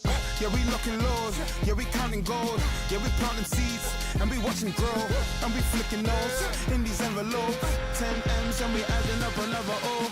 Yeah, I'm 101, number 1, we the best. This copyrighted event broadcast is produced by the World Surf League for broadcast around the world and may not be retransmitted, reproduced, rebroadcast, or otherwise distributed or used in any form without the written consent of the World Surf League.